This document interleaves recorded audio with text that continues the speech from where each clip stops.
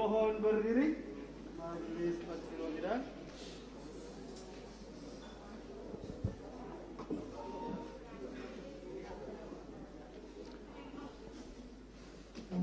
Silakan duduk. Silakan duduk kembali. Sidang perkara nomor 797 Pit B 2022 atas nama terdakwa Putri Chandrawati dinyatakan dibuka dan terbuka untuk umum. Saudara terdakwa Putri Chandrawati sehat hari ini?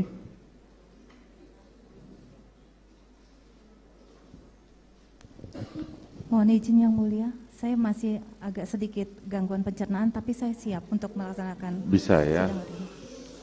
Baik, hari ini sedianya adalah membacakan pembelaan dari saudara dan dari penasihat hukum saudara. Saudara penasihat hukum mau bagaimana? Izin Yang Mulia, sebelum pembacaan pledoi seperti kemarin kami ingin mengajukan bukti tambahan. Oke. Membutuhkan layar monitor? Tidak, Yang Mulia. Tidak. Baik, silakan saudara penuntut umum untuk maju ke depan untuk memperlihat ngecek surat alat bukti yang diajukan oleh penasihat hukum terdakwa. Ya, silakan. Izin Yang Mulia, Ya. kami jelaskan secara lisan juga 12 Ya. 12 bukti tambahan yang kami ajukan hari ini. Ya. Tapi silakan diserahkan terlebih dahulu.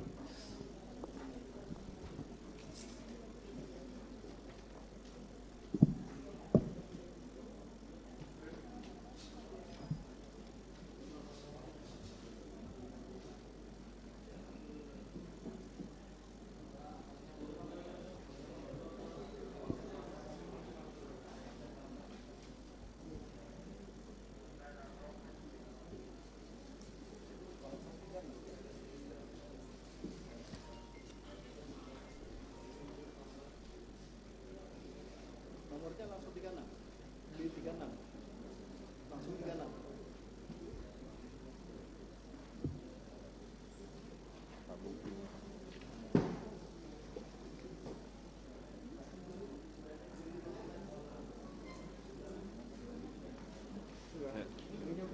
Sudah? Sudah semua ya? Baik, silakan diajukan lewat sebelah. Mas, tolong.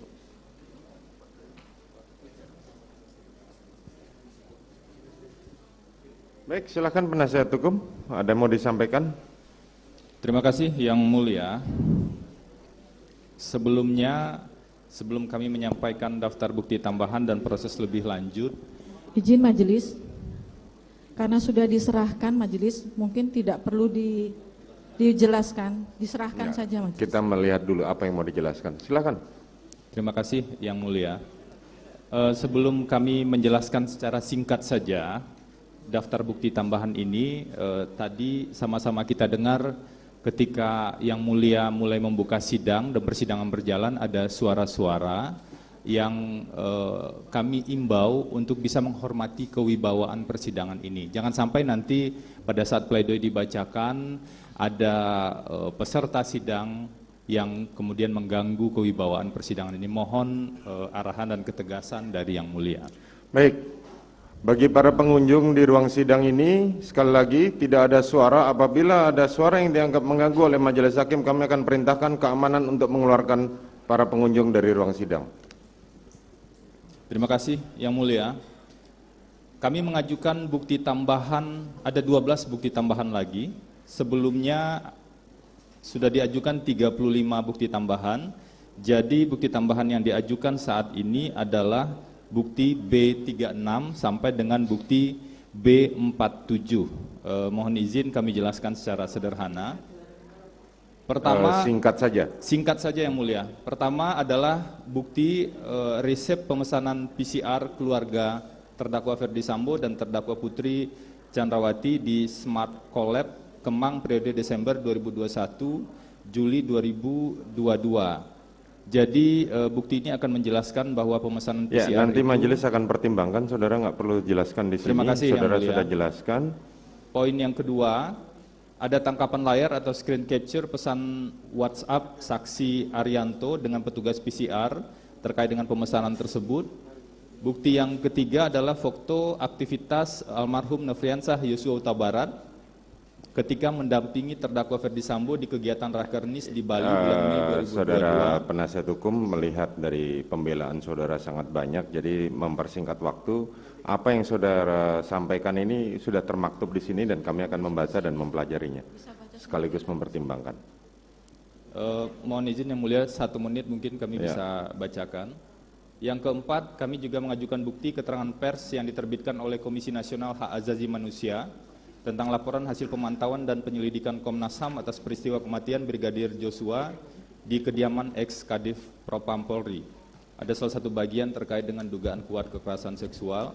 Kemudian satu artikel di Kompas yang ditulis oleh Profesor Edi Omar Syarif, Guru Besar Hukum Pidana UGM dan Wakil Menteri Hukum dan HAM, yang berjudul Perintah Jabatan dan Penyertaan. Kemudian berita tentang Komnas HAM terkait dengan kekerasan seksual yang dialami Putri Chandrawati, dan kemudian ada resep pemesanan tiket pesawat keberangkatan Ferdi Sambo 7 Juli 2022, beberapa artikel media digital, kemudian 1 bundel pendapat hukum ahli secara tertulis, yaitu ahli Dr. Mahrus Ali dan Profesor Elwi Daniel, kemudian transkrip persidangan penasihat hukum dan tanggapan terhadap keterangan saksi, kemudian transkrip verbatim semua proses persidangan ini, kemudian matrik komparisi keterangan saksi Richard Eliezer Pudihang Lumiu di beberapa BAP yang berubah berulang kali. Jadi seluruh daftar bukti tambahan ini tadi seperti yang sama-sama kita lihat, itu halamannya mungkin lebih dari 2000 halaman yang kami harap itu bisa dicermati lebih lanjut. Terima kasih yang mulia. Baik. Selanjutnya, apa yang mau disampaikan penasihat hukum? Apakah melalui terdakwa terlebih dahulu atau mau penasihat hukum langsung? Izin nanti pledoi pribadi dulu yang mulia. Bagaimana? Pledoi pribadi yang akan dibacakan. Oh, oke. Saudara terdakwa mau membacakan pledoi. Silahkan. Mohon izin yang mulia. Silahkan. Nota pembelaan saya hari ini saya tulis sendiri sebagai curahan kata hati saya.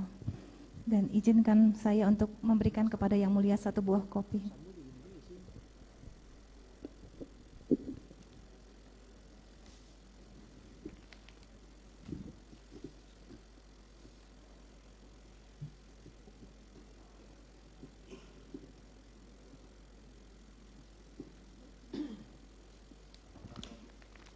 Mau dibacakan? Mohon izin nanti saya bacakan. Ya, silakan. Nota pembelaan saya hari ini saya beri judul Surat dari Balik Jeruji. Jika Tuhan mengizinkan, saya ingin kembali memeluk putra-putri kami. Majelis Hakim yang mulia, para jaksa penuntut umum dan para penasihat hukum yang saya hormati, serta hadirin yang saya muliakan.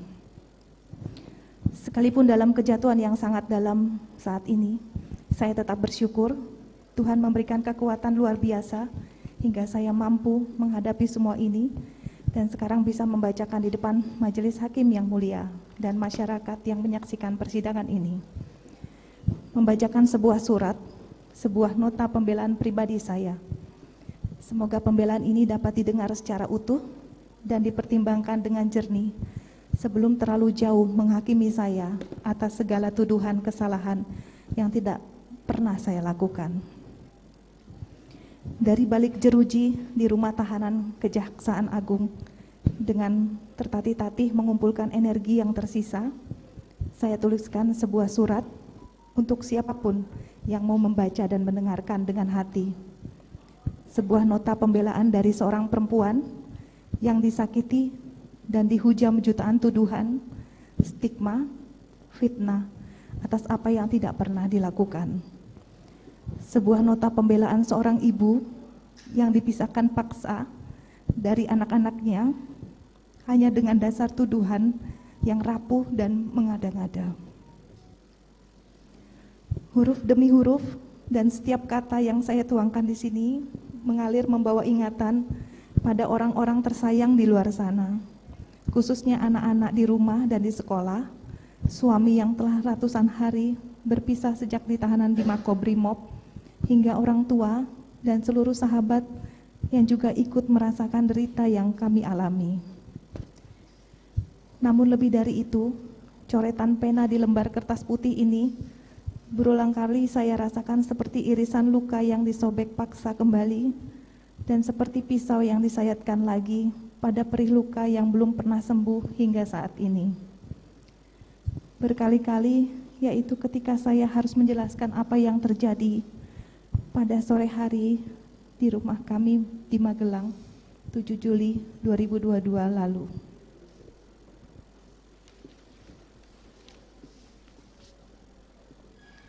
Saya mengalami kekerasan seksual dan dianiaya oleh orang yang selalu kami percayakan dengan sangat baik, yang kami anggap keluarga.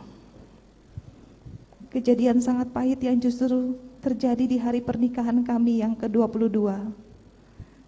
Di sisi lain, jutaan hinaan, cemooh, bahkan penghakiman telah dihujamkan kepada saya. Bahkan dalam perjalanan setelah persidangan, saya melihat dari mobil tahanan banyak spanduk berisi makian dan paksaan agar majelis hakim menjatuhkan hukuman-hukuman yang menakutkan. Hukuman yang tidak sanggup saya bayangkan. Tidak sedikit pun pernah terpikirkan peristiwa memalukan ini terjadi merenggut paksa kebahagiaan kami. Seringkali saya merasa tidak sanggup menjalani kehidupan ini lagi. Namun saya bersyukur ingatan tentang pelukan, senyuman, bahkan air mata suami dan anak-anak menolong saya ketika dunia seolah tak lagi menyisakan sedikit pun harapan akan keadilan. Begitu juga bayangan tentang apa yang diajarkan almarhum ayah saya puluhan tahun lalu untuk tetap tegar menjalani kehidupan. Majelis hakim yang mulia, kalaulah saya boleh berharap, jika Tuhan mengizinkan, semoga saya bisa kembali memeluk putra-putri saya. Pelukan yang paling dalam, merasakan hangat tubuh mereka dalam kasih sayang seorang ibu. Yang mulia, apa yang saya sampaikan di surat ini bukanlah pembenaran ataupun sangkalan terhadap peristiwa yang saya alami. Sesuatu yang tidak pernah saya inginkan, sedikit pun tidak pernah. Sebuah kejadian yang akhirnya merenggut kebahagiaan keluarga, sekaligus kehormatan saya sebagai perempuan. Surat ini saya tulis sebagai penjelasan saya secara langsung di depan persidangan yang sangat terhormat ini, bahwa saya tidak pernah sekalipun memikirkan, apalagi merencanakan, ataupun bersama-sama berniat membunuh siapapun.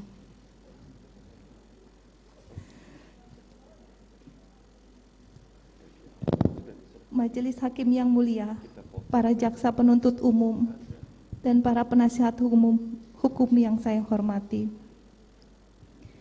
Pada hari ini, saya sebagai perempuan dan istri dari Bapak Ferdi Sambo, seorang ibu dari 4 orang anak yang harus saya tinggalkan untuk menjalani proses hukum sebagai terdakwa pembunuhan berencana, yang bahkan minggu lalu saya telah dituntut pidana penjara selama 8 tahun.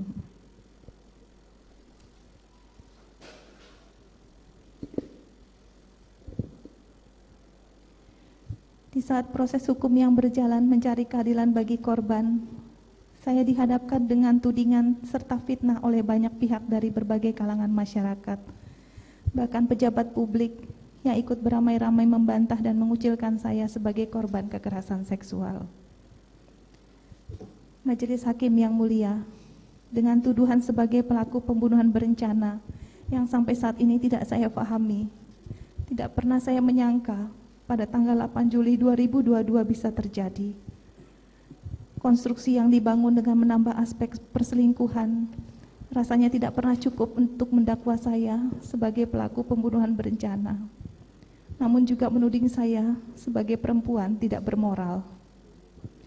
Untuk itu, pembelaan saya hari ini akan saya mulai dengan menceritakan secara singkat riwayat hidup saya. Majelis hakim yang mulia, para jaksa penuntut umum, dan para penasihat hukum yang saya hormati. Saya dilahirkan dari rahim ibu seorang pendidik dan sosok ayah seorang tentara. Saya sangat terkesan bagaimana ibu saya yang seorang guru SMA mengajarkan ketulusan dan nilai-nilai kehidupan. Sementara dari ayah saya belajar tentang kedisiplinan dan ketegaran dari setiap tantangan hidup yang saya alami. Ayah saya purnawirawan dengan pangkat Brigadir Jenderal TNI Angkatan Darat. Terakhir beliau menjabat sebagai Direktur Seni Angkatan Darat, Mabes Angkatan Darat. Dan kecintaan beliau terhadap tanah air juga sangat kuat dalam ingatan kami anak-anaknya. Meskipun saya perempuan, kedua orang tua saya menuntut semua anak-anaknya memprioritaskan pendidikan. Saya menyelesaikan S1 di Fakultas Kedokteran Gigi Universitas Trisakti Jakarta. Selanjutnya, saya melanjutkan pendidikan di Pittsburgh, Pennsylvania, Amerika Serikat. Semangat dari orang tua telah mendorong saya untuk selalu berprestasi. Di antara peserta didik, termasuk ketika saya menempuh pendidikan di luar negeri, saya mendapatkan penghargaan, menambah semangat dan rasa cinta terhadap dunia pendidikan. Saya banyak belajar dari kedua orang tua tentang nilai hidup, kesetiaan, ketegaran, serta mencurahkan perhatian penuh terhadap keluarga. Hingga saat ini, nilai hidup mereka adalah inspirasi sepanjang hidup yang tidak akan pernah saya lupakan. Apalagi hidup sebagai anak dalam keluarga tentara, kedisiplinan, ketegaran, dan kesabaran selalu menjadi landasan yang menguatkan saya dalam menjalani hidup ini.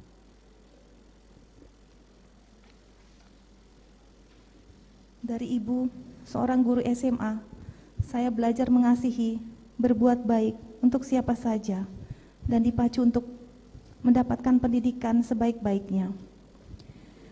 Dari lubuk hati yang terdalam, izinkan saya berterima kasih kepada ayah dan ibu saya yang sudah mendidik, mengasihi, dan memberikan nilai-nilai kehidupan yang baik dalam hidup saya. Dan saya mohon maaf yang sebesar-besarnya bila ibu saya harus bersedih dikarenakan peristiwa yang saya alami. Majelis Hakim yang mulia, dalam usia belasan tahun saat saya sekolah di SMP Negeri 6 Makassar, Tuhan mempertemukan saya dengan Bapak Ferdi Sambo. Saat itu, sewajarnya siswa SMP, kami berinteraksi sebagai teman sekolah, belajar bersama, bermain dan bersenda gurau. Kemudian saya melanjutkan sekolah di SMA yang berbeda. Sekalipun demikian, kami tetap menjalin komunikasi dengan baik. Selanjutnya Bapak Ferdi Sambo menjalani pendidikan di Akademi Kepolisian Semarang. Hingga kemudian kami dipertemukan kembali, disatukan, dan mengucap janji setia dalam pernikahan di altar gereja pada tanggal 7 Juli 2000. Saya sangat bersyukur, bangga, dan bahagia memilih seseorang yang saya cintai, Inspektur 1 Ferdi Sambo, Sarjana Hukum, sebagai pasangan hidup saya. Saat itu suami saya masih menjalankan tugasnya di Polres Jakarta Timur. Sejak saat itu, saya memasuki hidup baru sebagai seorang istri Polri, seorang bayangkari. Menjadi istri polisi mengajarkan saya untuk senantiasa menjalankan multi peran dan tanggung jawab baik kepada keluarga dan juga organisasi bayangkari secara seimbang. Saya belajar tentang bagaimana istri harus mendampingi suami dan mendapat bimbingan dan pengalaman dari para senior di bayangkari.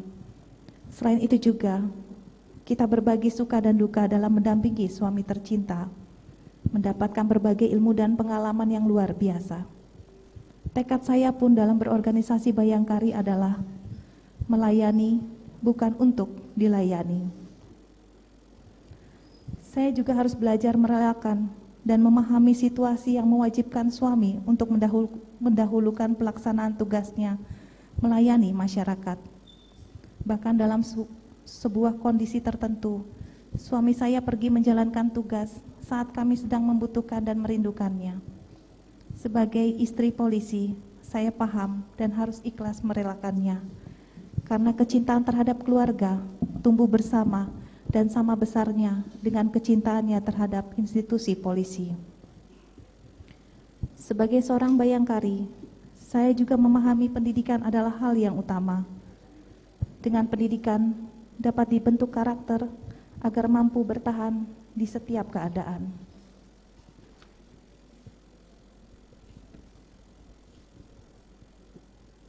Maka ketika saya mendampingi Bapak Ferdi Sambo saat dipercayakan untuk memimpin Kapolres di Jawa Tengah, saya bersama para Bayangkari terpanggil untuk meningkatkan kualitas pendidikan anak-anak di TK Bayangkari.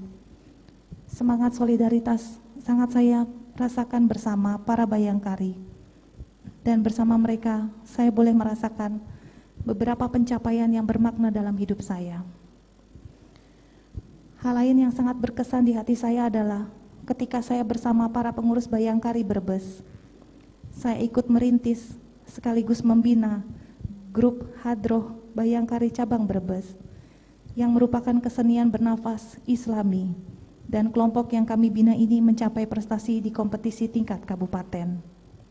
Sebagai seorang Kristiani, saya bersyukur boleh merasakan nilai toleransi yang sesungguhnya, dan lewat toleransi pula kita mampu menggali potensi terbaik setiap orang.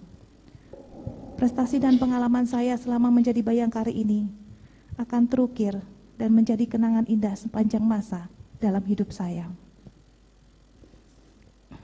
Yang mulia Majelis Hakim, pada kesempatan pembelaan ini saya juga ingin menyampaikan rasa syukur saya kepada pimpinan Bayangkari yang telah mempercayakan saya menjabat Bendahara Umum Bayangkari Pengurus Pusat sejak tahun 2020.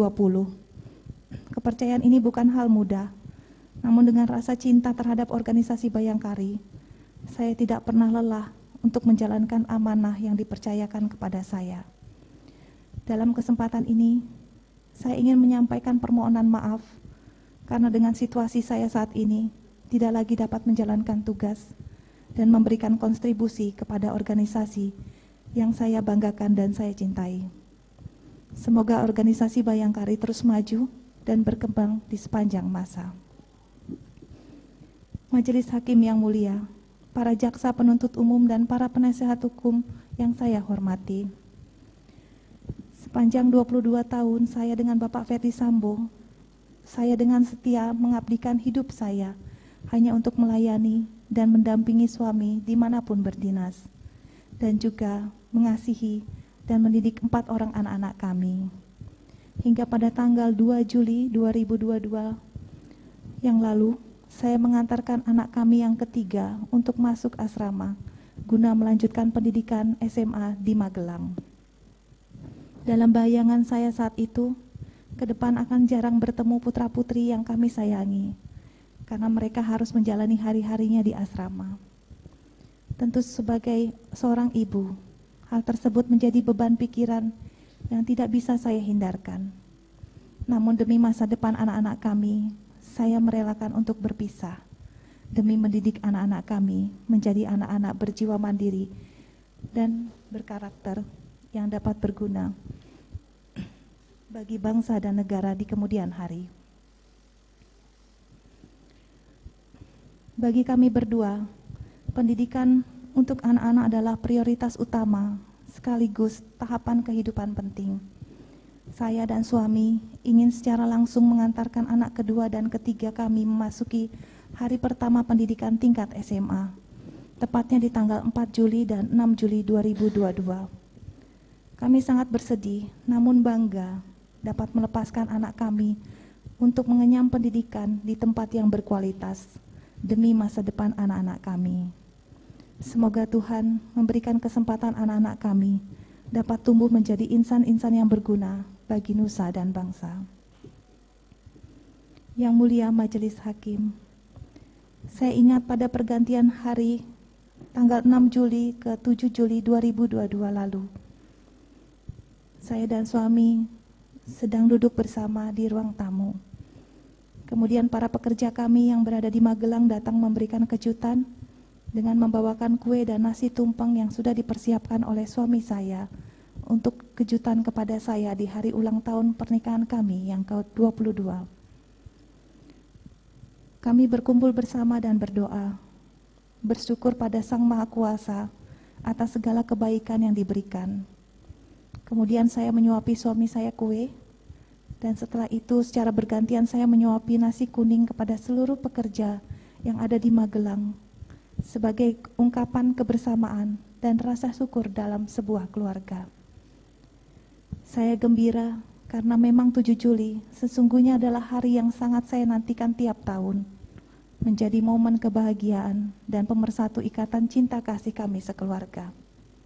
Di mana 22 tahun yang lalu, saya dan suami saya, Bapak Ferdi Sambo, sebagai pelindung dan kepala rumah tangga, mengingat akan janji pernikahan yang diucapkan di altar gereja di Jakarta.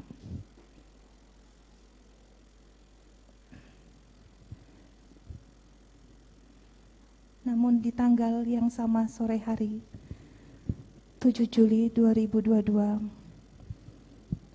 saat kebahagiaan perayaan ulang tahun pernikahan kami masih bergemuruh dalam pikiran dan perasaan, saya mengalami sebuah kejadian yang sangat menyakitkan dan menimbulkan luka mendalam hingga saat ini. Kebahagiaan kami seperti direnggut, dicampakkan dan diinjak-injak. Saya membeku dan bahkan tak sempat memikirkan hal seburuk ini akan dapat menimpa saya dan berdampak pada keluarga. Yang lebih sulit saya terima, pelakunya adalah orang yang kami percaya, orang yang kami tempatkan sebagai bagian dari keluarga, dan bahkan kami anggap anak sama seperti anggota atau ajudan suami saya yang lainnya.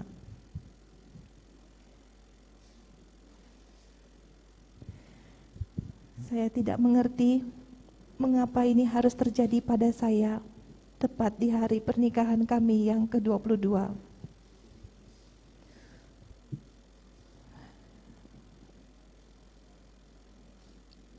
Yosua melakukan perbuatan keji terhadap saya.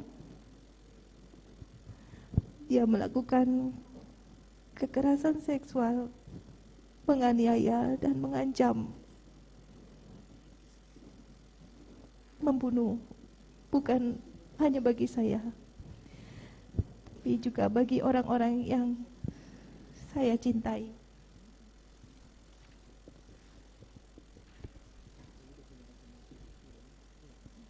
Jika ada orang lain yang mengetahui apa yang ia lakukan,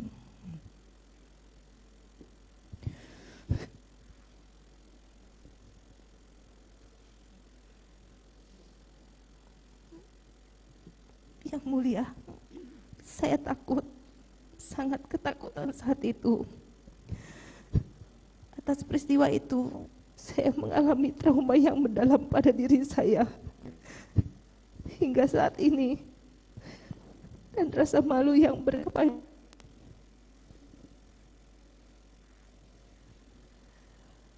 Bukan hanya bagi saya, tapi juga bagi seluruh anggota keluarga kami.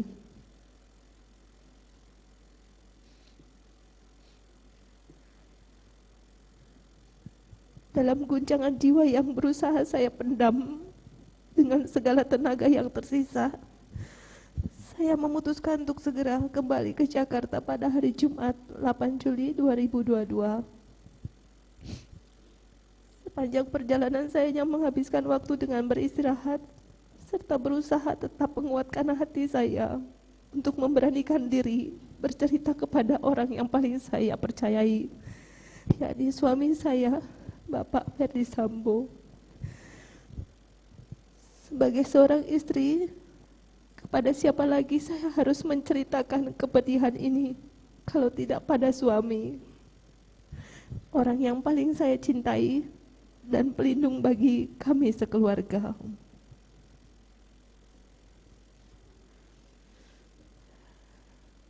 Majelis Hakim yang mulia, sampai di rumah saguling, saya langsung menjalankan protokol kesehatan seperti yang telah kami sekeluarga lakukan sejak pandemi COVID-19 melanda Indonesia.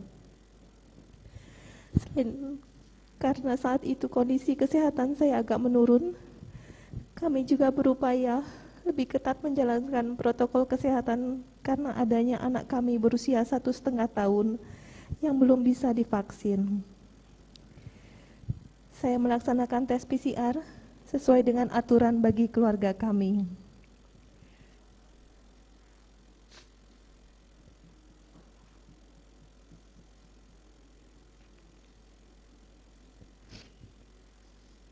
Setelah selesai tes PCR, saya makan di ruang makan lantai 2 karena sepanjang perjalanan dari Magelang ke Jakarta, saya tidak berhenti untuk singgah makan. Kemudian saya naik ke lantai 3 dan bertemu dengan suami saya. Dengan segala ketakutan yang masih menggelayut, saya menceritakan peristiwa pahit yang terjadi di tanggal 7 Juli 2022. Dengan semua sisa keberanian, saya sampaikan secara jujur apa yang dilakukan Yosua secara langsung hanya kepada suami saya. Saya hancur dan malu sekali saat harus menceritakan kejadian kelam tersebut. Tidak bisa dijelaskan bagaimana dinginnya suasana saat itu. Saya memandang ke suami, matanya kosong, tubuhnya bergetar, dan tarikan nafasnya menjadi sangat berat. Kami berdua tak kuasa menahan tangis. Apa yang terjadi ini terlalu berat bagi kami. Yang mulia, dengan semua sisa tenaga yang masih saya miliki, saya berusaha mengubur rasa malu dan harga diri yang hancur ketika memutuskan bercerita jujur kejadian yang menimpa saya, walaupun dengan resiko ketakutan dalam hati. Apakah suami saya akan menerima dan mencintai saya seperti dulu lagi? Dengan perasaan masih kalut, saya berjalan ke kamar meninggalkan suami yang masih duduk di ruangan tadi. Dalam kamar saya tidak tahu harus berbuat apa, hingga saya pamit pada suami dan meninggalkan rumah Saguling untuk isolasi mandiri.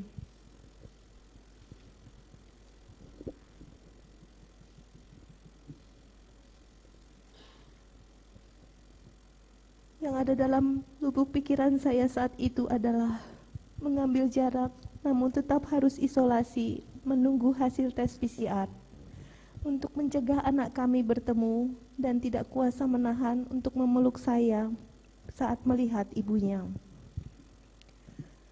Sampai di rumah Duren 346, masuk kamar dan menutup pintu. Kemudian saya berganti pakaian, karena pakaian yang saya kenakan saat tiba di rumah Duren 3 adalah pakaian yang sama sejak keberangkatan, sejak pagi dari Magelang. Berganti pakaian ini adalah kebiasaan saya sebelum istirahat atau tidur. Yang mulia, hari itu saya lelah sekali. Tubuh, pikiran dan perasaan saya saat itu berada dalam situasi berat yang rasanya tidak pernah saya alami. Apalagi di sela istirahat, tanpa jelas apa yang terjadi, saya mendengar beberapa letusan keras di rumah tempat saya beristirahat. Dalam kondisi masih sangat lelah dan tertekan, saya menutup telinga dan kaget luar biasa sambil bertanya dalam hati, apa yang terjadi di luar sana? Tak lama berselang, dalam keadaan masih kebingungan dan cemas, suami membuka pintu dengan terburu-buru, masuk kamar, kemudian langsung mendekap kepala saya di dadanya dan menuntun saya keluar kamar sampai garasi. Dalam kondisi yang takut sekaligus bingung, saat itu saya tidak bisa melihat situasi dan kondisi di dalam rumah. Lalu saya diantarkan Dek Riki untuk kembali ke Saguling atas perintah suami saya. Yang mulia, pada tanggal 9 Juli 2022, pagi hari suami saya menjelaskan bahwa Richard telah menembak Yosua hingga meninggal dunia. Saya pun sangat kaget mendengar kabar tersebut. Suami menyampaikan sudah melaporkan kepada Bapak Kapolri peristiwa tembak-menembak antara Yosua dan Dek Richard yang disebabkan karena Yosua melakukan pelecehan terhadap saya. Waktu dijelaskan hal tersebut, saya marah kepada suami saya karena saya dibawa-bawa dalam peristiwa tersebut. Saya hanya bisa menangis. Hingga akhirnya saat suami saya telah ditahan di Makobrimob, setelah ia bercerita jujur, saya dihubungi suami saya untuk datang ke Makobrimob sebagai saksi dalam perkara tersebut dan menceritakan secara jujur apa yang terjadi di Magelang tanggal 7 Juli 2022 dalam kapasitas sebagai saksi. Sungguh saya takut, sangat malu, dan merasa hina sekali harus menceritakan peristiwa kekerasan seksual yang saya alami. Terlebih, beban berat mental dan jiwa saya, serta rasa malu yang mendalam menghadapi peristiwa ini dan harus bercerita di depan orang banyak. Rasanya saya sudah tidak berarti lagi hidup karena malu dan menjadi omongan di mana-mana. Jika boleh memilih, rasanya mungkin lebih baik saya menutup rapat-rapat peristiwa yang saya alami tanggal 7 Juli 2022 itu. Karena bila saya menyampaikan kembali peristiwa yang sangat menyakitkan tersebut, semakin menghidupkan trauma mendalam dan malu dalam diri saya.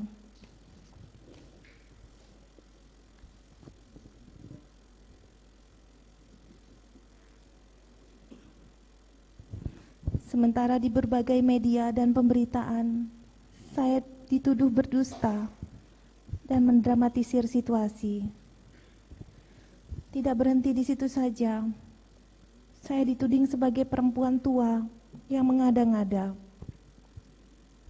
Semua kesalahan diarahkan kepada saya tanpa saya bisa melawan.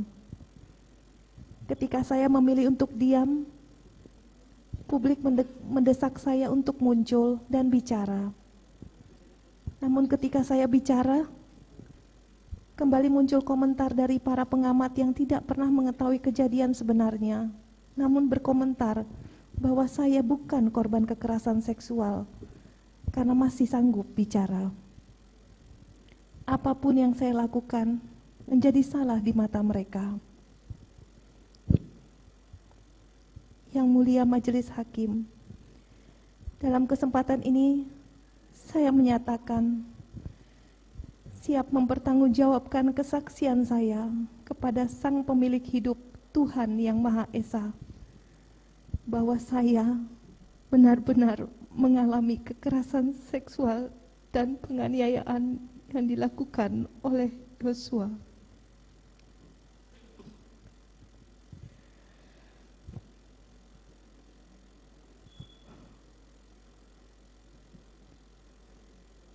Majelis Hakim yang mulia, para jaksa penuntut umum, dan para penasihat hukum yang saya hormati.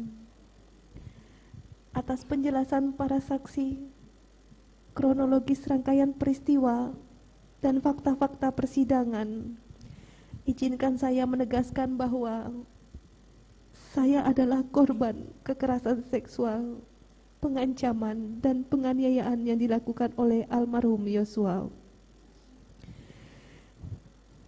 Saya sepenuhnya tidak pernah sedikit pun menginginkan, menghendaki, merencanakan, ataupun melakukan perbuatan bersama-sama untuk menghilangkan nyawa Yosua. Saya tidak pernah mengajak, apalagi menggiring Yosua dari rumah Saguling ke rumah Duren 346. Saya hanya meminta tolong kepada Dek Riki untuk mengantarkan saya isolasi ke Duren 3, tidak kepada yang lainnya. Saya sepenuhnya tidak mengetahui suami saya akan datang ke Duren 346, lokasi di mana saya sedang beristirahat, melakukan isolasi dan menunggu hasil tes PCR. Saya sepenuhnya tidak mengetahui terjadinya peristiwa penembakan tersebut karena saya sedang istirahat di dalam kamar dengan pintu tertutup. Saya menolak keras dianggap berganti pakaian piyama sebagai bagian dari skenario. Saya berganti pakaian piyama model kemeja dan celana pendek yang masih sopan. dan sama sekali tidak menggunakan pakaian seksi sebagaimana disebutkan jaksa penuntut umum dalam tuntutan.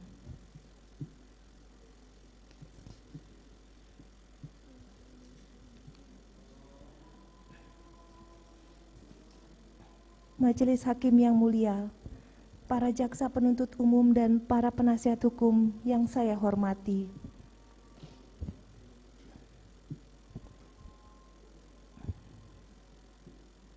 Izinkan saya dalam kesempatan ini mencurahkan isi hati saya kepada Yang Mulia Majelis Hakim, karena Yang Mulia adalah wakil Tuhan di dunia yang diharapkan bisa memberikan keadilan yang seadil-adilnya. Yang Mulia, kami memiliki 4 orang anak yang sangat membutuhkan perhatian dan kasih sayang orang tua, apalagi dari seorang ibu. Anak bungsu kami masih berusia 1 tahun 10 bulan dan kakak-kakaknya masih sekolah. Mereka tentu memerlukan kehadiran seorang ibu di samping mereka. Apalagi dalam situasi yang sangat berat seperti ini. Anak ketiga kami bahkan baru mengetahui bahwa papa dan mamanya berada di tahanan sebagai terdakwa pada bulan Oktober yang lalu.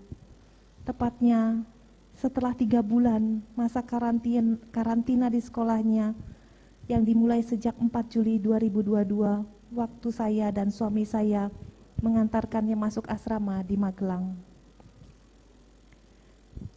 Saat ini, anak-anak kami dititipkan kepada ibu saya yang berusia 80 tahun. Sangat berat bagi anak-anak kami menghadapi kenyataan dan situasi keluarga yang sangat berubah. Rumah menjadi sepi, tidak ada lagi tawa hangat bersama, dan dunia bagaikan runtuh.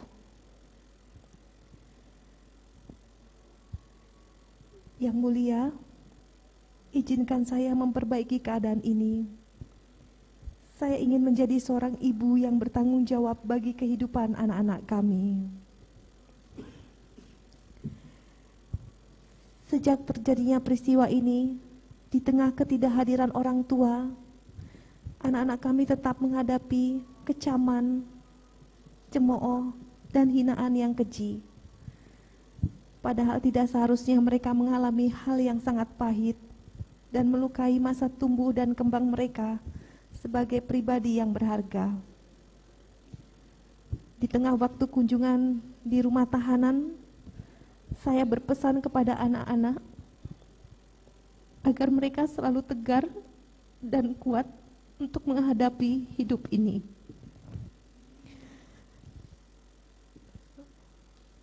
Saya berharap saya dapat segera kembali mendampingi anak-anak saya untuk menguatkan jiwa kami sekeluarga menghadapi peristiwa ini. Apalagi berita-berita di media ataupun publikasi media sosial hampir selalu menyudutkan kami sebagai orang tua. Banyak publikasi yang seperti tidak peduli apakah yang disampaikan benar atau tidak, dan tanpa memikirkan beban mental yang terjadi pada anak-anak kami akibat publikasi tersebut. Saya memohon kepada Yang Mulia untuk berbelas kasih kepada saya dan anak-anak kami yang selama berbulan-bulan menghadapi berita-berita yang kurang baik terhadap kedua orang tuanya. Dan anak-anak kami tidak tahu harus bersandar di mana karena kedua orang tuanya tidak bisa mendampingi dan menguatkan di rumah.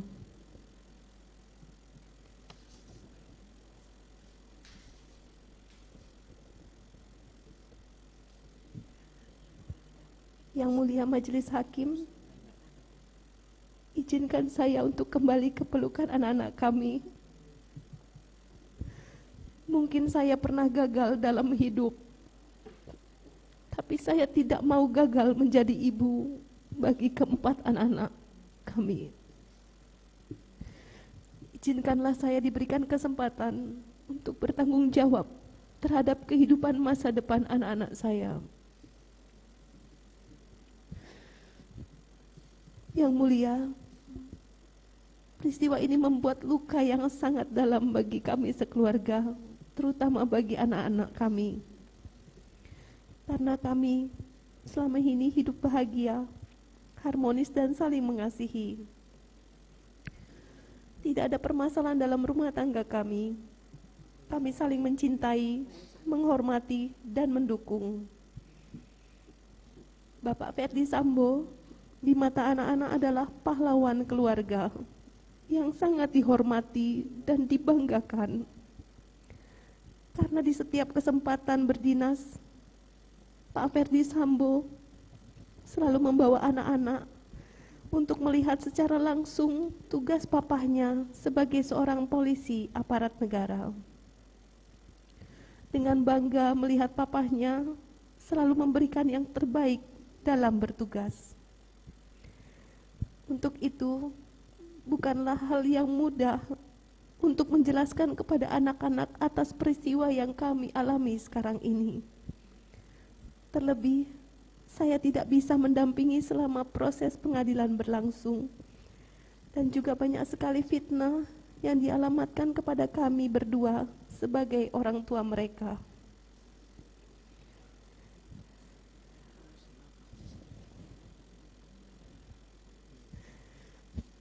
Yang mulia Majelis Hakim, hari ini di saat pembelaan, saya ingin menyampaikan permintaan maaf dan harapan tulus saya kepada orang tua almarhum Brigadir Yosua, Bapak dan Ibu Samuel Huta Barat. Saya turut berduka, memohon maaf dan berdoa semoga seluruh keluarga dikuatkan dan diberkati. Dek Richard dan keluarga, mohon maaf karena harus melalui semua ini. Dek Riki dan Om Kuat beserta keluarga, saya mohon maaf dan saya mendoakan semoga Tuhan memberikan kekuatan untuk keluarga Dek Riki dan Om Kuat.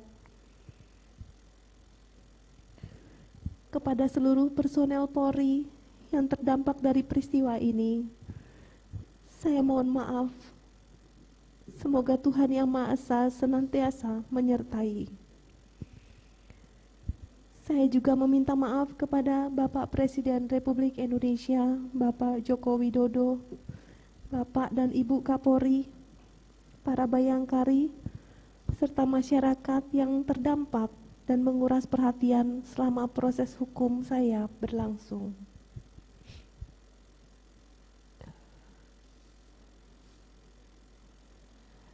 Terkhusus untuk anak-anakku sayang, Mama minta maaf karena kalian harus melalui semua ini. Cinta dan perhatian kalian adalah semangat hidup paling berharga bagi Papa dan Mama, menjadi kekuatan kami untuk mencari dan memperjuangkan keadilan. Doakan Papa dan Mama semoga bisa segera kembali ke rumah menemui kalian dan kembali menjadi orang tua yang baik bagi kalian semua.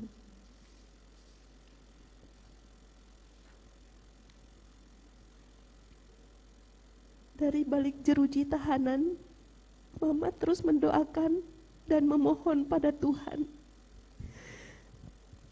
agar tidak pernah lagi meninggalkan kalian di waktu terbaik kalian. Doa dan kasih sayang Mama selalu menyertai langkah anak-anakku tersayang. Sabar dan maafkanlah bila ada yang mencela kalian semua. Ada tangan Tuhan yang akan selalu mengasihi dan menyertai kalian di setiap waktu.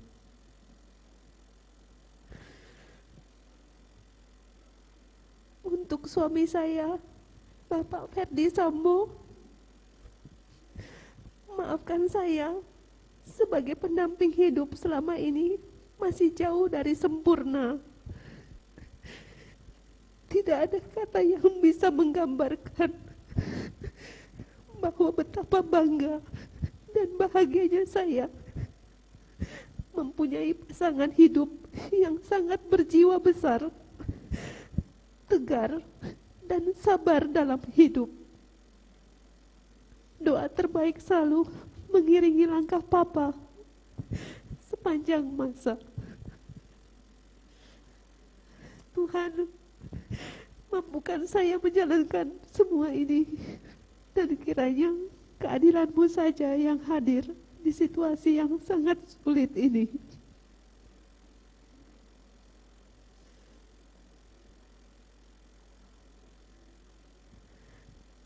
Majelis Hakim yang mulia, para jaksa penuntut umum, dan para penasihat hukum yang saya hormati. Kalaulah boleh saya bertanya, apakah salah jika saya bercerita secara jujur pada suami saya atas perbuatan keji yang merenggut dan merusak kehormatan dan harga diri saya dan keluarga? Apakah karena saya bercerita sebagai seorang istri pada suami, kemudian saya dituduh menjadi dalang atas semua ini? Ataukah rasa sakit karena perbuatan keji ini harus saya simpan dan pendam sendiri hingga akhir hayat, agar semua tampak seolah baik-baik saja dan tidak ada yang pernah terjadi? Dan patutkah saya dipersalahkan seolah-olah saya adalah dalang pembunuhan, padahal saya tidak pernah berniat ataupun ikut melakukan perbuatan pembunuhan terhadap Yosua? Saya pun tidak mengerti dan tidak melihat apa yang terjadi saat itu.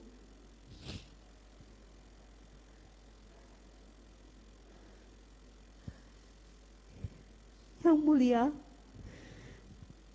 kalaulah para pencaci dan penghasut di luar sana mengetahui rasanya menjadi perempuan yang mengalami kekerasan seksual dan beratnya harus menceritakan kembali secara jujur kejadian yang terjadi pada suami. Kalaulah mereka bisa merasakan situasi ketika di satu sisi adalah korban, namun di sisi lain dituduh sebagai otak pembunuhan. Semoga harapan saya masih didengar. Semoga tidak ada lagi perempuan yang menghadapi kondisi seperti saya ini.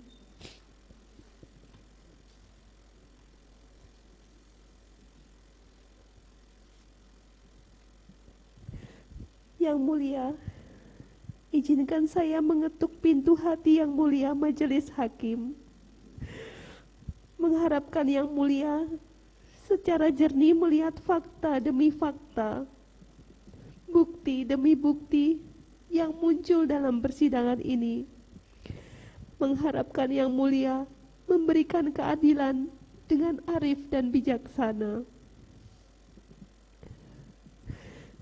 Yang mulia, sungguh saya ingin menjaga dan melindungi anak-anak kami, mendampingi mereka dan kembali memeluk mereka, serta menebus segala kegagalan saya sebagai seorang ibu.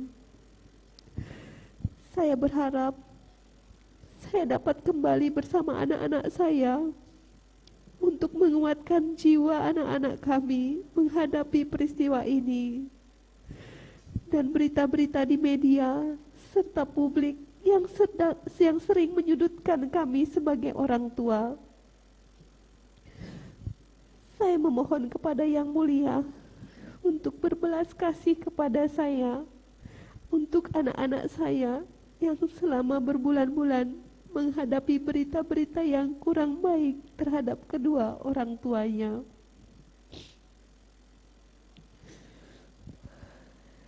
Mungkin saja waktu sudah jadi berbeda bagi mereka setelah ini terjadi. Berbulan-bulan kami terpisah jauh dari putra-putri kami tersayang. Entah ke depan, penghakiman yang hanya didasarkan nafsu balas dendam masih akan terus memisahkan kami, atau ada secercah cahaya yang menerangi sanubari kita semua, sehingga keputusan yang adil dapat dijatuhkan. Semoga hukuman hanya akan diberikan untuk orang yang benar-benar bersalah, bukan dijatuhkan hanya karena tak kuasa memilah mana kebenaran dan mana kegelapan yang tumbuh dari gelombang hinaan, cemooh, tudingan, dan paksaan di luar sana.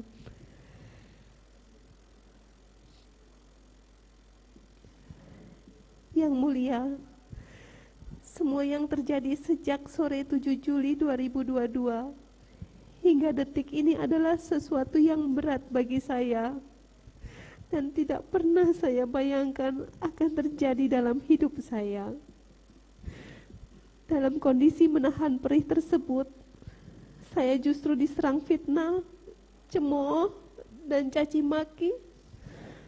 Bahkan saya difitnah di luar akal sehat yang tidak berperi kemanusiaan, di mana saya diberitakan berselingkuh bukan hanya dengan Yosua, tapi juga dengan Kuat Ma'ruf. Sebuah fitnah yang betul-betul keji, tanpa memikirkan dampak bagi anak-anak saya. Hingga saat ini, saya tidak pernah membalaskan keburukan apapun yang ditimpakan kepada saya. Saya hanya mendoakan dan memaafkan semua orang yang berniat tidak baik terhadap saya dan keluarga. Saya pun ikhlas, sekalipun diperlakukan secara tidak adil seperti ini. Saya memaafkan mereka. Saya berharap tidak ada lagi perempuan yang menghadapi situasi yang sama seperti saya. Di satu sisi menjadi korban, namun di sisi lain juga dituduhkan berbohong, bahkan berselingkuh.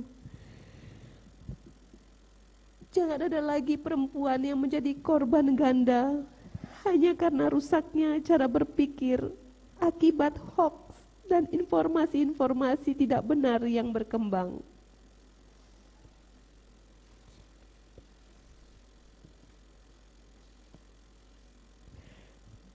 Yang mulia, besar harapan saya, janganlah kebencian membuat kita tidak adil.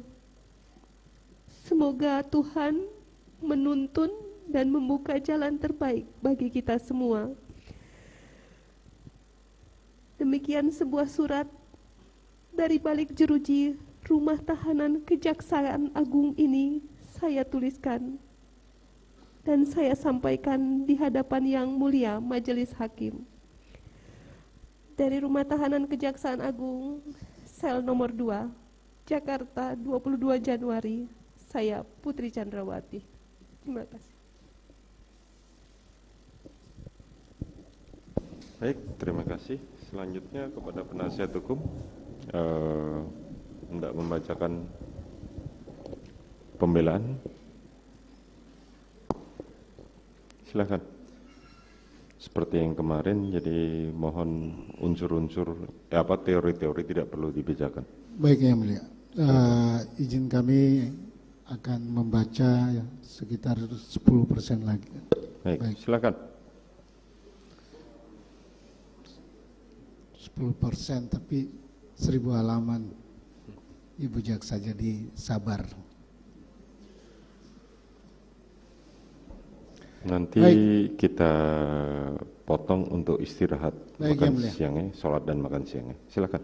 Baik. Lanjutkan. Terima kasih. Ini mengajukan nota pembelaan atas nama terdakwa Putri Chandrawati identitas tidak kami bacakan, dianggap dibacakan. Sebelum membacakan nota pembelaan kami, terdapat beberapa hal yang perlu kami sampaikan sebagai berikut. Bahwa untuk selanjutnya kami akan menggunakan istilah atau singkatan yang untuk menyederhanakan dan memudahkan dalam memahami nota pembelaan. Pembelaan kami memuat fakta-fakta yang terungkap di persidangan yang akan kami anggap dibacakan. Pembelaan kami memuat sumber hukum, baik peraturan hukum, teori hukum, dan jurisprudensi. Kami akan menyebut yang akan kami anggap perlu dibacakan, selainnya tidak kami bacakan dan dianggap dibacakan. Perlu kami sampaikan pula untuk menaikkan derajat pemeriksaan perkara ini hingga ke pembuktian material, setiap keterangan saksi, ahli dan terdakwa, serta pembacaan BAP yang disampaikan dalam persidangan ini telah kami siapkan transkrip verbatim atau kata per kata dan perbandingan fakta yang kami sertakan sebagai bukti yang mendukung dalam nota pembelaan ini. Sehingga keterangan saksi, ahli dan terdakwa serta pembacaan BAP bisa dibaca kembali dengan utuh, bukan sekedar mengutip keterangan sesukanya. Selanjutnya akan kami membacakan nota pembelaan kami sebagai berikut. Di tengah semrawutnya asumsi, fakta persidangan harus menjadi alat pengoreksi. Majelis Hakim yang mulia, saudara penuntut umum yang kami hormati. Sidang pengadilan yang kami hormati. Sebelum kami menyampaikan nota pembelaan, maka terlebih dahulu kami mengucapkan puji syukur kehadirat Tuhan Yang Maha Esa yang telah memberikan nikmat dan kesehatan serta keimanan kepada kita semua sehingga kita masih dapat hadir di persidangan ini untuk menjalankan tugas-tugas kita sebagai penegak hukum guna menemukan kebenaran material dan peristiwa pidana yang sedang diperiksa dan diadili ini. Pada kesempatan ini, kami selaku penasihat hukum terdakwa akan menyampaikan dan membacakan nota pembelaan atas surat tuntutan penuntut umum tanggal 18 Januari 2023 yang telah dibacakan di persidangan pada tanggal 18 Januari 2023. Nota pembelaan ini merupakan ikhtiar kami untuk berkontribusi menemukan kebenaran material dari sisi meja penasihat hukum. Kebenaran yang hanya bisa didapatkan dari bukti dan fakta-fakta hukum yang terungkap di persidangan, bukan dari asumsi, apalagi rekaan peristiwa tanpa bukti. Harapan kami, sebelum Majelis Hakim yang mulia memberikan putusan, telah mendapatkan keterangan, gambaran, dan atau bukti-bukti yang terang dan jelas atas perbuatan pidana yang didakwakan kepada terdakwa. Sebelum kami sampai pada isi pokok nota pembelaan ini, terlebih dahulu perkenankan kami untuk menyampaikan terima kasih kepada Majelis Hakim yang mulia yang telah memberikan waktu kepada kami untuk mempersiapkan dan menyusun serta membacakan nota pembelaan ini, karena merupakan bagian dari tugas dan kewajiban kami selaku advokat atau penasihat hukum terdakwa sebagaimana diamanatkan oleh Undang-Undang Nomor 18 Tahun 2003 tentang advokat. Kami mengharapkan Majelis Hakim tetap jernih dan konsisten menerapkan prinsip-prinsip penegakan hukum dan keadilan pada saat menjatuhkan putusan dalam perkara ini. Kami yakin Majelis Hakim dapat memutus secara bijaksana di tengah carut-marutnya isu yang beredar selama proses hukum berjalan belakangan ini. Semoga Majelis Hakim sebagai benteng terakhir keadilan kelak dalam mengambil keputusan mendapat petunjuk dari Tuhan Yang Maha Esa demi menegakkan peradilan yang terlepas dari intervensi pihak manapun dan mendapat kekuatan dari Tuhan Yang Maha Esa untuk mengambil keputusan yang berdasarkan fakta-fakta yang ada selama proses pembuktian terlepas dari semua opini liar publik.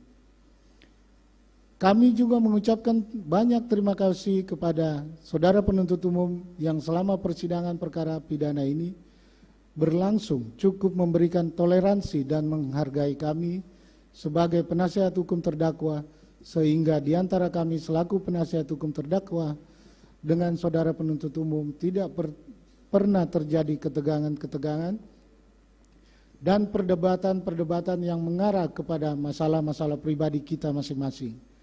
Dan inilah salah satu ciri dari prinsip profesionalitas yang harus selalu kita junjung tinggi dan kita pertahankan.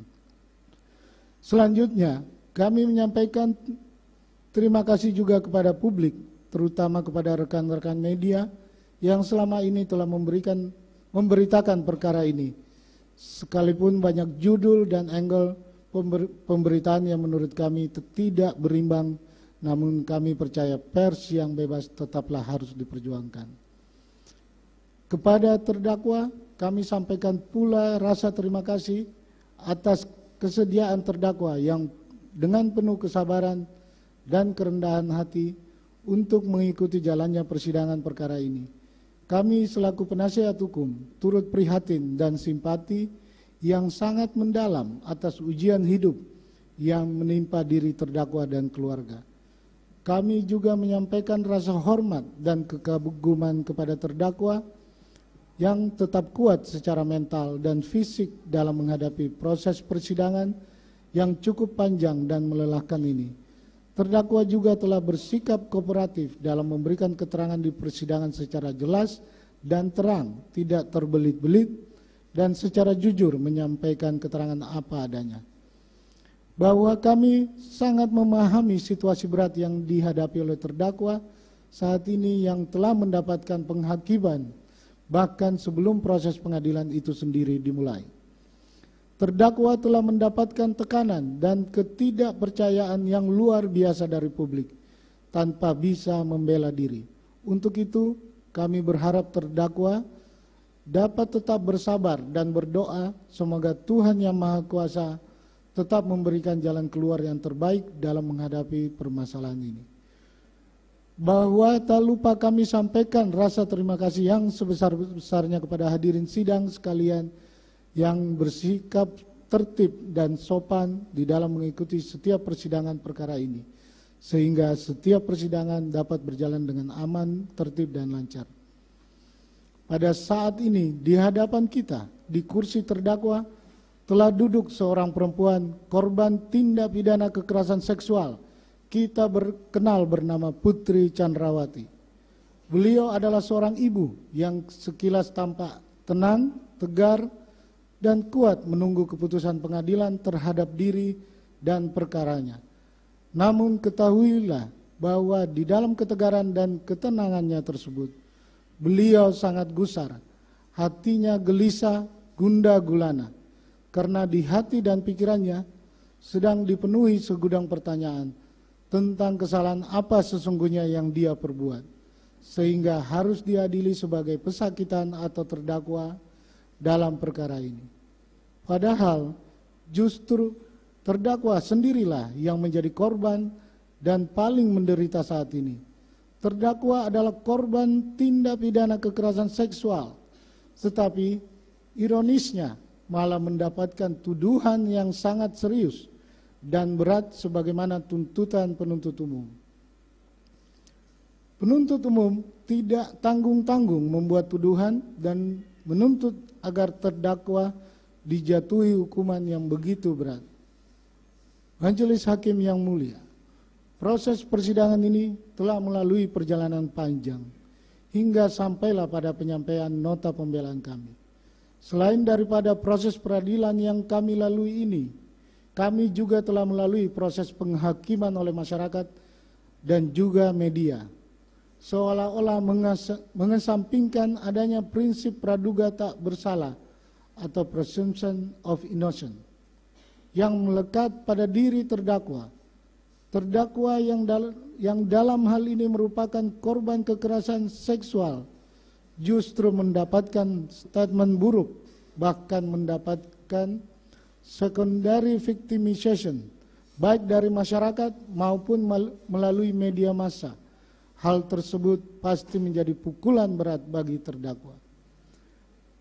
Di tengah gempuran ketidakpercayaan publik terhadap terdakwa, kami tetap menjalankan proses hukum ini secara objektif dan berkeadilan, sehingga dapat memperoleh kebenaran material di hadapan persidangan. Klien kami tetap kooperatif menjalani semua proses persidangan atas perbuatan yang tidak pernah dilakukannya, di samping harus menghadapi trauma yang berat setelah kejadian kekerasan seksual yang dialaminya. Majelis Hakim yang mulia, harapan kami sederhana. Pemeriksaan persidangan ini dilakukan secara objektif dan berkeadilan, sebagaimana dalam adagium lex nemini operator inicum nemini facit injuriam, atau hukum tidak melakukan ketidakadilan kepada siapapun dan tidak melakukan kesalahan kepada siapapun, sebagaimana yang senantiasa digaungkan para penegak hukum. Karena mau di mana lagi terdakwa meminta keadilan selain di persidangan yang mulia ini. Bahwa terdakwa dihadapkan di muka persidangan ini oleh penuntut umum dengan dakwaan yang disusun secara subsidiaritas, yaitu dakwaan 1 primer pasal 340 KUHP jungto pasal 55 ayat 1 ke 1 KUHP. Kedua, subsidiar pasal 338 KUHP jungto pasal 55 ayat 1 ke 1 KUHP.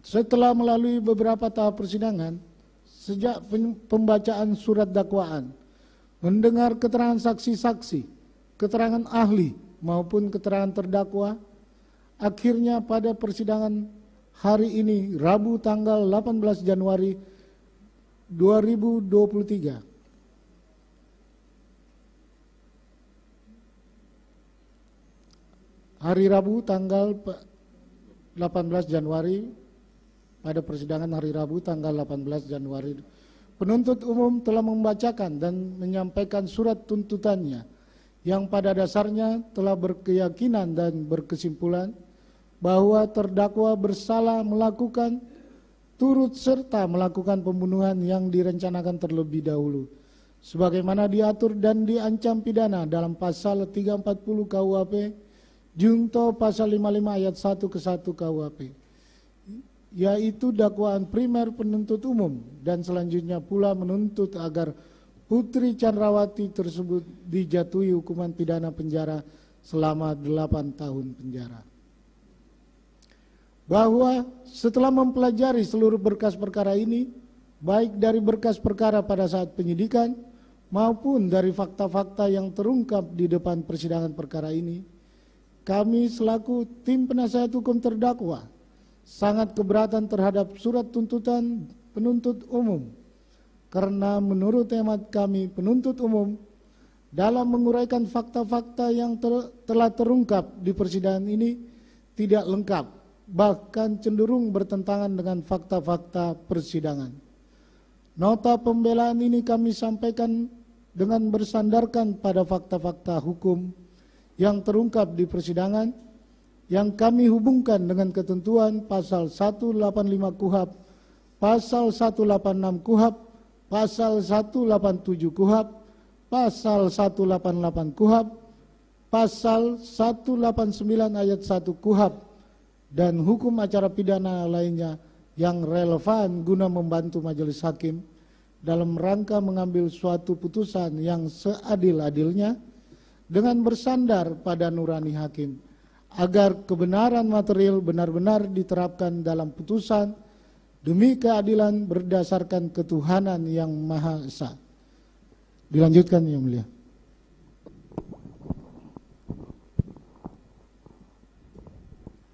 Majelis Hakim yang mulia, saudara penuntut umum yang kami hormati, dan hadirin sidang yang kami hormati.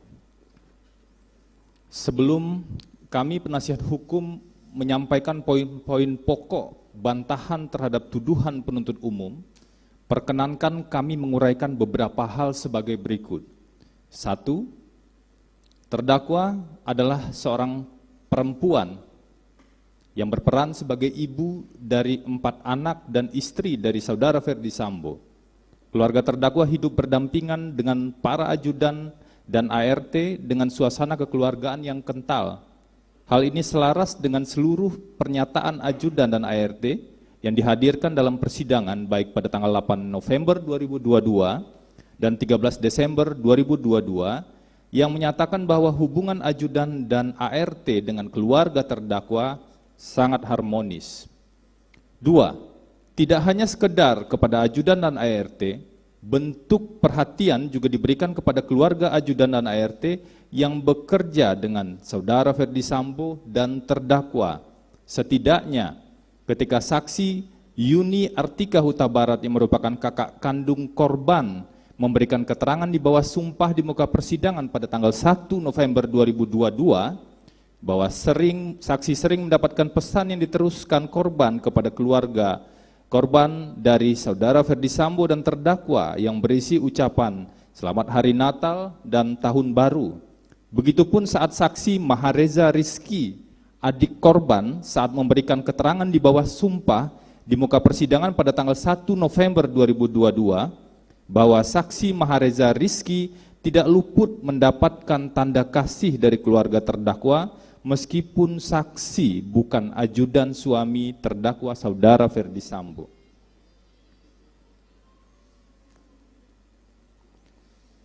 Bermula ketika terdakwa menjalani peran sebagai seorang ibu yang tidak ingin melewatkan momen penting mengantarkan anak ketiganya melanjutkan pendidikan di SMA Taruna Nusantara Magelang, terdakwa berangkat dari Jakarta menuju Magelang bersama para ajudan dan ART pada tanggal 2 Juli 2022. Hari berlalu pada tanggal 7 Juli 2022 dini hari sebagai bentuk rasa syukur atas hari jadi pernikahan saudara Ferdi Sambo dengan terdakwa yang ke-22, saudara Ferdi Sambo menyiapkan kejutan kepada istrinya, yaitu terdakwa dibantu oleh korban Nofriansah Yosua Huta Barat dan saksi Daden Miftahul Haq. Meskipun tidak ada keempat anak terdakwa, dengan kehadiran ajudan termasuk korban di sana dan ART yang dengan tulus dianggap sebagai anak-anak oleh saudara Ferdi Sambo dan terdakwa. Atas berbagai kesaksian yang dihadirkan di persidangan, terdakwa tidak memberikan perbedaan kebahagiaan atau perbedaan perlakuan baik terhadap keluarga kandung maupun dengan ajudan beserta ART. Hal tersebut dipandang sama semuanya dan diperlakukan sama. 5. Kondisi fisik terdakwa yang tidak sehat membuat terdakwa beristirahat di kamar terdakwa di lantai 2 kediaman Magelang. Saat terdakwa beristirahat tanpa seizin terdakwa, korban Nofriansah Joshua Huta Barat dengan lancang masuk ke kamar terdakwa dan melakukan pemerkosaan kepada terdakwa. Terdakwa menangis dan tidak kuasa untuk melawan. Bantingan oleh korban kepada terdakwa tidak bisa diabaikan dan ancaman akan membunuh apabila melapor pada saudara Ferdi Sambo terlontar dari mulut korban Nofriansah Joshua Huta Barat. Terdakwa tidak pernah mengira jika rumah yang seharusnya menjadi tempat paling aman dan paling nyaman bagi terdakwa justru menjadi pelataran bagi Nofriansah Joshua Huta Barat untuk melampiaskan hasrat seksualnya dengan melakukan pemerkosaan terhadap terdakwa. 6. Perbuatan keji, amoral, dan tidak manusiawi tersebut terpaksa berakhir ketika terdengar langkah kaki di tangga yang terletak di samping kamar terdakwa. Korban panik, lalu dengan akalnya korban Nofriansah Joshua Huta Barat berusaha memanipulasi kejadian kekerasan seksual tersebut dengan memaksa membangkitkan terdakwa keluar dari kamar untuk menghadang orang yang naik menuju lantai 2 kediaman Magelang.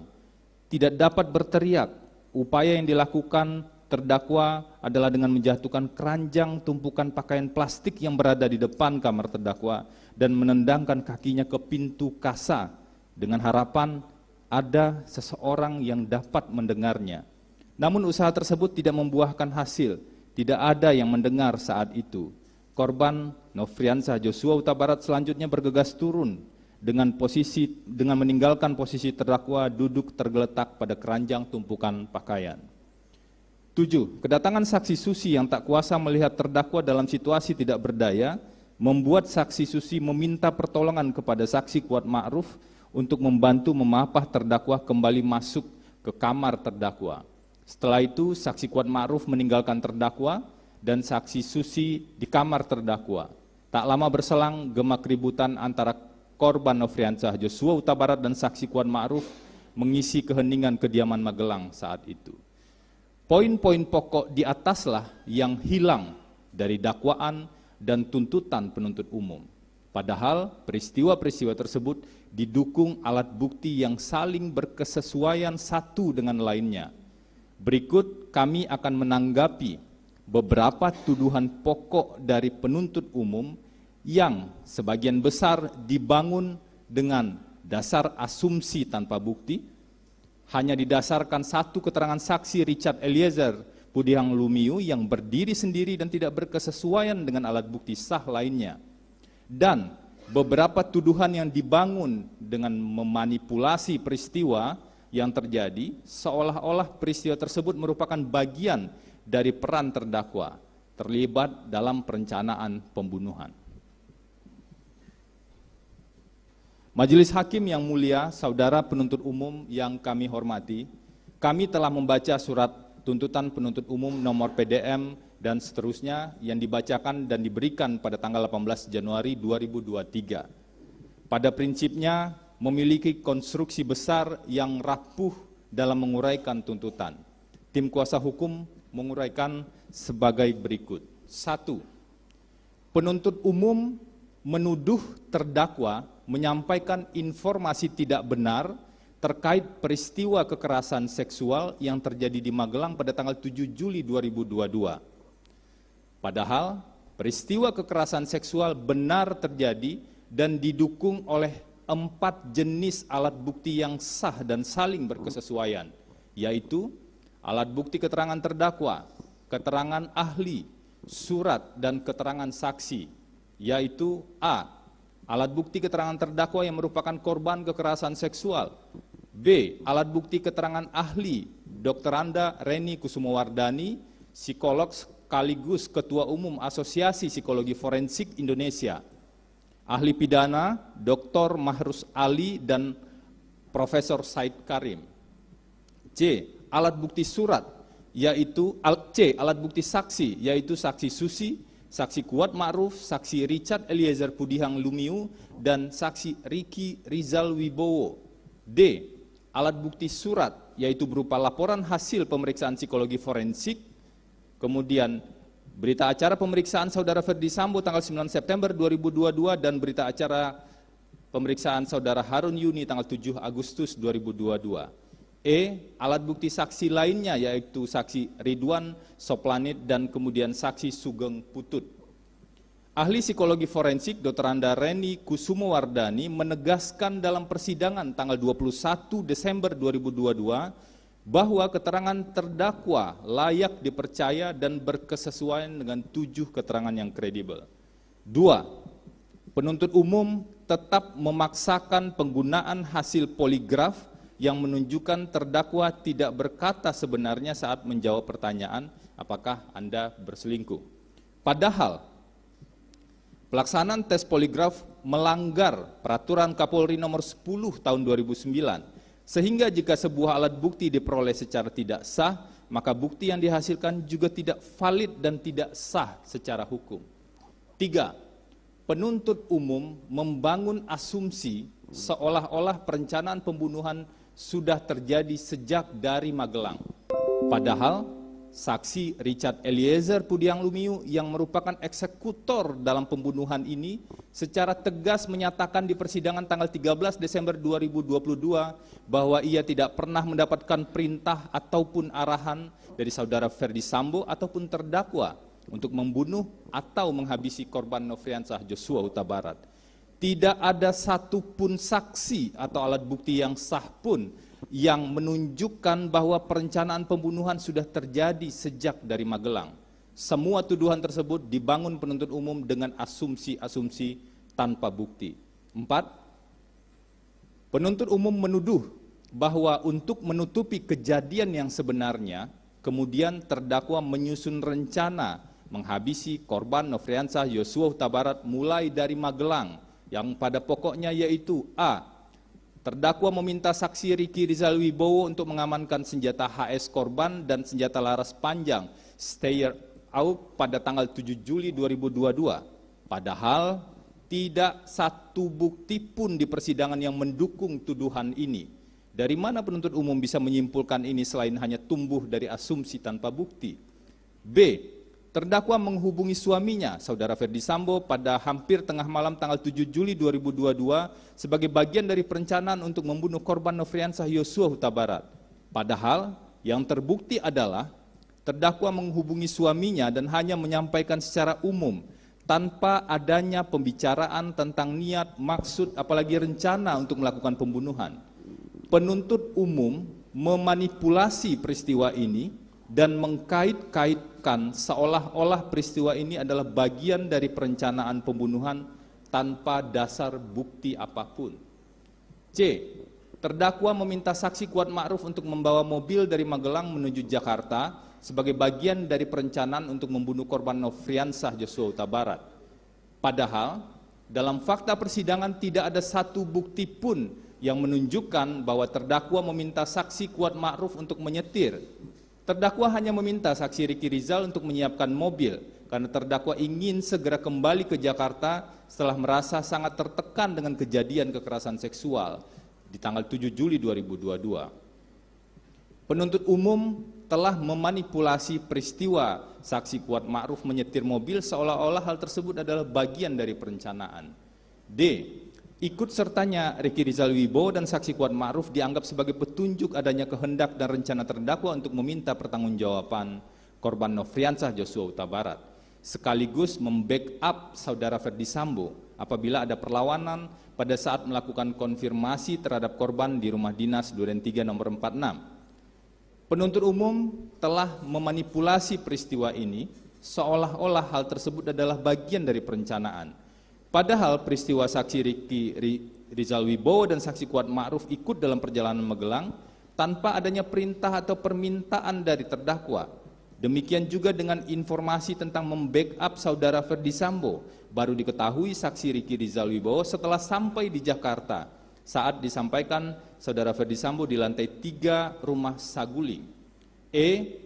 Pemisahan tempat duduk dan mobil yang ditumpangi korban Nofriansah Yosua Huta Barat sesuai dengan keinginan terdakwa untuk memudahkan saksi Riki Rizal Wibowo memantau dan mengawasi pergerakan korban. Padahal tuduhan ini tidak didukung oleh bukti apapun di persidangan.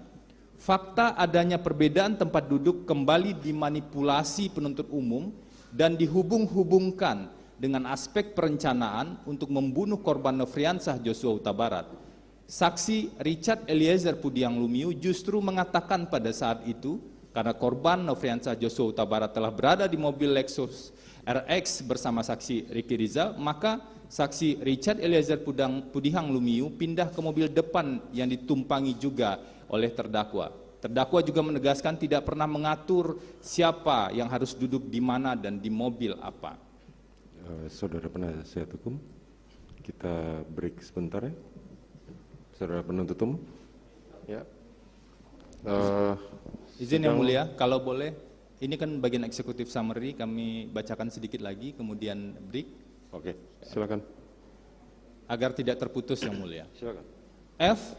Terdakwa memerintahkan saksi Richard Eliezer Pudiang Lumiu untuk mengganti lokasi tes PCR di rumah Saguling agar memudahkan membawa korban Nofriansah Yosua Huta Barat dari rumah Saguling ke rumah Duren 346. Padahal tuduhan ini hanya didasarkan satu keterangan saksi Richard Eliezer yang berdiri sendiri dan tidak berkesesuaian dengan alat bukti sah lainnya. Keterangan satu orang saksi seperti ini jelas melanggar prinsip unus testis nullus testis dan pasal 185 ayat 2 KUHP, sehingga keterangan tersebut tidak dapat digunakan untuk menyatakan seseorang telah terbukti melakukan kejahatan. Tuduhan ini bertentangan dengan alat bukti lainnya, yaitu keterangan saksi Kuat Ma'ruf, saksi Susi, saksi Nevi Aprilia, tangkapan layar pemesanan PCR di WA Saudara Arianto, dan petugas PCR Smart Collet. G. Terdakwa meminta saksi Richard Eliezer Pudiang Lumiu untuk mengamankan senjata api jenis Steyr, membawa melewati tangga di samping lift, mengikuti terdakwa saat naik melalui lift, dan kemudian meletakkan di lemari senjata di kamar terdakwa di lantai 3. Padahal sesuai kebiasaan senjata itu disimpan di kamar ajudan. Padahal tuduhan ini hanya didasarkan satu keterangan saksi Richard Eliezer yang berdiri sendiri dan tidak berkesesuaian dengan alat bukti sah lainnya. Keterangan saksi Richard Eliezer Pudiang Lumiu tersebut bertentangan dengan bukti CCTV yang ditayangkan di persidangan pada tanggal 20 Desember 2022 yang menunjukkan saksi Richard Eliezer membawa senjata ke arah kamar ajudan dengan cara belok kiri dari garasi.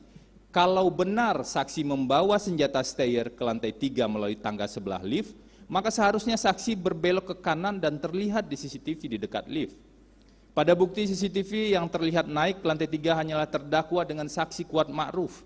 Tidak terlihat di bagian CCTV manapun di persidangan ini, saksi Richard Eliezer membawa senjata steyr tersebut ke lantai 3 melewati tangga di samping lift. H. Terdakwa hadir dan ikut menyampaikan perihal sarung tangan dan CCTV saat terjadi pertemuan Saudara Ferdi Sambo dengan saksi Richard Eliezer di lantai 3 Rumah Saguling, Jakarta. Padahal tuduhan ini hanya didasarkan satu keterangan saksi Richard Eliezer yang berdiri sendiri dan tidak berkesesuaian dengan alat bukti lain. Tuduhan ini bertentangan dengan keterangan terdakwa, keterangan Saudara Ferdi Sambo, dan tidak berkesesuaian dengan saksi Ricky Rizal yang pada pokoknya mengatakan pertemuan hanya dihadiri oleh Saudara Ferdi Sambo dengan saksi Ricky Rizal dan Saudara Ferdi Sambo dengan saksi Richard Eliezer Pudiang Lumiu pada pertemuan terpisah. Pada saat itu terdakwa berada di kamar yang dengan jarak dan bentuk ruangan tidak memungkinkan bagi terdakwa untuk mendengar apalagi ikut serta dalam pertemuan atau menyampaikan hal-hal seperti yang dituduhkan. I. Terdakwa menggiring korban Nofriansah Joshua Huta Barat dari Rumah Saguling ke Rumah Duren 346 dan seolah-olah menjalankan isolasi adalah kedok untuk membawa korban ke lokasi eksekusi. Padahal tuduhan ini tidak didukung satu alat bukti pun yang muncul di persidangan.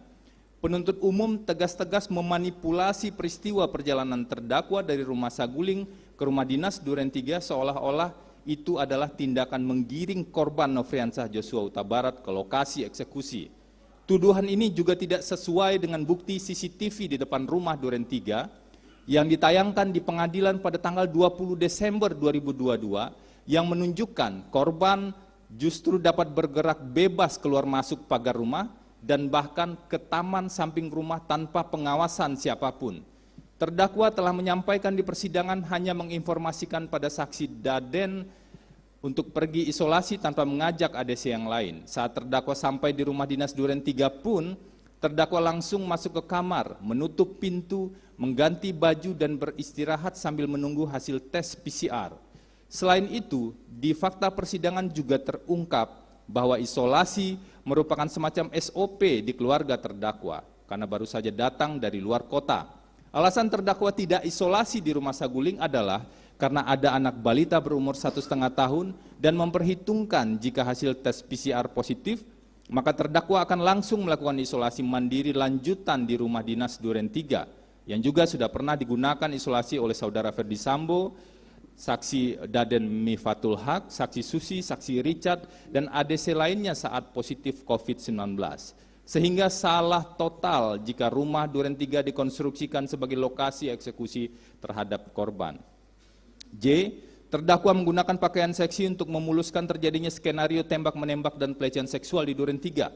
Padahal, fakta di persidangan menunjukkan bahwa terdakwa berganti pakaian karena merupakan kebiasaan sebelum tidur atau istirahat. Dan pakaian yang digunakan terdakwa sebelum diganti adalah pakaian yang telah digunakan sejak pagi dari Magelang. Penuntut umum juga memanipulasi peristiwa ini dengan menghubungkan seolah-olah itu adalah bagian dari skenario dan perencanaan pembunuhan. Padahal tidak satu bukti pun yang mendukung tuduhan tersebut, kecuali hanya kesimpulan yang dibangun penuntut umum dengan dasar asumsi. K. Terdakwa tidak mencegah dan menasihati suaminya. Padahal fakta di persidangan membuktikan terdakwa tidak mengetahui adanya perencanaan ataupun pelaksanaan pembunuhan. Kuat non, kalaupun benar, padahal tidak benar, tuduhan penuntut umum bahwa pembahasan rencana pembunuhan terjadi saat Saudara Ferdi Sambo bertemu dengan saksi Richard Eliezer Pudiang Lumiu. Pada saat itu terdakwa juga sedang berada di kamar dalam keadaan tertekan dan trauma setelah menceritakan peristiwa pahit kekerasan seksual yang terjadi pada dirinya pada suaminya. Dan terdakwa juga berada di dalam kamar saat penembakan terjadi di Duren 3. Saat itu pintu kamar dalam keadaan tertutup. Terdakwa beristirahat di kasur sebelah kiri, di belakang pintu, di dekat dinding, sehingga tidak mungkin mengetahui dan tidak melihat peristiwa penembakan. Selain itu, penuntut umum keliru menerapkan perbuatan pasif dalam pembuktian dakwaan pembunuhan dan pembunuhan berencana karena pasal 338 atau pasal 340 merupakan delik aktif bukan delik pasif. Dan beberapa tuduhan lain yang bersifat asumsi. Bantahan terhadap tuduhan penuntut umum di atas hanyalah bagian pokok dari begitu banyaknya tuduhan lain yang disampaikan penuntut umum dalam surat tuntutannya yang juga dibangun berdasarkan asumsi. Kami akan menguraikan lebih lanjut secara lebih lengkap pada bagian berikutnya, yaitu bagian analisa fakta hingga analisa yuridis dalam nota pembelaan ini. Sebelum masuk pada bagian tanggapan terhadap tuntutan secara lebih lengkap, melalui kesempatan ini kami juga perlu menyampaikan bahwa tuduhan penuntut umum yang kami pandang tidak berkesesuaian dengan fakta-fakta di persidangan dan keterangan saksi menghasilkan kerugian bagi perempuan yang berhadapan dengan hukum, baik secara fisik maupun psikis terdakwa. Sungguh menyakitkan bagi seorang perempuan sekaligus seorang ibu yang memiliki 4 orang anak, ketika ia menjadi korban kekerasan seksual, tapi justru dituduh sebagai pelaku perselingkuhan tanpa bukti yang meyakinkan dengan pelaku, dan dituduh menjadi dalang pembunuhan dengan cara menggunakan bukti-bukti yang rapuh, asumtif, dan manipulatif terhadap berbagai fakta-fakta di persidangan atau peristiwa tertentu. Izin poin berikutnya nanti dilanjutkan setelah jeda. Terima kasih Yang Mulia. Baik, sidang kita skors, kita lanjutkan lagi pada pukul 14.00. Sidang perkara nomor 797 PIT B 2022 atas nama terdakwa Putri Chandrawati dinyatakan diskors.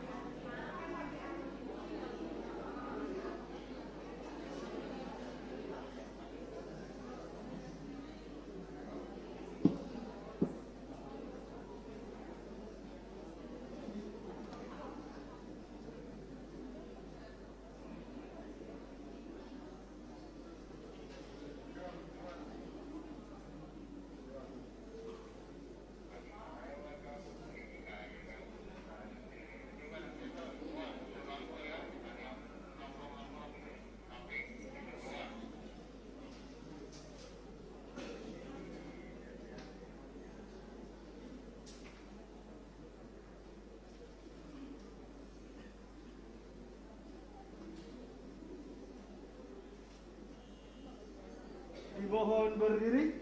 Majelis Persidangan Bidang.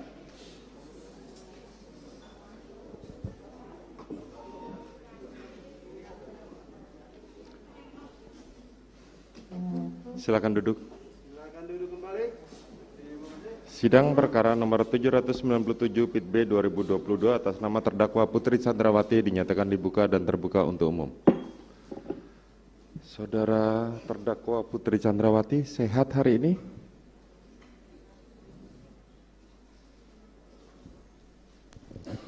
Mohon izin Yang Mulia, saya masih agak sedikit gangguan pencernaan, tapi saya siap untuk melaksanakan Bisa ya. sidang hari ini.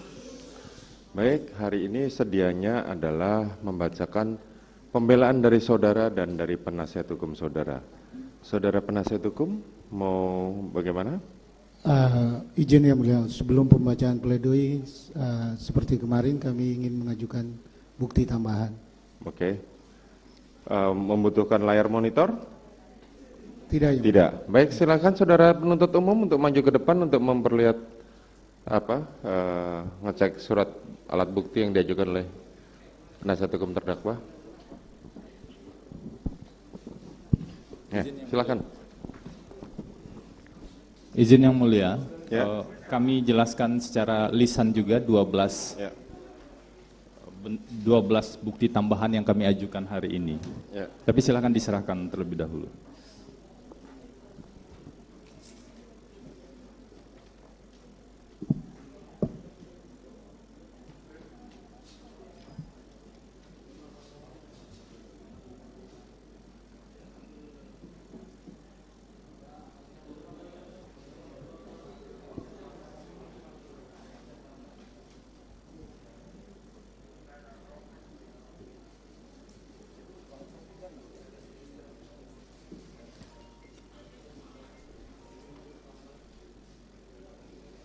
Nomornya langsung 36. Di 36. Langsung 36.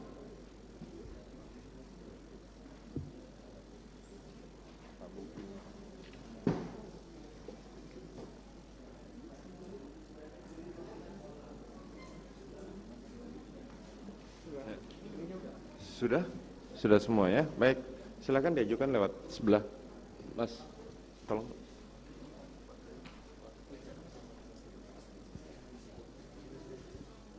Baik, silakan penasihat hukum. Ada yang mau disampaikan? Terima kasih Yang Mulia. Sebelum kami menyampaikan daftar bukti tambahan dan proses lebih lanjut, Izin majelis, karena sudah diserahkan majelis, mungkin tidak perlu dijelaskan, diserahkan Ya, saja majelis. kita melihat dulu apa yang mau dijelaskan. Silakan. terima kasih Yang Mulia. Sebelum kami menjelaskan secara singkat saja daftar bukti tambahan ini, tadi sama-sama kita dengar ketika Yang Mulia mulai membuka sidang dan persidangan berjalan ada suara-suara yang kami imbau untuk bisa menghormati kewibawaan persidangan ini. Jangan sampai nanti pada saat pledoi dibacakan ada peserta sidang yang kemudian mengganggu kewibawaan persidangan ini. Mohon arahan dan ketegasan dari Yang Mulia. Baik, bagi para pengunjung di ruang sidang ini, sekali lagi tidak ada suara. Apabila ada suara yang dianggap mengganggu oleh majelis hakim, kami akan perintahkan keamanan untuk mengeluarkan para pengunjung dari ruang sidang. Terima kasih Yang Mulia. Kami mengajukan bukti tambahan, ada 12 bukti tambahan lagi. Sebelumnya sudah diajukan 35 bukti tambahan. Jadi bukti tambahan yang diajukan saat ini adalah bukti B36 sampai dengan bukti B47.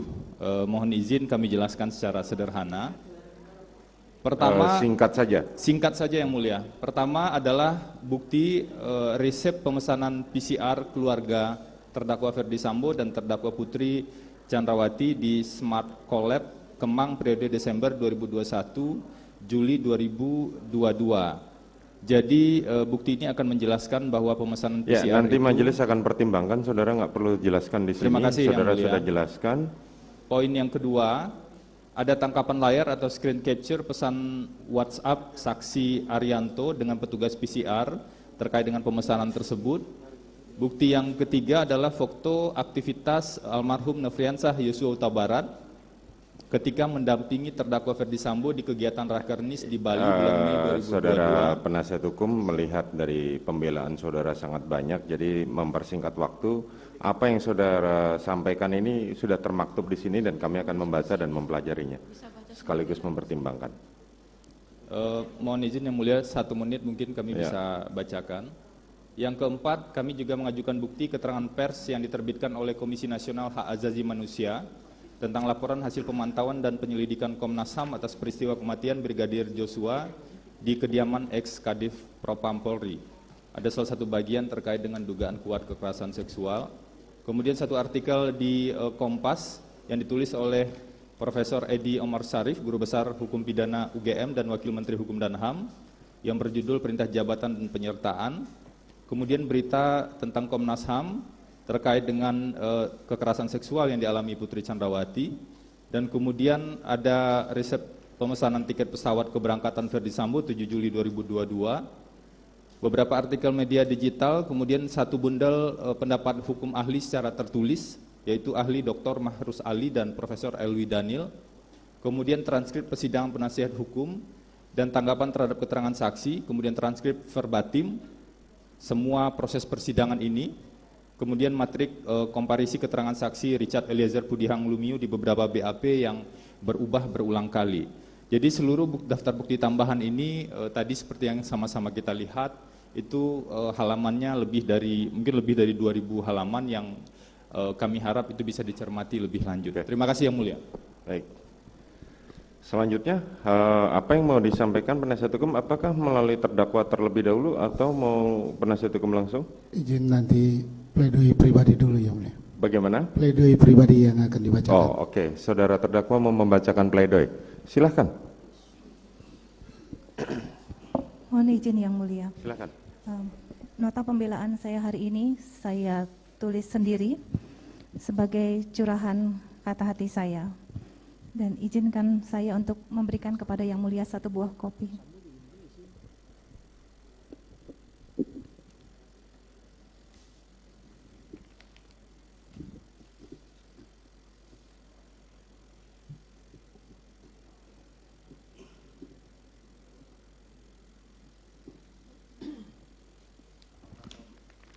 Mau dibacakan? Mohon izin nanti saya bacakan. Ya, silakan. Nota pembelaan saya hari ini saya beri judul Surat dari Balik Jeruji. Jika Tuhan mengizinkan, saya ingin kembali memeluk putra-putri kami.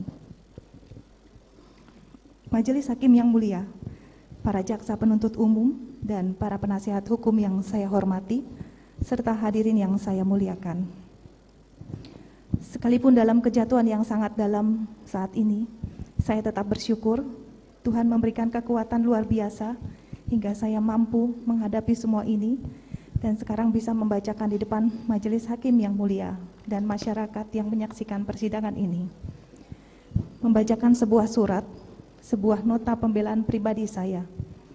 Semoga pembelaan ini dapat didengar secara utuh dan dipertimbangkan dengan jernih sebelum terlalu jauh menghakimi saya atas segala tuduhan kesalahan yang tidak pernah saya lakukan. Dari balik jeruji di rumah tahanan Kejaksaan Agung, dengan tertatih-tatih mengumpulkan energi yang tersisa, saya tuliskan sebuah surat untuk siapapun yang mau membaca dan mendengarkan dengan hati. Sebuah nota pembelaan dari seorang perempuan yang disakiti dan dihujam jutaan tuduhan, stigma, fitnah atas apa yang tidak pernah dilakukan. Sebuah nota pembelaan seorang ibu yang dipisahkan paksa dari anak-anaknya hanya dengan dasar tuduhan yang rapuh dan mengada-ngada. Huruf demi huruf dan setiap kata yang saya tuangkan di sini mengalir membawa ingatan pada orang-orang tersayang di luar sana, khususnya anak-anak di rumah dan di sekolah, suami yang telah ratusan hari berpisah sejak di tahanan di Makobrimob, hingga orang tua dan seluruh sahabat yang juga ikut merasakan derita yang kami alami. Namun lebih dari itu, coretan pena di lembar kertas putih ini Berulang kali saya rasakan seperti irisan luka yang disobek paksa kembali dan seperti pisau yang disayatkan lagi pada perih luka yang belum pernah sembuh hingga saat ini. Berkali-kali, yaitu ketika saya harus menjelaskan apa yang terjadi pada sore hari di rumah kami di Magelang, 7 Juli 2022 lalu.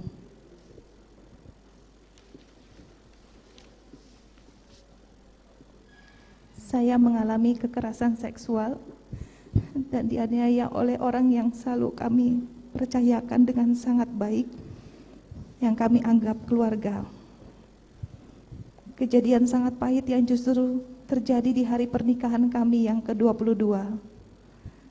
Di sisi lain, jutaan hinaan, cemooh, bahkan penghakiman telah dihujamkan kepada saya. Bahkan dalam perjalanan setelah persidangan, saya melihat dari mobil tahanan banyak spanduk berisi makian dan paksaan agar majelis hakim menjatuhkan hukuman-hukuman yang menakutkan. Hukuman yang tidak sanggup saya bayangkan. Tidak sedikit pun pernah terpikirkan peristiwa memalukan ini terjadi merenggut paksa kebahagiaan kami. Seringkali saya merasa tidak sanggup menjalani kehidupan ini lagi. Namun saya bersyukur ingatan tentang pelukan, senyuman, bahkan air mata suami dan anak-anak menolong saya ketika dunia seolah tak lagi menyisakan sedikit pun harapan akan keadilan. Begitu juga bayangan tentang apa yang diajarkan almarhum ayah saya puluhan tahun lalu untuk tetap tegar menjalani kehidupan. Majelis hakim yang mulia, kalaulah saya boleh berharap, jika Tuhan mengizinkan, semoga saya bisa kembali memeluk putra-putri saya. Pelukan yang paling dalam, merasakan hangat tubuh mereka dalam kasih sayang seorang ibu. Yang mulia, apa yang saya sampaikan di surat ini bukanlah pembenaran ataupun sangkalan terhadap peristiwa yang saya alami. Sesuatu yang tidak pernah saya inginkan, sedikit pun tidak pernah. Sebuah kejadian yang akhirnya merenggut kebahagiaan keluarga, sekaligus kehormatan saya sebagai perempuan. Surat ini saya tulis sebagai penjelasan saya secara langsung di depan persidangan yang sangat terhormat ini, bahwa saya tidak pernah sekalipun memikirkan, apalagi merencanakan, ataupun bersama-sama berniat membunuh siapapun.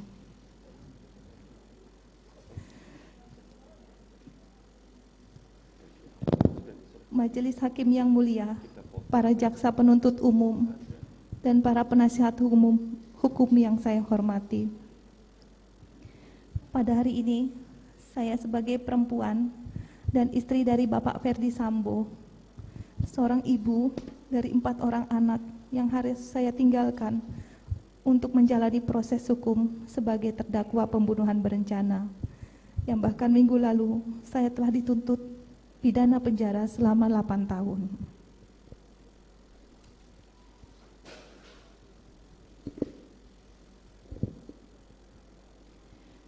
Di saat proses hukum yang berjalan mencari keadilan bagi korban, saya dihadapkan dengan tudingan serta fitnah oleh banyak pihak dari berbagai kalangan masyarakat.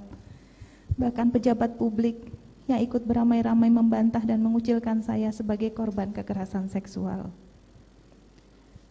Majelis hakim yang mulia, dengan tuduhan sebagai pelaku pembunuhan berencana yang sampai saat ini tidak saya pahami, tidak pernah saya menyangka pada tanggal 8 Juli 2022 bisa terjadi.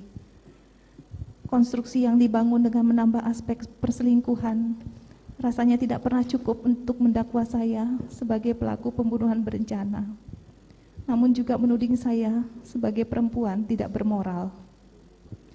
Untuk itu, pembelaan saya hari ini akan saya mulai dengan menceritakan secara singkat riwayat hidup saya. Majelis hakim yang mulia, para jaksa penuntut umum, dan para penasihat hukum yang saya hormati. Saya dilahirkan dari rahim ibu seorang pendidik dan sosok ayah seorang tentara. Saya sangat terkesan bagaimana ibu saya yang seorang guru SMA mengajarkan ketulusan dan nilai-nilai kehidupan. Sementara dari ayah saya belajar tentang kedisiplinan dan ketegaran dari setiap tantangan hidup yang saya alami. Ayah saya purnawirawan dengan pangkat Brigadir Jenderal TNI Angkatan Darat. Terakhir beliau menjabat sebagai Direktur Seni Angkatan Darat, Mabes Angkatan Darat. Dan kecintaan beliau terhadap tanah air juga sangat kuat dalam ingatan kami anak-anaknya.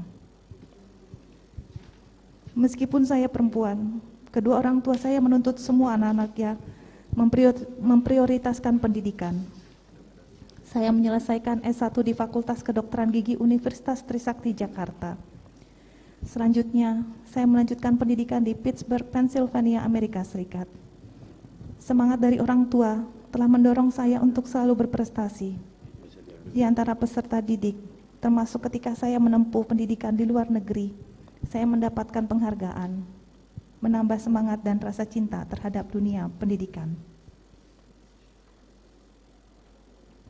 Saya banyak belajar dari kedua orang tua tentang nilai hidup, kesetiaan, ketegaran, serta mencurahkan perhatian penuh terhadap keluarga. Hingga saat ini, nilai hidup mereka adalah inspirasi sepanjang hidup yang tidak akan pernah saya lupakan.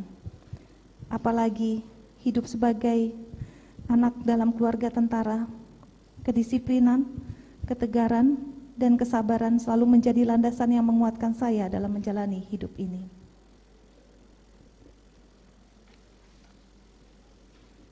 Dari ibu, seorang guru SMA, saya belajar mengasihi, berbuat baik untuk siapa saja, dan dipacu untuk mendapatkan pendidikan sebaik-baiknya.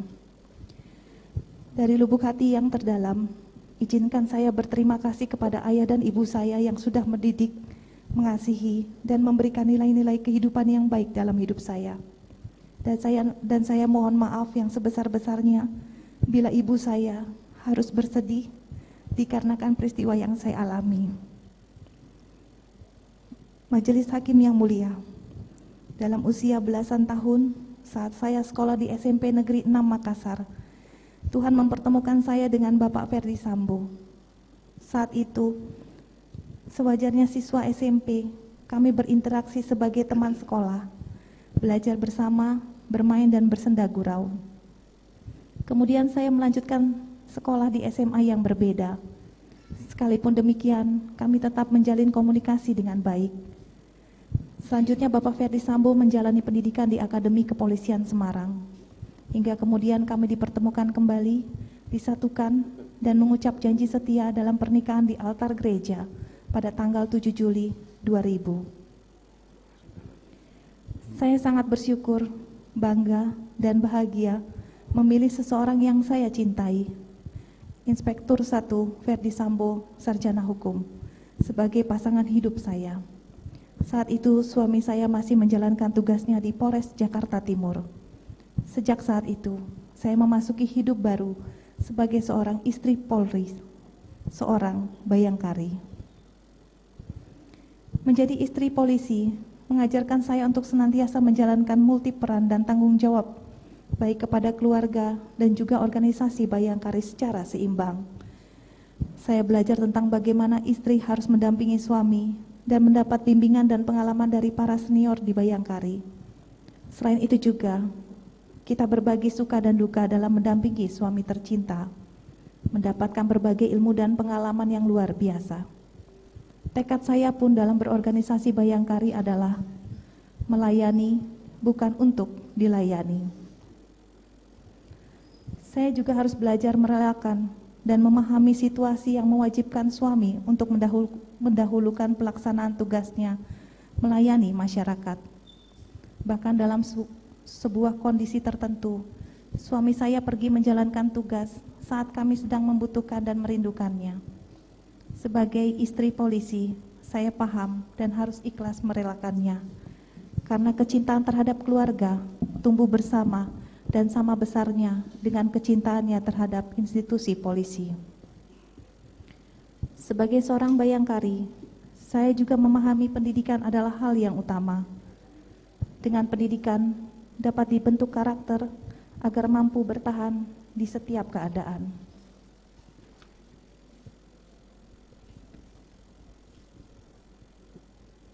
Maka ketika saya mendampingi Bapak Ferdi Sambo saat dipercayakan untuk memimpin Kapolres di Jawa Tengah, saya bersama para Bayangkari terpanggil untuk meningkatkan kualitas pendidikan anak-anak di TK Bayangkari. Semangat solidaritas sangat saya rasakan bersama para Bayangkari.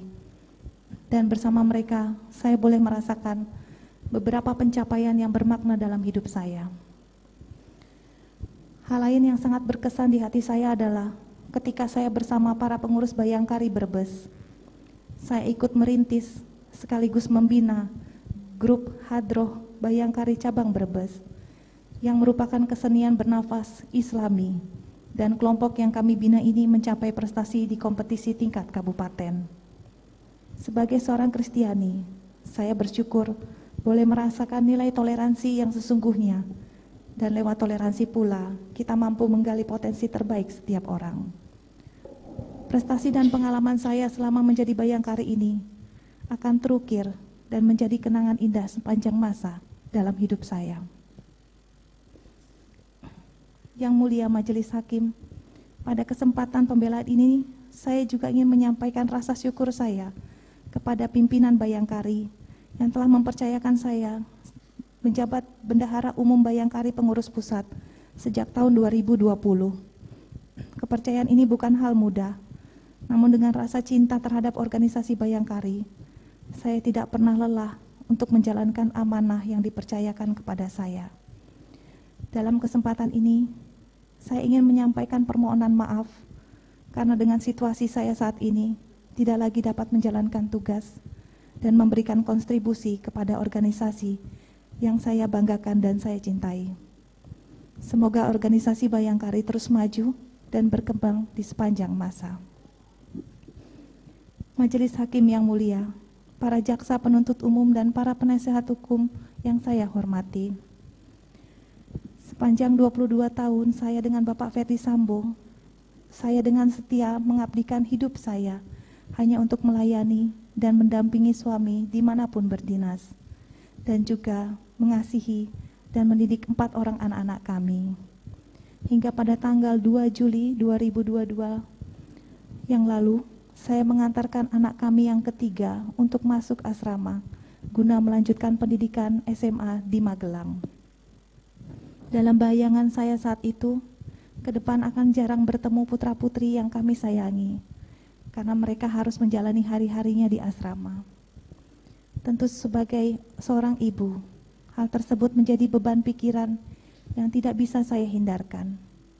Namun demi masa depan anak-anak kami, saya merelakan untuk berpisah demi mendidik anak-anak kami menjadi anak-anak berjiwa mandiri dan berkarakter yang dapat berguna bagi bangsa dan negara di kemudian hari.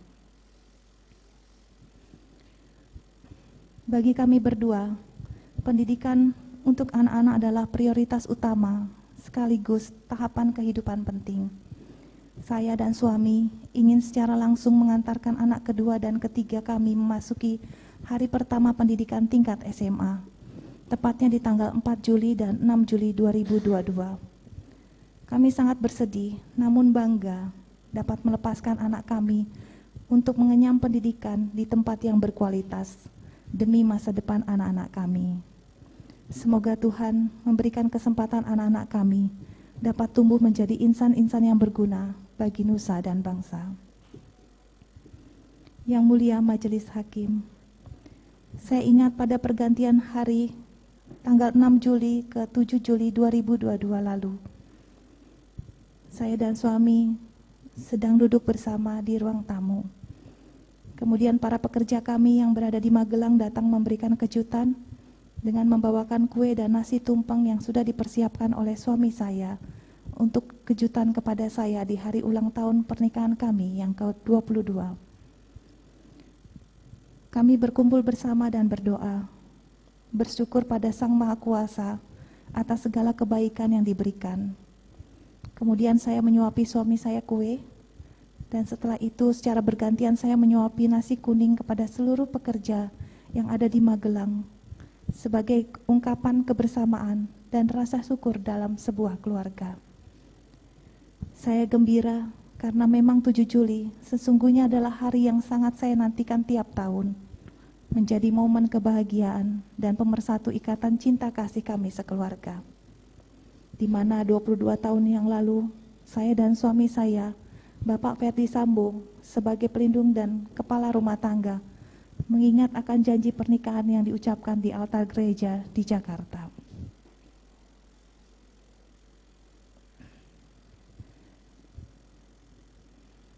Namun di tanggal yang sama sore hari, 7 Juli 2022, saat kebahagiaan perayaan ulang tahun pernikahan kami masih bergemuruh dalam pikiran dan perasaan, saya mengalami sebuah kejadian yang sangat menyakitkan dan menimbulkan luka mendalam hingga saat ini. Kebahagiaan kami seperti direnggut, dicampakkan dan diinjak-injak.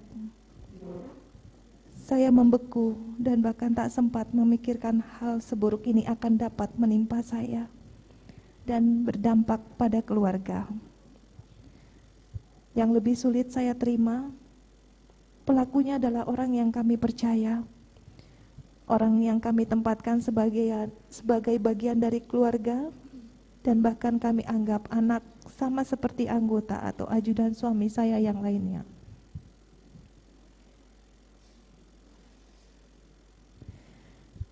Saya tidak mengerti mengapa ini harus terjadi pada saya, tepat di hari pernikahan kami yang ke-22.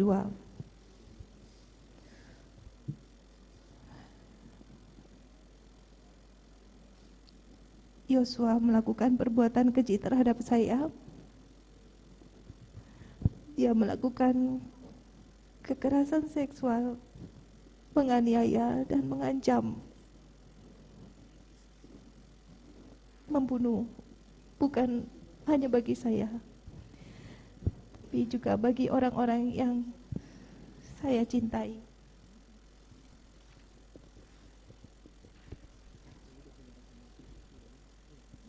Jika ada orang lain yang mengetahui apa yang ia lakukan,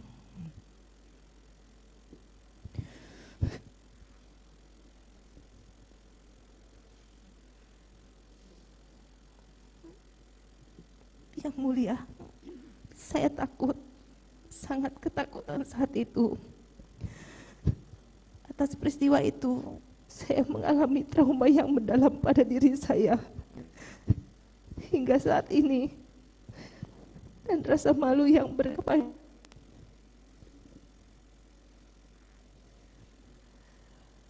Bukan hanya bagi saya, tapi juga bagi seluruh anggota keluarga kami.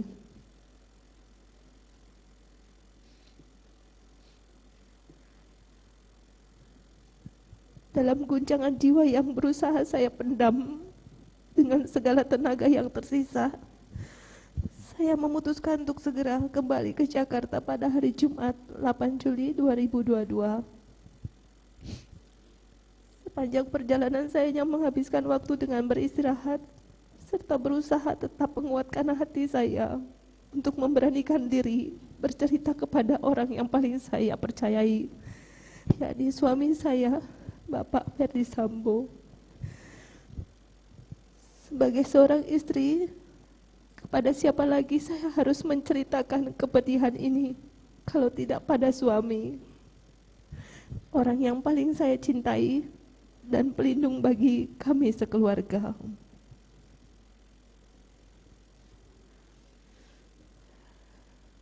Majelis Hakim yang mulia, sampai di rumah saguling, saya langsung menjalankan protokol kesehatan seperti yang telah kami sekeluarga lakukan sejak pandemi COVID-19 melanda Indonesia. Karena saat itu kondisi kesehatan saya agak menurun, kami juga berupaya lebih ketat menjalankan protokol kesehatan karena adanya anak kami berusia 1,5 tahun yang belum bisa divaksin. Saya melaksanakan tes PCR sesuai dengan aturan bagi keluarga kami.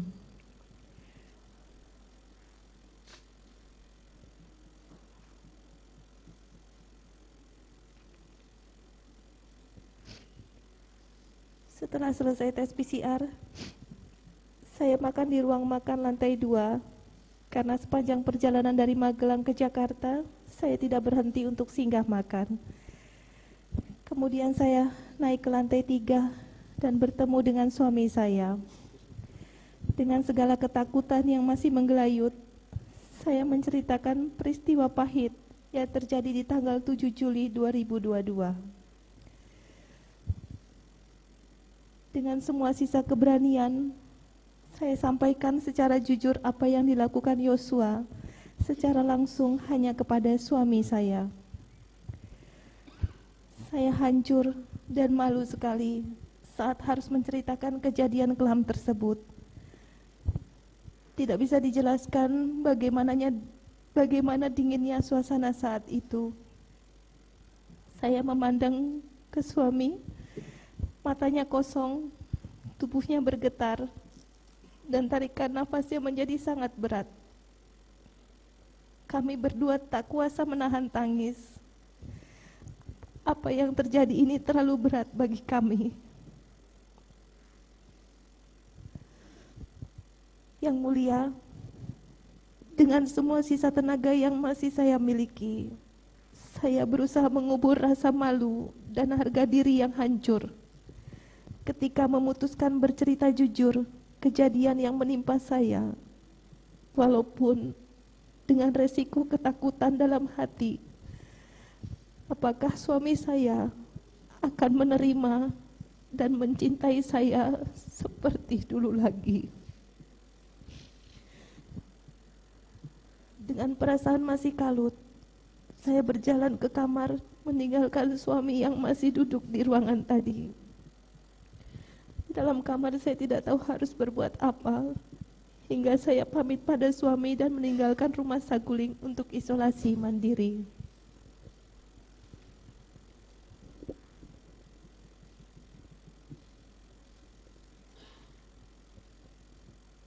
Yang ada dalam lubuk pikiran saya saat itu adalah mengambil jarak, namun tetap harus isolasi, menunggu hasil tes PCR. Untuk mencegah anak kami bertemu dan tidak kuasa menahan untuk memeluk saya saat melihat ibunya. Sampai di rumah Duren 346, masuk kamar dan menutup pintu.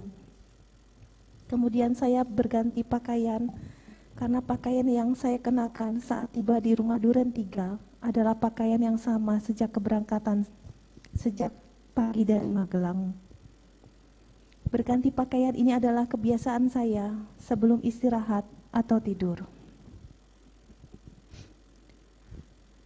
Yang mulia, hari itu saya lelah sekali. Tubuh, pikiran dan perasaan saya saat itu berada dalam situasi berat yang rasanya tidak pernah saya alami. Apalagi di sela istirahat, tanpa jelas apa yang terjadi, saya mendengar beberapa letusan keras di rumah tempat saya beristirahat. Dalam kondisi masih sangat lelah dan tertekan, saya menutup telinga dan kaget luar biasa sambil bertanya dalam hati, apa yang terjadi di luar sana? Tak lama berselang dalam keadaan masih kebingungan dan cemas, suami membuka pintu dengan terburu-buru, masuk kamar, kemudian langsung mendekap kepala saya di dadanya dan menuntun saya keluar kamar sampai garasi. Dalam kondisi yang takut sekaligus bingung, saat itu saya tidak bisa melihat situasi dan kondisi di dalam rumah. Lalu saya diantarkan Dek Riki untuk kembali ke Saguling atas perintah suami saya.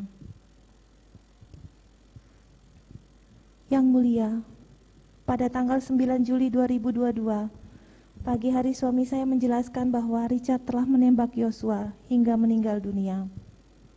Saya pun sangat kaget mendengar kabar tersebut. Suami menyampaikan sudah melaporkan kepada Bapak Kapolri peristiwa tembak-menembak antara Yosua dan Dek Richard yang disebabkan karena Yosua melakukan pelecehan terhadap saya. Waktu dijelaskan hal tersebut, saya marah kepada suami saya karena saya dibawa-bawa dalam peristiwa tersebut. saya hanya bisa menangis. Hingga akhirnya saat suami saya telah ditahan di Makobrimob, setelah ia bercerita jujur, saya dihubungi suami saya untuk datang ke Makobrimob sebagai saksi dalam perkara tersebut dan menceritakan secara jujur apa yang terjadi di Magelang tanggal 7 Juli 2022 dalam kapasitas sebagai saksi. Sungguh saya takut, sangat malu, dan merasa hina sekali harus menceritakan peristiwa kekerasan seksual yang saya alami. Terlebih, beban berat mental dan jiwa saya, serta rasa malu yang mendalam menghadapi peristiwa ini dan harus bercerita di depan orang banyak. Rasanya saya sudah tidak berarti lagi hidup karena malu dan menjadi omongan di mana-mana. Jika boleh memilih, rasanya mungkin lebih baik saya menutup rapat-rapat peristiwa yang saya alami tanggal 7 Juli 2022 itu. Karena bila saya menyampaikan kembali peristiwa yang sangat menyakitkan tersebut, semakin menghidupkan trauma mendalam dan malu dalam diri saya.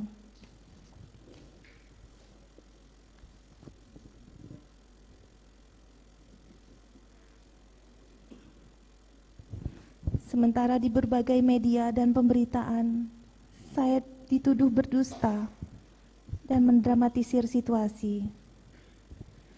Tidak berhenti di situ saja, saya dituding sebagai perempuan tua yang mengada-ngada.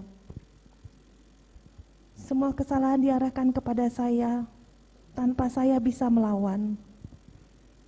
Ketika saya memilih untuk diam, publik mendesak saya untuk muncul dan bicara.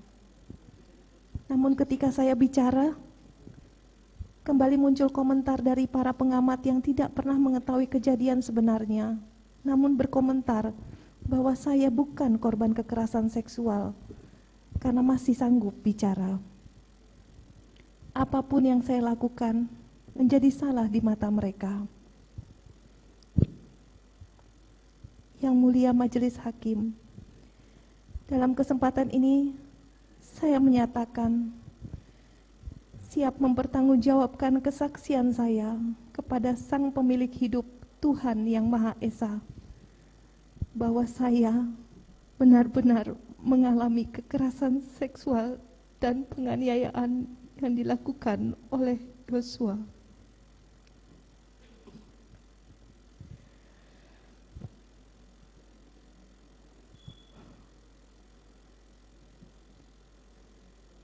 Majelis Hakim yang mulia, para jaksa penuntut umum, dan para penasihat hukum yang saya hormati. Atas penjelasan para saksi, kronologis rangkaian peristiwa, dan fakta-fakta persidangan, izinkan saya menegaskan bahwa saya adalah korban kekerasan seksual, pengancaman, dan penganiayaan yang dilakukan oleh almarhum Yosua. Saya sepenuhnya tidak pernah sedikit pun menginginkan, menghendaki, merencanakan, ataupun melakukan perbuatan bersama-sama untuk menghilangkan nyawa Yosua. Saya tidak pernah mengajak, apalagi menggiring Yosua dari rumah Saguling ke rumah Duren 346. Saya hanya meminta tolong kepada Dek Riki untuk mengantarkan saya isolasi ke Duren 3, tidak kepada yang lainnya. Saya sepenuhnya tidak mengetahui suami saya akan datang ke Duren 346, lokasi di mana saya sedang beristirahat, melakukan isolasi dan menunggu hasil tes PCR. Saya sepenuhnya tidak mengetahui terjadinya peristiwa penembakan tersebut karena saya sedang istirahat di dalam kamar dengan pintu tertutup. Saya menolak keras dianggap berganti pakaian piyama sebagai bagian dari skenario. Saya berganti pakaian piyama model kemeja dan celana pendek yang masih sopan. dan sama sekali tidak menggunakan pakaian seksi sebagaimana disebutkan jaksa penuntut umum dalam tuntutan.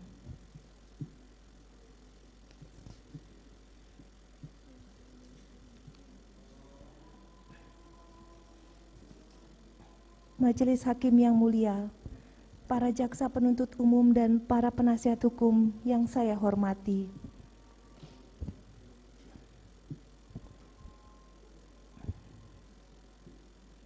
Izinkan saya dalam kesempatan ini mencurahkan isi hati saya kepada Yang Mulia Majelis Hakim, karena Yang Mulia adalah wakil Tuhan di dunia yang diharapkan bisa memberikan keadilan yang seadil-adilnya. Yang Mulia, kami memiliki 4 orang anak yang sangat membutuhkan perhatian dan kasih sayang orang tua, apalagi dari seorang ibu. Anak bungsu kami masih berusia 1 tahun 10 bulan dan kakak-kakaknya masih sekolah. Mereka tentu memerlukan kehadiran seorang ibu di samping mereka. Apalagi dalam situasi yang sangat berat seperti ini. Anak ketiga kami bahkan baru mengetahui bahwa papa dan mamanya berada di tahanan sebagai terdakwa pada bulan Oktober yang lalu. Tepatnya setelah 3 bulan masa karantina di sekolahnya yang dimulai sejak 4 Juli 2022, waktu saya dan suami saya mengantarkannya masuk asrama di Magelang. Saat ini, anak-anak kami dititipkan kepada ibu saya yang berusia 80 tahun. Sangat berat bagi anak-anak kami menghadapi kenyataan dan situasi keluarga yang sangat berubah. Rumah menjadi sepi, tidak ada lagi tawa hangat bersama, dan dunia bagaikan runtuh. Yang Mulia, izinkan saya memperbaiki keadaan ini. Saya ingin menjadi seorang ibu yang bertanggung jawab bagi kehidupan anak-anak kami. Sejak terjadinya peristiwa ini, di tengah ketidakhadiran orang tua, anak-anak kami tetap menghadapi kecaman, cemooh, dan hinaan yang keji. Padahal tidak seharusnya mereka mengalami hal yang sangat pahit dan melukai masa tumbuh dan kembang mereka sebagai pribadi yang berharga. Di tengah waktu kunjungan di rumah tahanan, saya berpesan kepada anak-anak agar mereka selalu tegar dan kuat untuk menghadapi hidup ini.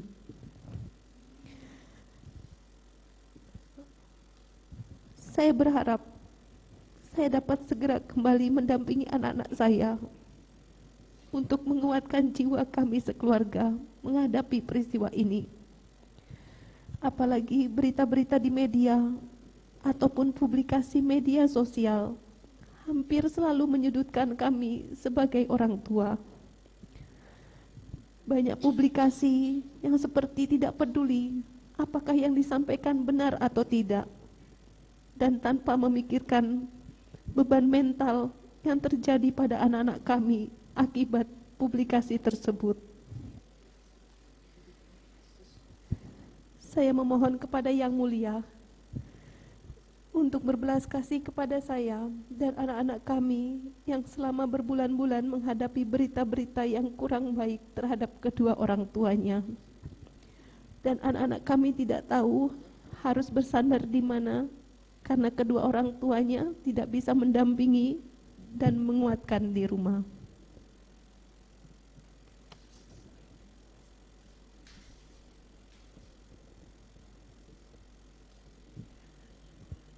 Yang Mulia Majelis Hakim, izinkan saya untuk kembali ke pelukan anak-anak kami. Mungkin saya pernah gagal dalam hidup, tapi saya tidak mau gagal menjadi ibu bagi keempat anak-anak kami. Izinkanlah saya diberikan kesempatan untuk bertanggung jawab terhadap kehidupan masa depan anak-anak saya. Yang mulia, peristiwa ini membuat luka yang sangat dalam bagi kami sekeluarga, terutama bagi anak-anak kami. Karena kami selama ini hidup bahagia, harmonis dan saling mengasihi. Tidak ada permasalahan dalam rumah tangga kami. Kami saling mencintai, menghormati, dan mendukung. Bapak Ferdi Sambo di mata anak-anak adalah pahlawan keluarga yang sangat dihormati dan dibanggakan.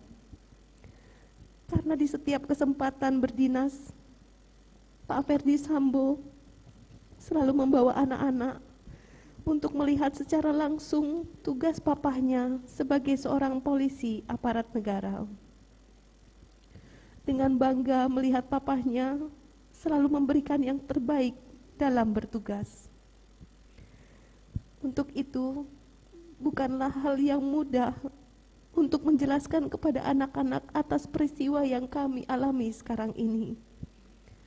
Terlebih, saya tidak bisa mendampingi selama proses pengadilan berlangsung. Dan juga banyak sekali fitnah yang dialamatkan kepada kami berdua sebagai orang tua mereka.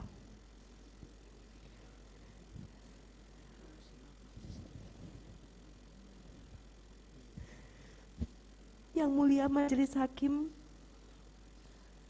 hari ini di saat pembelaan, saya ingin menyampaikan permintaan maaf dan harapan tulus saya kepada orang tua almarhum Brigadir Yosua, Bapak dan Ibu Samuel Huta Barat. Saya turut berduka, memohon maaf dan berdoa semoga seluruh keluarga dikuatkan dan diberkati. Dek Richard dan keluarga, mohon maaf karena harus melalui semua ini. Dek Riki dan Om Kuat beserta keluarga, saya mohon maaf dan saya mendoakan semoga Tuhan memberikan kekuatan untuk keluarga Dek Riki dan Om Kuat. Kepada seluruh personel Polri yang terdampak dari peristiwa ini, saya mohon maaf. Semoga Tuhan Yang Maha Esa senantiasa menyertai.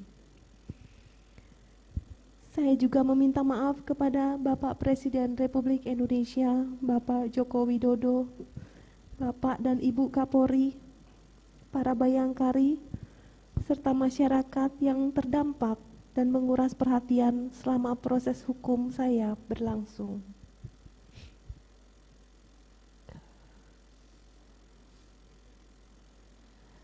Terkhusus untuk anak-anakku sayang, Mama minta maaf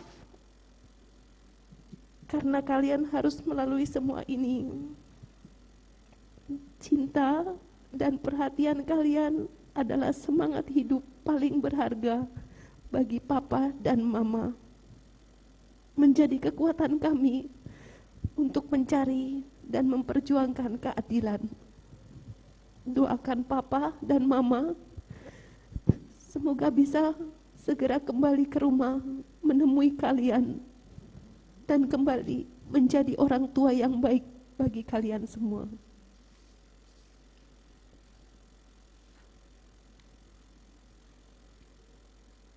Dari balik jeruji tahanan, Mama terus mendoakan dan memohon pada Tuhan agar tidak pernah lagi meninggalkan kalian di waktu terbaik kalian. Doa dan kasih sayang Mama selalu menyertai langkah anak-anakku tersayang. Sabar dan maafkanlah bila ada yang mencela kalian semua. Ada tangan Tuhan yang akan selalu mengasihi dan menyertai kalian di setiap waktu.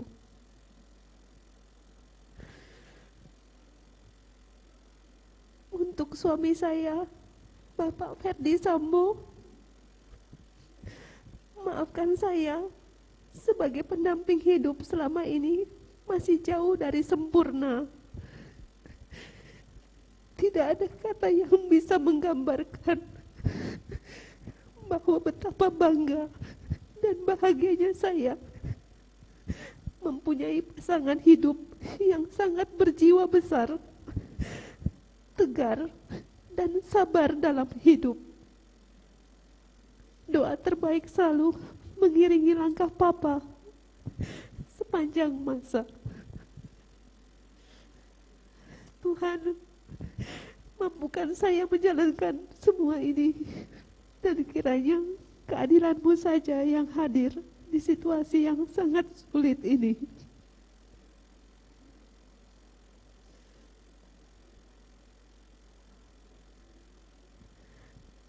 Majelis Hakim yang mulia, para jaksa penuntut umum, dan para penasihat hukum yang saya hormati. Kalaulah boleh saya bertanya, apakah salah jika saya bercerita secara jujur pada suami saya atas perbuatan keji yang merenggut dan merusak kehormatan dan harga diri saya dan keluarga? Apakah karena saya bercerita sebagai seorang istri pada suami, kemudian saya dituduh menjadi dalang atas semua ini? Ataukah rasa sakit karena perbuatan keji ini harus saya simpan dan pendam sendiri hingga akhir hayat, agar semua tampak seolah baik-baik saja dan tidak ada yang pernah terjadi? Dan patutkah saya dipersalahkan seolah-olah saya adalah dalang pembunuhan, padahal saya tidak pernah berniat ataupun ikut melakukan perbuatan pembunuhan terhadap Yosua? Saya pun tidak mengerti dan tidak melihat apa yang terjadi saat itu.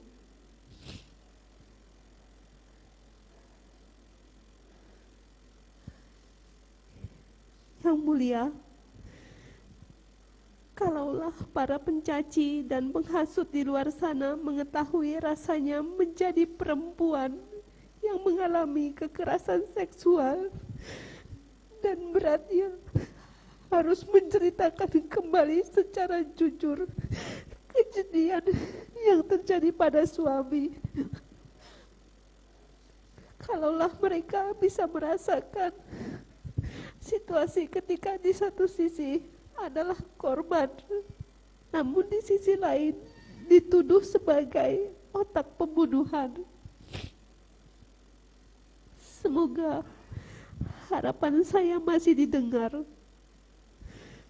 Semoga tidak ada lagi perempuan yang menghadapi kondisi seperti saya ini.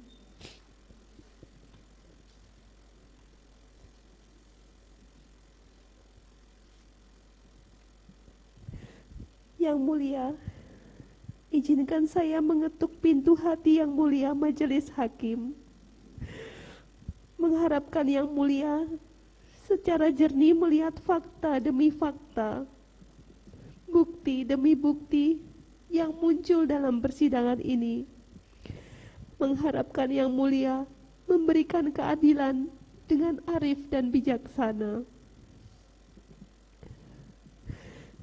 Yang mulia, sungguh saya ingin menjaga dan melindungi anak-anak kami, mendampingi mereka dan kembali memeluk mereka, serta menebus segala kegagalan saya sebagai seorang ibu.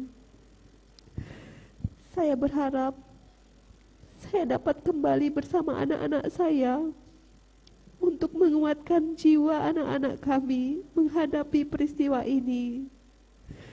Dan berita-berita di media serta publik yang sering menyudutkan kami sebagai orang tua. Saya memohon kepada Yang Mulia untuk berbelas kasih kepada saya, untuk anak-anak saya yang selama berbulan-bulan menghadapi berita-berita yang kurang baik terhadap kedua orang tuanya.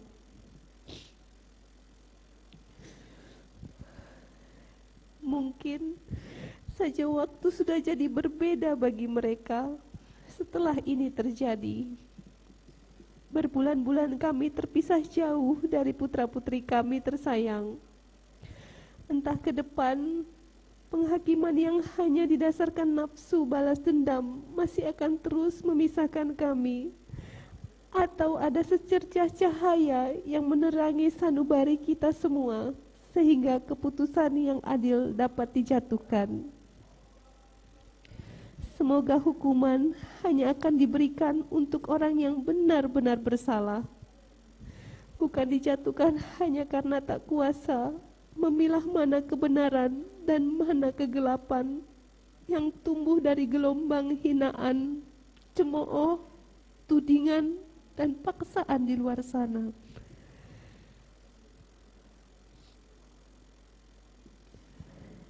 Yang mulia, semua yang terjadi sejak sore 7 Juli 2022 hingga detik ini adalah sesuatu yang berat bagi saya dan tidak pernah saya bayangkan akan terjadi dalam hidup saya. Dalam kondisi menahan perih tersebut, saya justru diserang fitnah, cemooh, dan caci maki. Bahkan saya difitnah di luar akal sehat yang tidak berperi kemanusiaan, di mana saya diberitakan berselingkuh bukan hanya dengan Yosua, tapi juga dengan Kuat Ma'ruf. Sebuah fitnah yang betul-betul keji, tanpa memikirkan dampak bagi anak-anak saya.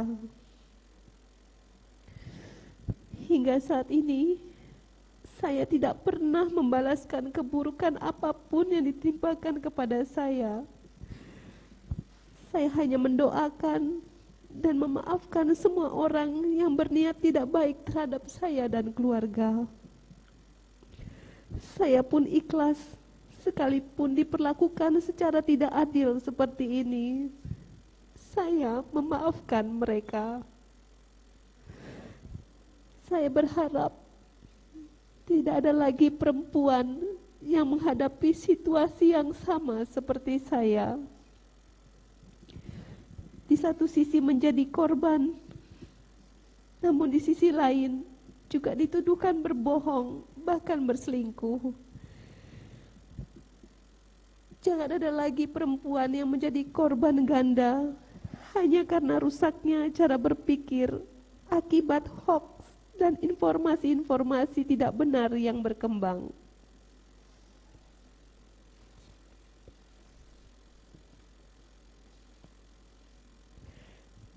Yang mulia, besar harapan saya, janganlah kebencian membuat kita tidak adil. Semoga Tuhan menuntun dan membuka jalan terbaik bagi kita semua. Demikian sebuah surat dari balik jeruji rumah tahanan Kejaksaan Agung ini saya tuliskan dan saya sampaikan di hadapan yang mulia Majelis Hakim. Dari Rumah Tahanan Kejaksaan Agung, sel nomor 2, Jakarta, 22 Januari, saya Putri Chandrawati. Terima kasih. Baik, terima kasih. Selanjutnya kepada penasihat hukum, hendak membacakan pembelaan. Silakan. Seperti yang kemarin, jadi mohon unsur-unsur teori-teori tidak perlu dibacakan. Baik yang mulia, izin kami akan membaca sekitar 10% lagi. Baik, silakan. 10% tapi 1000 halaman. Ibu jaksa jadi sabar. Nanti baik, kita potong untuk istirahat, baik, makan siangnya, sholat dan makan siangnya. Silakan. Baik. Lanjutkan. Terima kasih majelis, saudara penuntut umum yang kami hormati. Pledoi kami akan kami bacakan dengan judul Lex Nemini Operatur Inicum Nemini Facit Injuriam, atau hukum tidak memberikan ketidakadilan kepada siapapun dan tidak melakukan kesalahan kepada siapapun. Majelis Hakim yang mulia, penuntut umum yang kami hormati, perkenankan kami yang bertanda tangan di bawah ini, tim penasehat hukum terdakwa Putri Chandrawati dengan ini mengajukan nota pembelaan atas nama terdakwa Putri Chandrawati. Identitas tidak kami bacakan, dianggap dibacakan. Sebelum membacakan nota pembelaan kami, terdapat beberapa hal yang perlu kami sampaikan sebagai berikut. Bahwa untuk selanjutnya kami akan menggunakan istilah atau singkatan yang untuk menyederhanakan dan memudahkan dalam memahami nota pembelaan. Pembelaan kami memuat fakta-fakta yang terungkap di persidangan yang akan kami anggap dibacakan.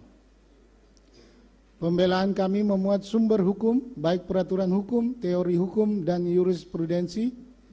Kami akan menyebut yang akan kami anggap perlu dibacakan, selainnya tidak kami bacakan dan dianggap dibacakan. Selanjutnya akan kami membacakan nota pembelaan kami sebagai berikut. Di tengah semrawutnya asumsi, fakta persidangan harus menjadi alat pengoreksi. Majelis Hakim yang mulia, saudara penuntut umum yang kami hormati, sidang pengadilan yang kami hormati. Sebelum kami menyampaikan nota pembelaan, maka terlebih dahulu kami mengucapkan puji syukur kehadirat Tuhan Yang Maha Esa yang telah memberikan nikmat dan kesehatan serta keimanan kepada kita semua, sehingga kita masih dapat hadir di persidangan ini untuk menjalankan tugas-tugas kita sebagai penegak hukum guna menemukan kebenaran material dan peristiwa pidana yang sedang diperiksa dan diadili ini.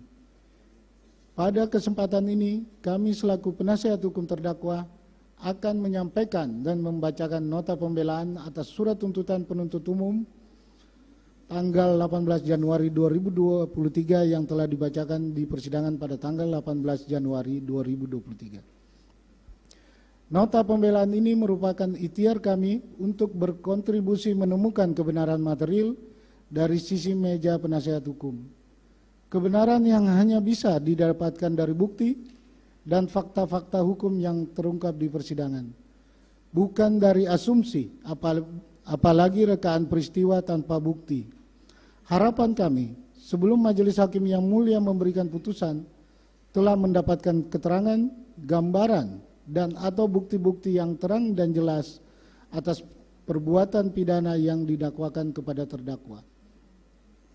Sebelum kami sampai pada isi pokok nota pembelaan ini, terlebih dahulu perkenankan kami untuk menyampaikan terima kasih kepada majelis hakim yang mulia yang telah memberikan waktu kepada kami untuk mempersiapkan dan menyusun serta membacakan nota pembelaan ini, karena merupakan bagian dari tugas dan kewajiban kami selaku advokat atau penasihat hukum terdakwa sebagaimana diamanatkan oleh Undang-Undang Nomor 18 Tahun 2003 tentang advokat.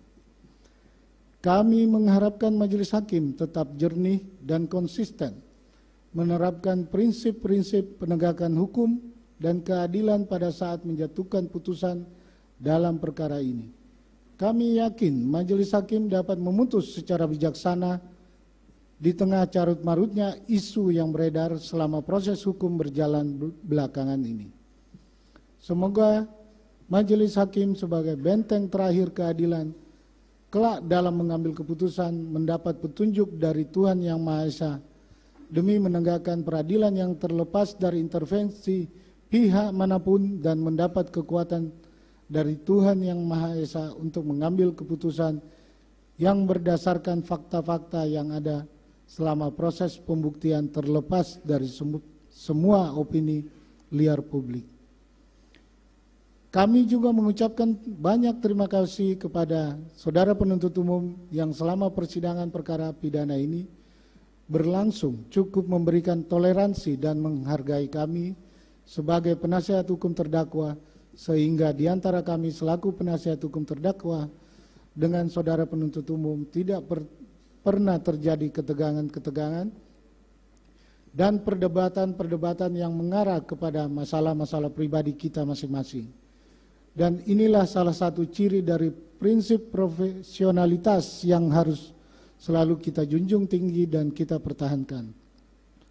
Selanjutnya, kami menyampaikan terima kasih juga kepada publik, terutama kepada rekan-rekan media yang selama ini telah memberitakan perkara ini. Sekalipun banyak judul dan angle pemberitaan yang menurut kami tidak berimbang, namun kami percaya pers yang bebas tetaplah harus diperjuangkan. Kepada terdakwa, kami sampaikan pula rasa terima kasih atas kesediaan terdakwa yang dengan penuh kesabaran dan kerendahan hati untuk mengikuti jalannya persidangan perkara ini. Kami selaku penasihat hukum turut prihatin dan simpati yang sangat mendalam atas ujian hidup yang menimpa diri terdakwa dan keluarga. Kami juga menyampaikan rasa hormat dan kekaguman kepada terdakwa yang tetap kuat secara mental dan fisik dalam menghadapi proses persidangan yang cukup panjang dan melelahkan ini. Terdakwa juga telah bersikap kooperatif dalam memberikan keterangan di persidangan secara jelas dan terang, tidak terbelit-belit, dan secara jujur menyampaikan keterangan apa adanya. Bahwa kami sangat memahami situasi berat yang dihadapi oleh terdakwa saat ini yang telah mendapatkan penghakiman bahkan sebelum proses pengadilan itu sendiri dimulai. Terdakwa telah mendapatkan tekanan dan ketidakpercayaan yang luar biasa dari publik tanpa bisa membela diri. Untuk itu kami berharap terdakwa dapat tetap bersabar dan berdoa semoga Tuhan Yang Maha Kuasa tetap memberikan jalan keluar yang terbaik dalam menghadapi permasalahan ini. Bahwa tak lupa kami sampaikan rasa terima kasih yang sebesar-besarnya kepada hadirin sidang sekalian yang bersikap tertib dan sopan di dalam mengikuti setiap persidangan perkara ini, sehingga setiap persidangan dapat berjalan dengan aman, tertib, dan lancar. Pada saat ini di hadapan kita di kursi terdakwa telah duduk seorang perempuan korban tindak pidana kekerasan seksual. Kita kenal bernama Putri Chandrawati. Beliau adalah seorang ibu yang sekilas tampak tenang, tegar, dan kuat menunggu keputusan pengadilan terhadap diri dan perkaranya. Namun ketahuilah bahwa di dalam ketegaran dan ketenangannya tersebut, beliau sangat gusar, hatinya gelisah, gundah gulana, karena di hati dan pikirannya sedang dipenuhi segudang pertanyaan tentang kesalahan apa sesungguhnya yang dia perbuat, sehingga harus diadili sebagai pesakitan atau terdakwa dalam perkara ini. Padahal justru terdakwa sendirilah yang menjadi korban dan paling menderita saat ini. Terdakwa adalah proses penghakiman oleh masyarakat dan juga media, seolah-olah mengesampingkan adanya prinsip praduga tak bersalah atau presumption of innocence yang melekat pada diri terdakwa. Terdakwa yang dalam hal ini merupakan korban kekerasan seksual justru mendapatkan statement buruk, bahkan mendapatkan secondary victimization baik dari masyarakat maupun melalui media massa. Hal tersebut pasti menjadi pukulan berat bagi terdakwa. Di tengah gempuran ketidakpercayaan publik terhadap terdakwa, kami tetap menjalankan proses hukum ini secara objektif dan berkeadilan, sehingga dapat memperoleh kebenaran material di hadapan persidangan. Klien kami tetap kooperatif menjalani semua proses persidangan atas perbuatan yang tidak pernah dilakukannya, di samping harus menghadapi trauma yang berat setelah kejadian kekerasan seksual yang dialaminya. Majelis Hakim yang mulia, harapan kami sederhana. Pemeriksaan persidangan ini dilakukan secara objektif dan berkeadilan, sebagaimana dalam adagium lex nemini operator inicum nemini facit injuriam, atau hukum tidak melakukan ketidakadilan kepada siapapun dan tidak melakukan kesalahan kepada siapapun. Sebagaimana yang senantiasa digaungkan para penegak hukum. Karena sidang-sidangan, sejak pembacaan surat dakwaan, mendengar keterangan saksi-saksi, keterangan ahli maupun keterangan terdakwa, akhirnya pada persidangan hari ini, Rabu tanggal 18 Januari 2023,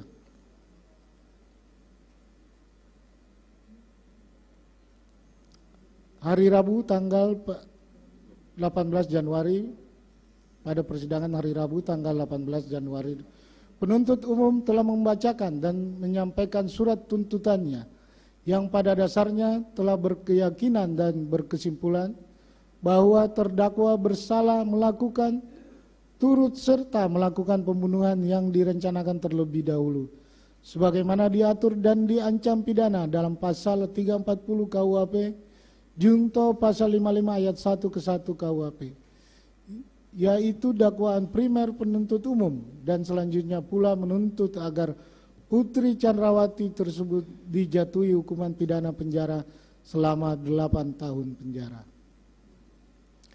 Bahwa setelah mempelajari seluruh berkas perkara ini, baik dari berkas perkara pada saat penyidikan maupun dari fakta-fakta yang terungkap di depan persidangan perkara ini, kami selaku tim penasihat hukum terdakwa sangat keberatan terhadap surat tuntutan penuntut umum, karena menurut hemat kami penuntut umum dalam menguraikan fakta-fakta yang telah terungkap di persidangan ini tidak lengkap, bahkan cenderung bertentangan dengan fakta-fakta persidangan.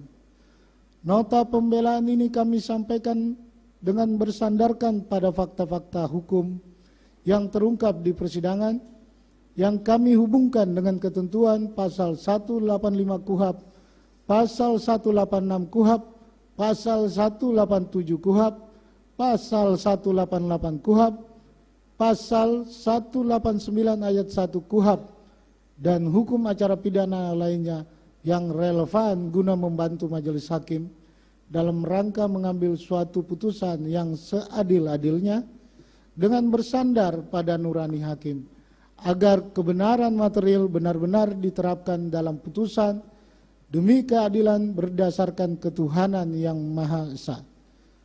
Dilanjutkan yang mulia.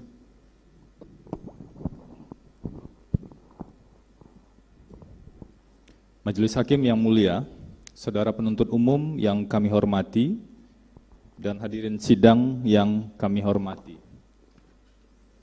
Sebelum kami penasihat hukum menyampaikan poin-poin pokok bantahan terhadap tuduhan penuntut umum, perkenankan kami menguraikan beberapa hal sebagai berikut. 1.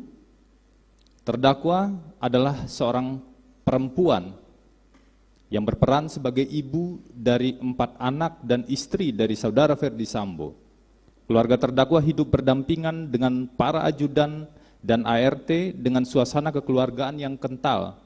Hal ini selaras dengan seluruh pernyataan ajudan dan ART yang dihadirkan dalam persidangan baik pada tanggal 8 November 2022 dan 13 Desember 2022 yang menyatakan bahwa hubungan ajudan dan ART dengan keluarga terdakwa sangat harmonis.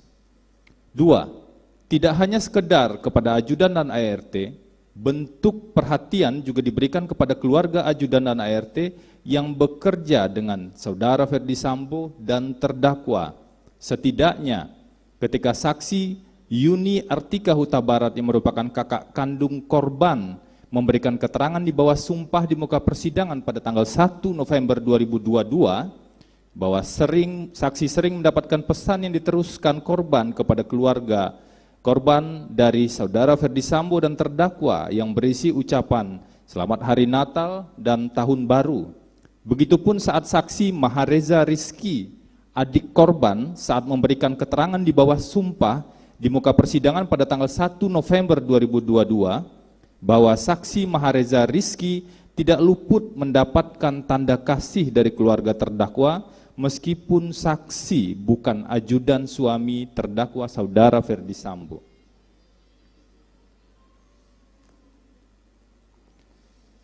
Bermula ketika terdakwa menjalani peran sebagai seorang ibu yang tidak ingin melewatkan momen penting mengantarkan anak ketiganya melanjutkan pendidikan di SMA Taruna Nusantara Magelang, terdakwa berangkat dari Jakarta menuju Magelang bersama para ajudan dan ART pada tanggal 2 Juli 2022. Hari berlalu pada tanggal 7 Juli 2022 dini hari sebagai bentuk rasa syukur atas hari jadi pernikahan Saudara Ferdi Sambo dengan terdakwa yang ke-22, Saudara Ferdi Sambo menyiapkan kejutan kepada istrinya, yaitu terdakwa dibantu oleh korban Nofriansah Yosua Huta Barat dan saksi Daden Miftahul Haq.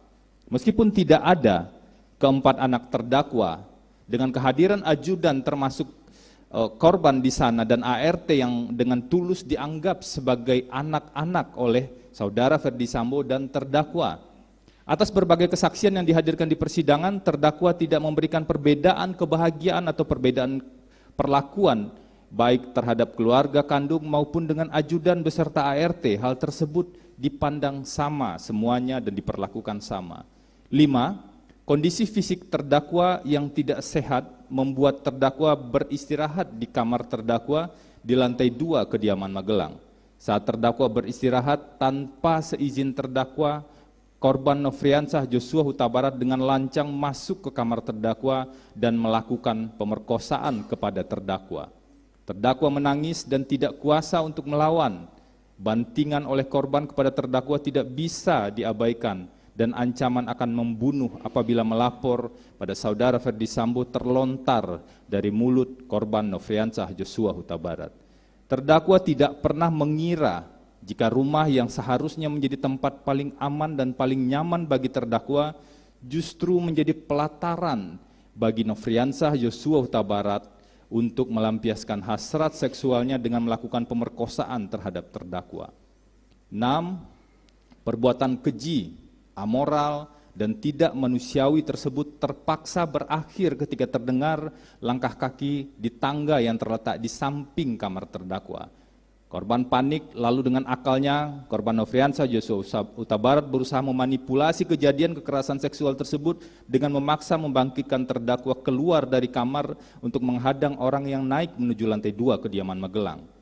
Tidak dapat berteriak, upaya yang dilakukan terdakwa adalah dengan menjatuhkan keranjang tumpukan pakaian plastik yang berada di depan kamar terdakwa dan menendangkan kakinya ke pintu kasa dengan harapan ada seseorang yang dapat mendengarnya. Namun usaha tersebut tidak membuahkan hasil, tidak ada yang mendengar saat itu. Korban Nofriansah Yosua Huta Barat selanjutnya bergegas turun dengan meninggalkan posisi terdakwa duduk tergeletak pada keranjang tumpukan pakaian. 7. Kedatangan saksi Susi yang tak kuasa melihat terdakwa dalam situasi tidak berdaya membuat saksi Susi meminta pertolongan kepada saksi Kuat Ma'ruf untuk membantu memapah terdakwa kembali masuk ke kamar terdakwa. Setelah itu saksi Kuat Ma'ruf meninggalkan terdakwa dan saksi Susi di kamar terdakwa. Tak lama berselang gema keributan antara korban Nofriansah Yosua Huta Barat dan saksi Kuat Ma'ruf mengisi keheningan kediaman Magelang saat itu. Poin-poin pokok di ataslah yang hilang dari dakwaan dan tuntutan penuntut umum. Padahal peristiwa-peristiwa tersebut didukung alat bukti yang saling berkesesuaian satu dengan lainnya. Berikut kami akan menanggapi beberapa tuduhan pokok dari penuntut umum yang sebagian besar dibangun dengan dasar asumsi tanpa bukti, hanya didasarkan satu keterangan saksi Richard Eliezer Pudihang Lumiu yang berdiri sendiri dan tidak berkesesuaian dengan alat bukti sah lainnya. Dan beberapa tuduhan yang dibangun dengan memanipulasi peristiwa yang terjadi seolah-olah peristiwa tersebut merupakan bagian dari peran terdakwa terlibat dalam perencanaan pembunuhan. Majelis Hakim yang mulia, saudara penuntut umum yang kami hormati, kami telah membaca surat tuntutan penuntut umum nomor PDM dan seterusnya yang dibacakan dan diberikan pada tanggal 18 Januari 2023. Pada prinsipnya memiliki konstruksi besar yang rapuh dalam menguraikan tuntutan. Tim kuasa hukum menguraikan sebagai berikut. 1. Penuntut umum menuduh terdakwa menyampaikan informasi tidak benar terkait peristiwa kekerasan seksual yang terjadi di Magelang pada tanggal 7 Juli 2022. Padahal peristiwa kekerasan seksual benar terjadi dan didukung oleh 4 jenis alat bukti yang sah dan saling berkesesuaian, yaitu alat bukti keterangan terdakwa, keterangan ahli, surat, dan keterangan saksi, yaitu A. Alat bukti keterangan terdakwa yang merupakan korban kekerasan seksual. B. Alat bukti keterangan ahli, Dr. Anda Reni Kusumowardani, psikolog sekaligus Ketua Umum Asosiasi Psikologi Forensik Indonesia. Ahli pidana, Dr. Mahrus Ali dan Profesor Said Karim. C. Alat bukti surat, yaitu C. Alat bukti saksi, yaitu saksi Susi, saksi Kuat Ma'ruf, saksi Richard Eliezer Pudihang Lumiu, dan saksi Riki Rizal Wibowo. D. Alat bukti surat, yaitu berupa laporan hasil pemeriksaan psikologi forensik, kemudian berita acara pemeriksaan Saudara Ferdi Sambo tanggal 9 September 2022 dan berita acara pemeriksaan Saudara Harun Yuni tanggal 7 Agustus 2022. E. Alat bukti saksi lainnya yaitu saksi Ridwan Soplanit dan kemudian saksi Sugeng Putut. Ahli psikologi forensik Dr. Anda Reni Kusumowardani menegaskan dalam persidangan tanggal 21 Desember 2022 bahwa keterangan terdakwa layak dipercaya dan berkesesuaian dengan 7 keterangan yang kredibel. 2. Penuntut umum tetap memaksakan penggunaan hasil poligraf yang menunjukkan terdakwa tidak berkata sebenarnya saat menjawab pertanyaan apakah Anda berselingkuh. Padahal pelaksanaan tes poligraf melanggar peraturan Kapolri nomor 10 tahun 2009. Sehingga jika sebuah alat bukti diperoleh secara tidak sah, maka bukti yang dihasilkan juga tidak valid dan tidak sah secara hukum. 3. Penuntut umum membangun asumsi seolah-olah perencanaan pembunuhan sudah terjadi sejak dari Magelang. Padahal saksi Richard Eliezer Pudihang Lumiu yang merupakan eksekutor dalam pembunuhan ini secara tegas menyatakan di persidangan tanggal 13 Desember 2022 bahwa ia tidak pernah mendapatkan perintah ataupun arahan dari Saudara Ferdi Sambo ataupun terdakwa untuk membunuh atau menghabisi korban Nofriansah Joshua Huta Barat. Tidak ada satupun saksi atau alat bukti yang sah pun yang menunjukkan bahwa perencanaan pembunuhan sudah terjadi sejak dari Magelang. Semua tuduhan tersebut dibangun penuntut umum dengan asumsi-asumsi tanpa bukti. 4. Penuntut umum menuduh bahwa untuk menutupi kejadian yang sebenarnya, kemudian terdakwa menyusun rencana menghabisi korban Nofriansah Joshua Huta Barat mulai dari Magelang, yang pada pokoknya yaitu A. Terdakwa meminta saksi Riki Rizal Wibowo untuk mengamankan senjata HS korban dan senjata laras panjang Steyr out pada tanggal 7 Juli 2022. Padahal tidak satu bukti pun di persidangan yang mendukung tuduhan ini. Dari mana penuntut umum bisa menyimpulkan ini selain hanya tumbuh dari asumsi tanpa bukti? B. Terdakwa menghubungi suaminya, Saudara Ferdi Sambo, pada hampir tengah malam tanggal 7 Juli 2022 sebagai bagian dari perencanaan untuk membunuh korban Nofriansah Joshua Huta Barat. Padahal yang terbukti adalah terdakwa menghubungi suaminya dan hanya menyampaikan secara umum tanpa adanya pembicaraan tentang niat, maksud, apalagi rencana untuk melakukan pembunuhan. Penuntut umum memanipulasi peristiwa ini dan mengkait-kaitkan seolah-olah peristiwa ini adalah bagian dari perencanaan pembunuhan tanpa dasar bukti apapun. C. Terdakwa meminta saksi Kuat Ma'ruf untuk membawa mobil dari Magelang menuju Jakarta sebagai bagian dari perencanaan untuk membunuh korban Nofriansah Joshua Huta Barat. Padahal dalam fakta persidangan tidak ada satu bukti pun yang menunjukkan bahwa terdakwa meminta saksi Kuat Ma'ruf untuk menyetir. Terdakwa hanya meminta saksi Ricky Rizal untuk menyiapkan mobil karena terdakwa ingin segera kembali ke Jakarta setelah merasa sangat tertekan dengan kejadian kekerasan seksual di tanggal 7 Juli 2022. Penuntut umum telah memanipulasi peristiwa saksi Kuat Ma'ruf menyetir mobil seolah-olah hal tersebut adalah bagian dari perencanaan. D. Ikut sertanya Ricky Rizal Wibowo dan saksi Kuat Ma'ruf dianggap sebagai petunjuk adanya kehendak dan rencana terdakwa untuk meminta pertanggungjawaban korban Nofriansah Joshua Huta Barat, sekaligus membackup saudara Ferdi Sambo apabila ada perlawanan pada saat melakukan konfirmasi terhadap korban di rumah dinas Duren 3 nomor 46. Penuntut umum telah memanipulasi peristiwa ini seolah-olah hal tersebut adalah bagian dari perencanaan. Padahal peristiwa saksi Ricky Rizal Wibowo dan saksi Kuat Ma'ruf ikut dalam perjalanan Magelang tanpa adanya perintah atau permintaan dari terdakwa. Demikian juga dengan informasi tentang membackup saudara Ferdi Sambo baru diketahui saksi Ricky Rizal Wibowo setelah sampai di Jakarta saat disampaikan saudara Ferdi Sambo di lantai 3 rumah Saguling. Pemisahan tempat duduk dan mobil yang ditumpangi korban Nofriansah Joshua Huta Barat sesuai dengan keinginan terdakwa untuk memudahkan saksi Ricky Rizal Wibowo memantau dan mengawasi pergerakan korban. Padahal tuduhan ini tidak didukung oleh bukti apapun di persidangan.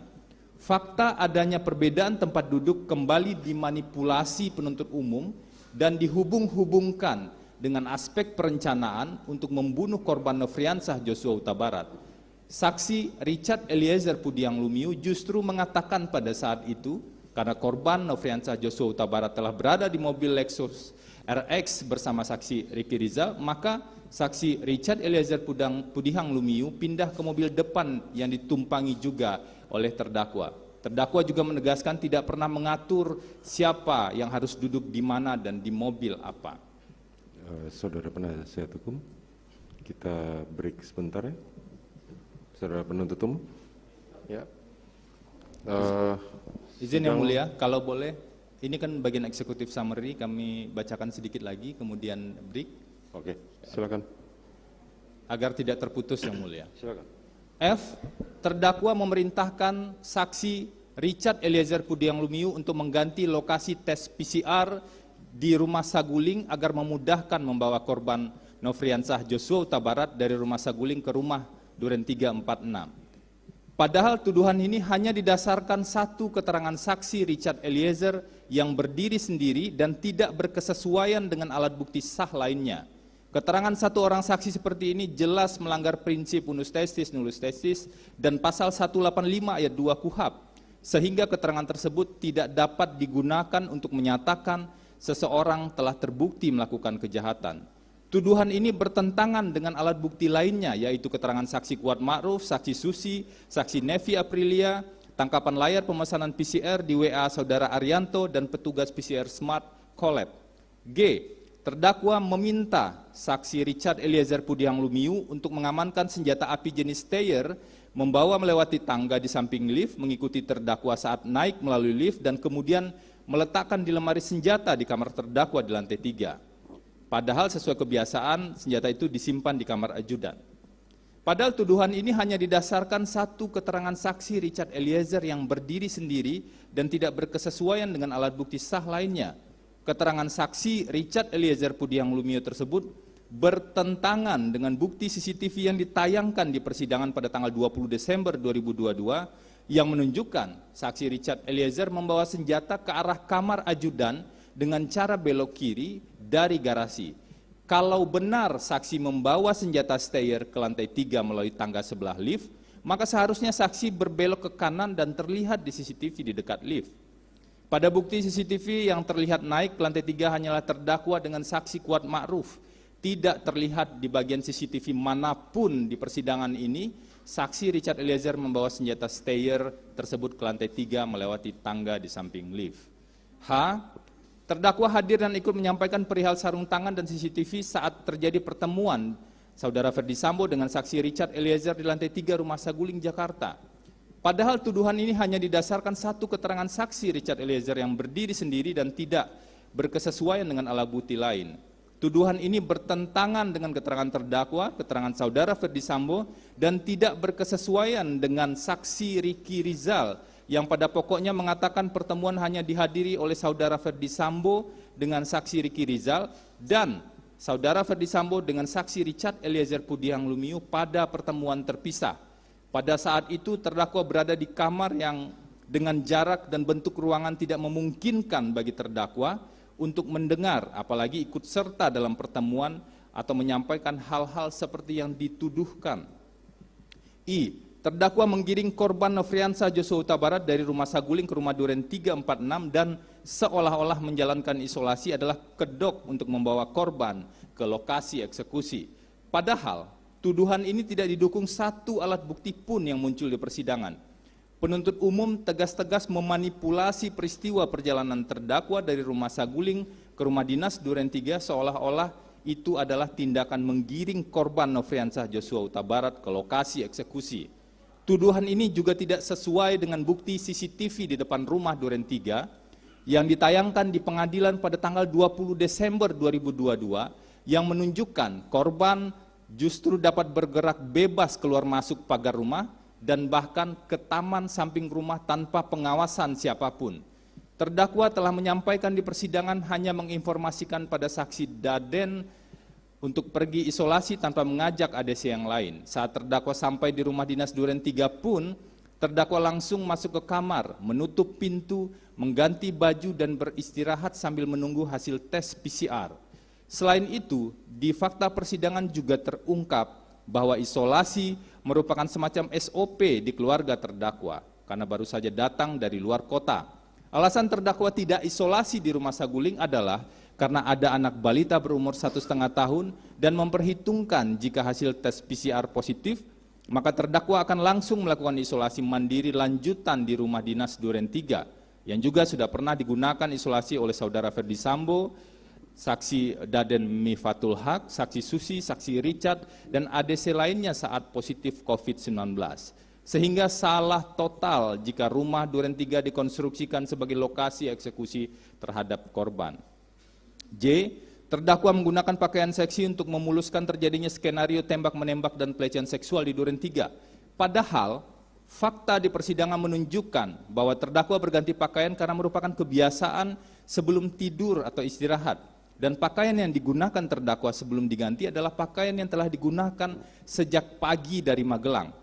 Penuntut umum juga memanipulasi peristiwa ini dengan menghubungkan seolah-olah itu adalah bagian dari skenario dan perencanaan pembunuhan. Padahal tidak satu bukti pun yang mendukung tuduhan tersebut, kecuali hanya kesimpulan yang dibangun penuntut umum dengan dasar asumsi. K. Terdakwa tidak mencegah dan menasihati suaminya.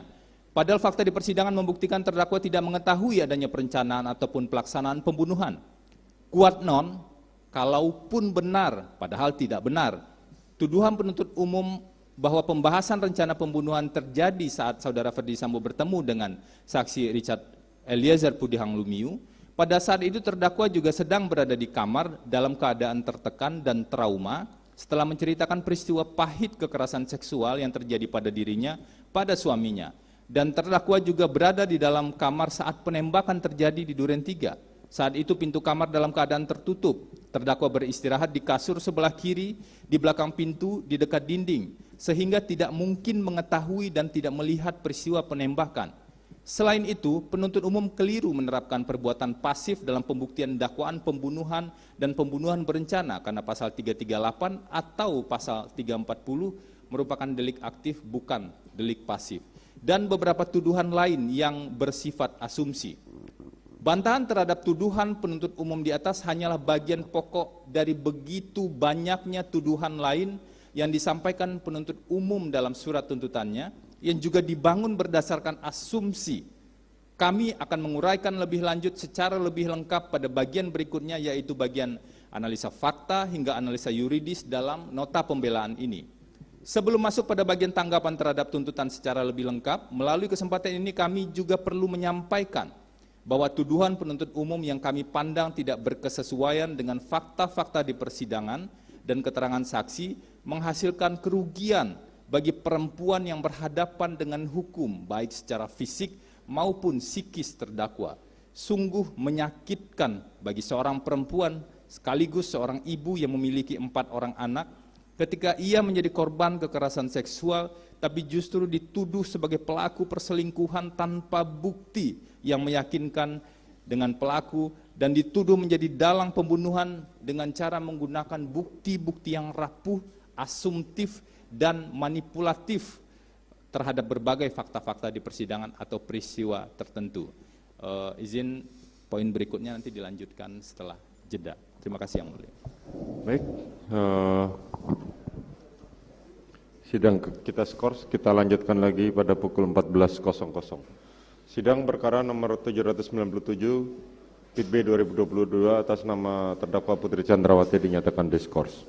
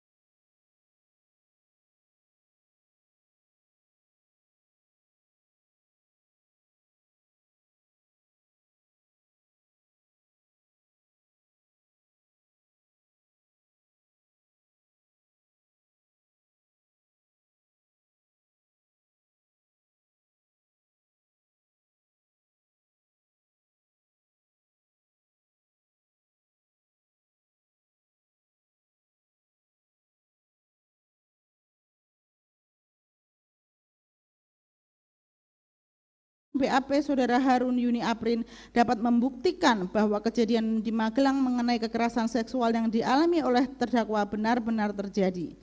Namun sayangnya penuntut umum dengan alasan bahwa telah cukup dengan saksi maupun ahli untuk pembuktian, sehingga keterangan BAP Saudara Harun Yuni Aprin tidak perlu dibacakan. Sekalipun BAP tersebut tidak dibacakan karena BAP telah masuk dalam berkas perkara dan dibuat oleh pejabat berwenang, maka BAP tersebut termasuk dalam kualifikasi alat bukti surat sebagaimana diatur dalam pasal 187 KUHP.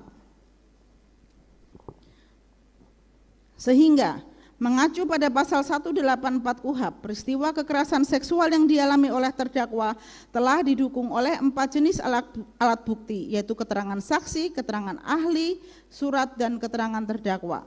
Meskipun saksi tidak melihat langsung peristiwa kekerasan seksual yang terjadi kepada terdakwa di dalam kamar, namun keterangan saksi-saksi tersebut membuktikan kondisi terdakwa yang ditemukan dalam keadaan setengah sadar dan terkulai lemas, dengan posisi setengah terduduk di lantai depan kamar mandi setelah kejadian kekerasan seksual.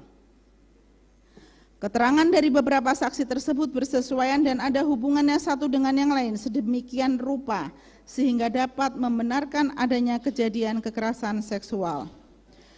Sejatinya penuntut umum telah keliru dan tidak memahami konsep bahkan mengabaikan hukum acara pembuktian kekerasan seksual yang diatur dalam ketentuan Undang-Undang TPKS, jika bukti kekerasan seksual hanya didasarkan pada adanya orang yang melihat kejadian kekerasan seksual tersebut terjadi, sebagaimana yang menjadi dasar penuntut umum untuk menyatakan bahwa kekerasan seksual yang dialami oleh terdakwa tidak cukup bukti dan tidak terjadi. Maka, seberapa banyak korban kekerasan seksual yang tidak mendapatkan akses keadilan tersebut? Bahwa penuntut umum seolah-olah mengabaikan keterangan ahli pidana Dr. Mahrus Ali SHMH di bawah sumpah di muka persidangan pada tanggal 22 Desember 2022 yang pada pokoknya menyatakan bahwa terkait kasus-kasus kekerasan seksual dalam perspektif viktimologi, yang pertama seringkali terjadi di ruangan yang privat sehingga hal tersebut memiliki bukti yang minim. Lebih lanjut, ahli pidana menjelaskan bahwa ada tidaknya visum tidak menghilangkan kejahatan kekerasan seksual itu sendiri.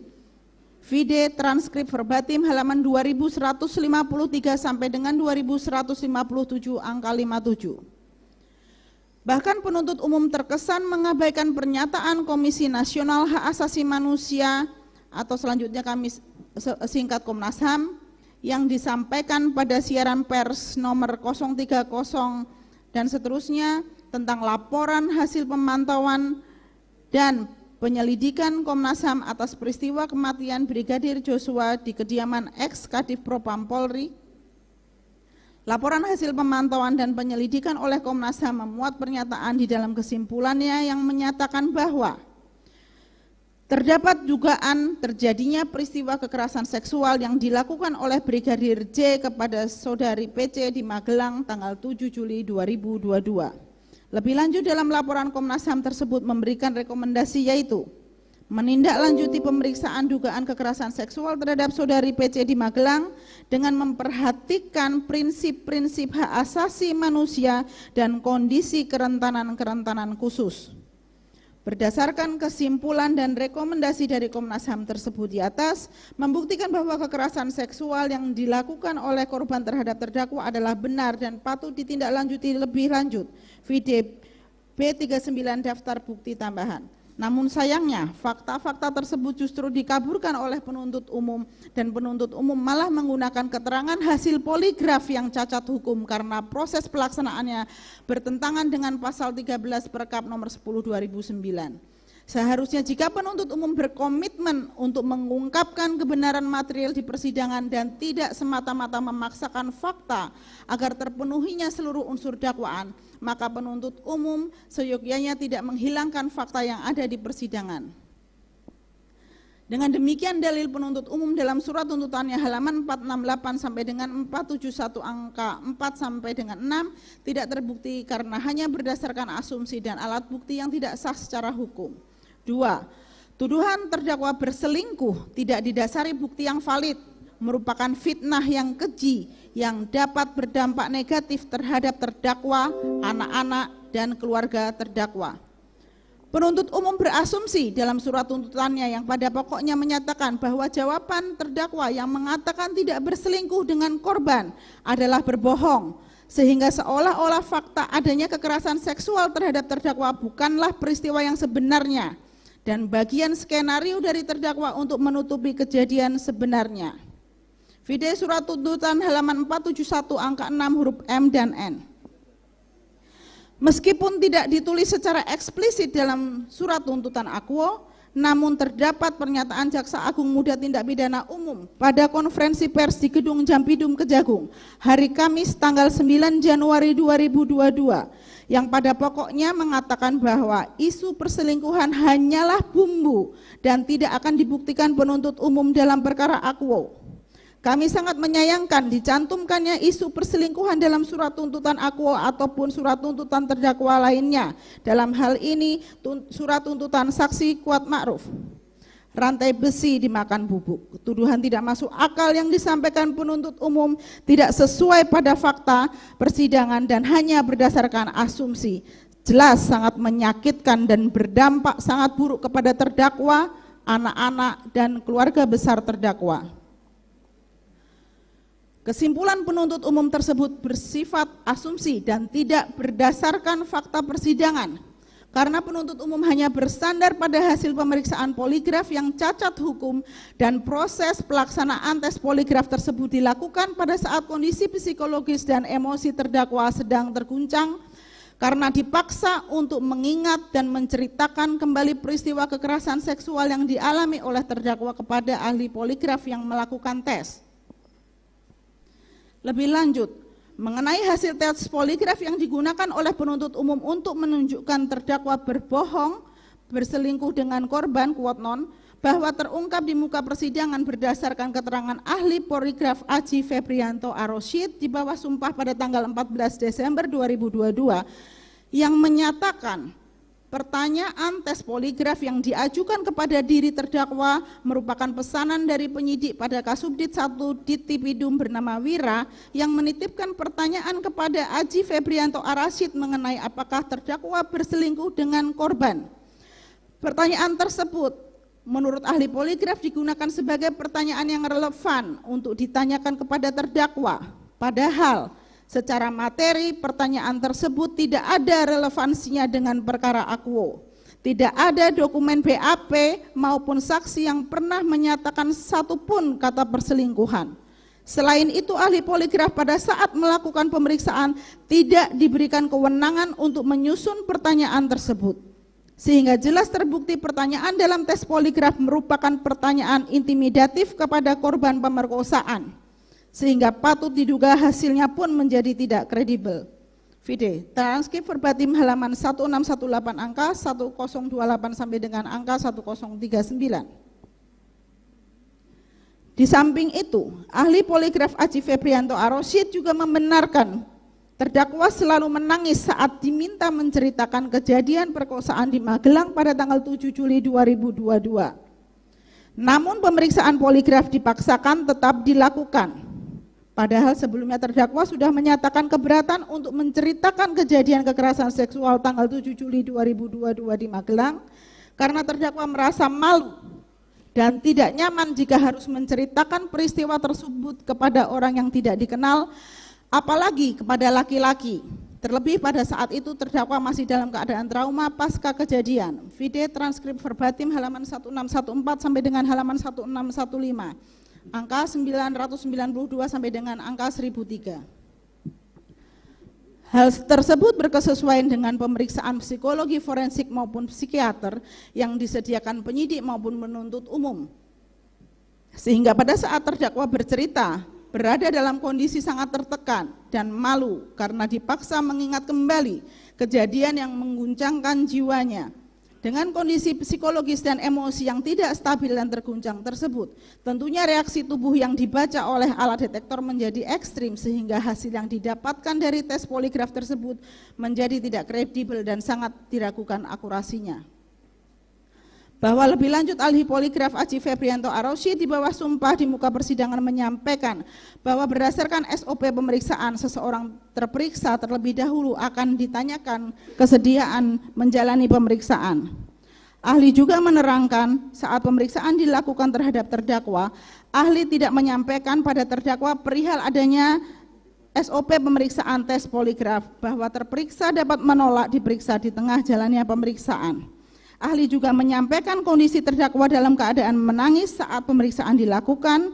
Hal tersebut menunjukkan terdakwa berada dalam keadaan tertekan saat tes poligraf dilakukan.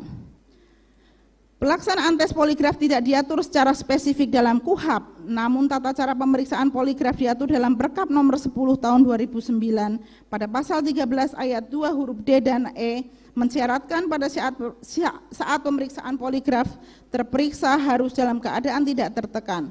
Lalu guna memastikan kondisi terdakwa dapat didukung dengan riwayat kesehatan tersangka dan laporan hasil pemeriksaan psikologi berdasarkan ketentuan tersebut, menunjukkan penuntut umum terkesan sangat memaksakan dalilnya dengan menggunakan hasil poligraf sebagai alat bukti. Padahal hasil poligraf tersebut didapat dengan cara yang bertentangan dengan ketentuan peraturan perundang-undangan. Terlebih lagi terungkap dalam persidangan bahwa hasil APSI-4 terbit tanggal 6 September 2022, sementara pemeriksaan lie detektor terhadap terdakwa dilakukan tanggal 9 September 2022. Seharusnya pada saat pemeriksaan poligraf tersebut, pemeriksa sudah mengetahui hasil pemeriksaan psikologi terdakwa yang dilakukan APSI-4 dan seandainya ternyata pemeriksa poligraf telah mengetahui keberadaan hasil pemeriksaan APSI-4 pada saat memeriksa terdakwa, namun tetap melaksanakan tes poligraf dan memaksa terdakwa untuk menceritakan peristiwa kekerasan seksual yang dialami terdakwa, maka pemeriksa juga secara terang telah melanggar ketentuan yang diatur dalam Perkap nomor 10 tahun 2009. Karena hasil APSI-4 sendiri menyatakan bahwa kondisi psikologis terdakwa memiliki simptom depresi dan reaksi trauma yang akut. Sebaliknya, jika pemeriksa tidak mengetahui, maka seharusnya pemeriksa melengkapi persyaratan pemeriksaan psikologis sebelum pemeriksaan dilakukan. Hal ini selaras dengan keterangan ahli pidana Profesor Elwi Daniel SHMH di bawah sumpah di muka persidangan pada tanggal 27 Desember 2022 dan Dr. Mahrus Ali SHMH di bawah sumpah di muka persidangan pada tanggal 22 Desember 2022 pada pokoknya menyatakan apabila dikaitkan dalam proses penemuan alat bukti, seandainya cara memperoleh alat bukti melalui sesuatu yang tidak benar, maka alat bukti tersebut juga menjadi sesuatu yang tidak benar. Ironis, hanya karena penuntut umum menutup mata terkait peristiwa kekerasan seksual di Magelang, penuntut umum menarik kesimpulan yang fatal dan terkesan sembrono. Penuntut umum menyimpulkan terdakwa melakukan perselingkuhan dengan korban hanya berdasar pada hasil poligraf yang didapat secara tidak sah dan dilakukan dengan kondisi psikologis dan emosi terdakwa yang sedang terguncang. Sangat disayangkan, penuntut umum yang seharusnya konsisten menggali kebenaran material malah terbawa arus asumsi-asumsi liar dan hoaks di media yang tidak berdasar sehingga menciptakan sentimen buruk publik kepada diri terdakwa.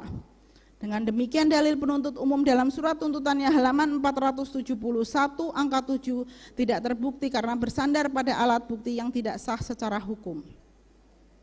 3. Terdakwa menjalankan kewajiban moral sebagai istri saat menyampaikan pada suaminya tentang kejadian kekerasan seksual yang menimpanya. Penuntut umum berasumsi bahwa tindakan terdakwa menelepon saudara Ferdi Sambo dan menyatakan bahwa korban masuk ke kamar pribadi terdakwa dan melakukan perbuatan kurang ajar telah terjadi kehendak yang sama dan rencana untuk memberi pelajaran dan meminta pertanggungjawaban kepada korban. Tuduhan penuntut umum jelas sangat tidak berdasar. Mengapa hal memberitahu kepada suami terkait peristiwa pemerkosaan yang dialami terdakwa, kemudian dikategorikan sebagai perbuatan yang salah dan dianggap sebagai bagian perencanaan pembunuhan? Bahwa terdakwa sendiri awalnya ragu dan takut untuk menceritakan kejadian yang memalukan tersebut kepada suami terdakwa.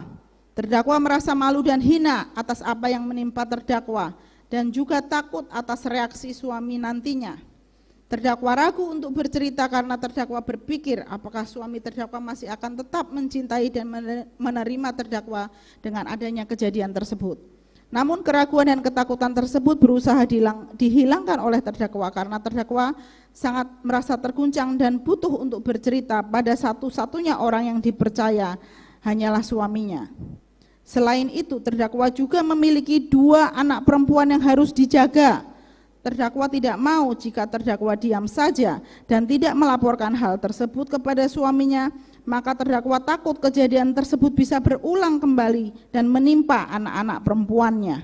Sehingga akhirnya terdakwa memutuskan untuk menceritakan kejadian kekerasan seksual tersebut kepada suaminya setelah sampai di rumah saguling. Bahwa terdakwa memiliki kewajiban moral untuk selalu terbuka kepada suami dan kewajiban moral untuk menjaga keselamatan anak-anak perempuannya. Bahwa apa yang dilakukan oleh terdakwa memang itulah yang terpikirkan terdakwa pada saat itu. Dan terdakwa tidak terpikir sama sekali jika suaminya akan sangat emosi, terguncang, dan bertindak tidak rasional. Bahwa selain itu, berdasarkan riset yang dikemukakan oleh Dr. Andareni Kusumawardani selaku ahli psikolog forensik di bawah sumpah di muka persidangan tanggal 21 Desember 2022, pada pokoknya menyatakan bahwa berdasarkan Indonesian Judicial Resource Society tahun 2021 dengan margin error sebesar 2% dari data populasi, hasil riset tersebut menunjukkan bahwa kebanyakan korban tindak pidana kekerasan seksual akan menarik diri karena takut, malu, dan merasa bersalah, termasuk tidak melapor kepada yang berwajib, tidak melakukan visum, atau tidak ke dokter.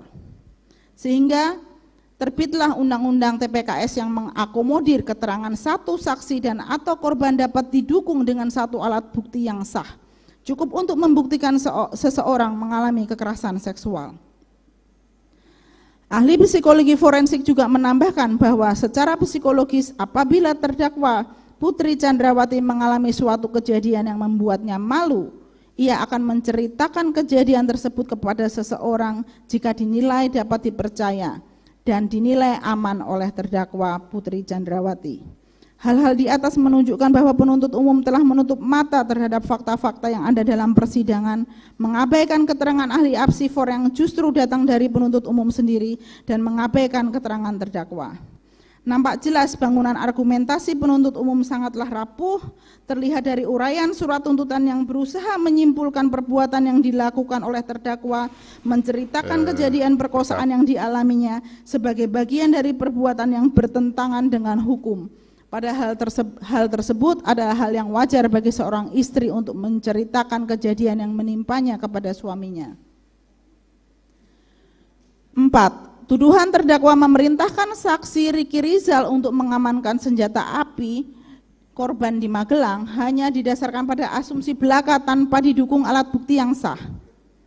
Sebagai bagian dari pembuktian unsur dengan sengaja dan dengan rencana terlebih dahulu, penuntut umum dalam surat tuntutannya menyatakan perbuatan saksi Riki yang mengamankan senjata api dinas jenis HS nomor seri H233001 milik korban dan senjata api dinas jenis Steyr AUK KL 223 nomor 14 USA 247 mengisyaratkan bahwa tindakan tersebut seharusnya merupakan kehendak dan persetujuan terdakwa.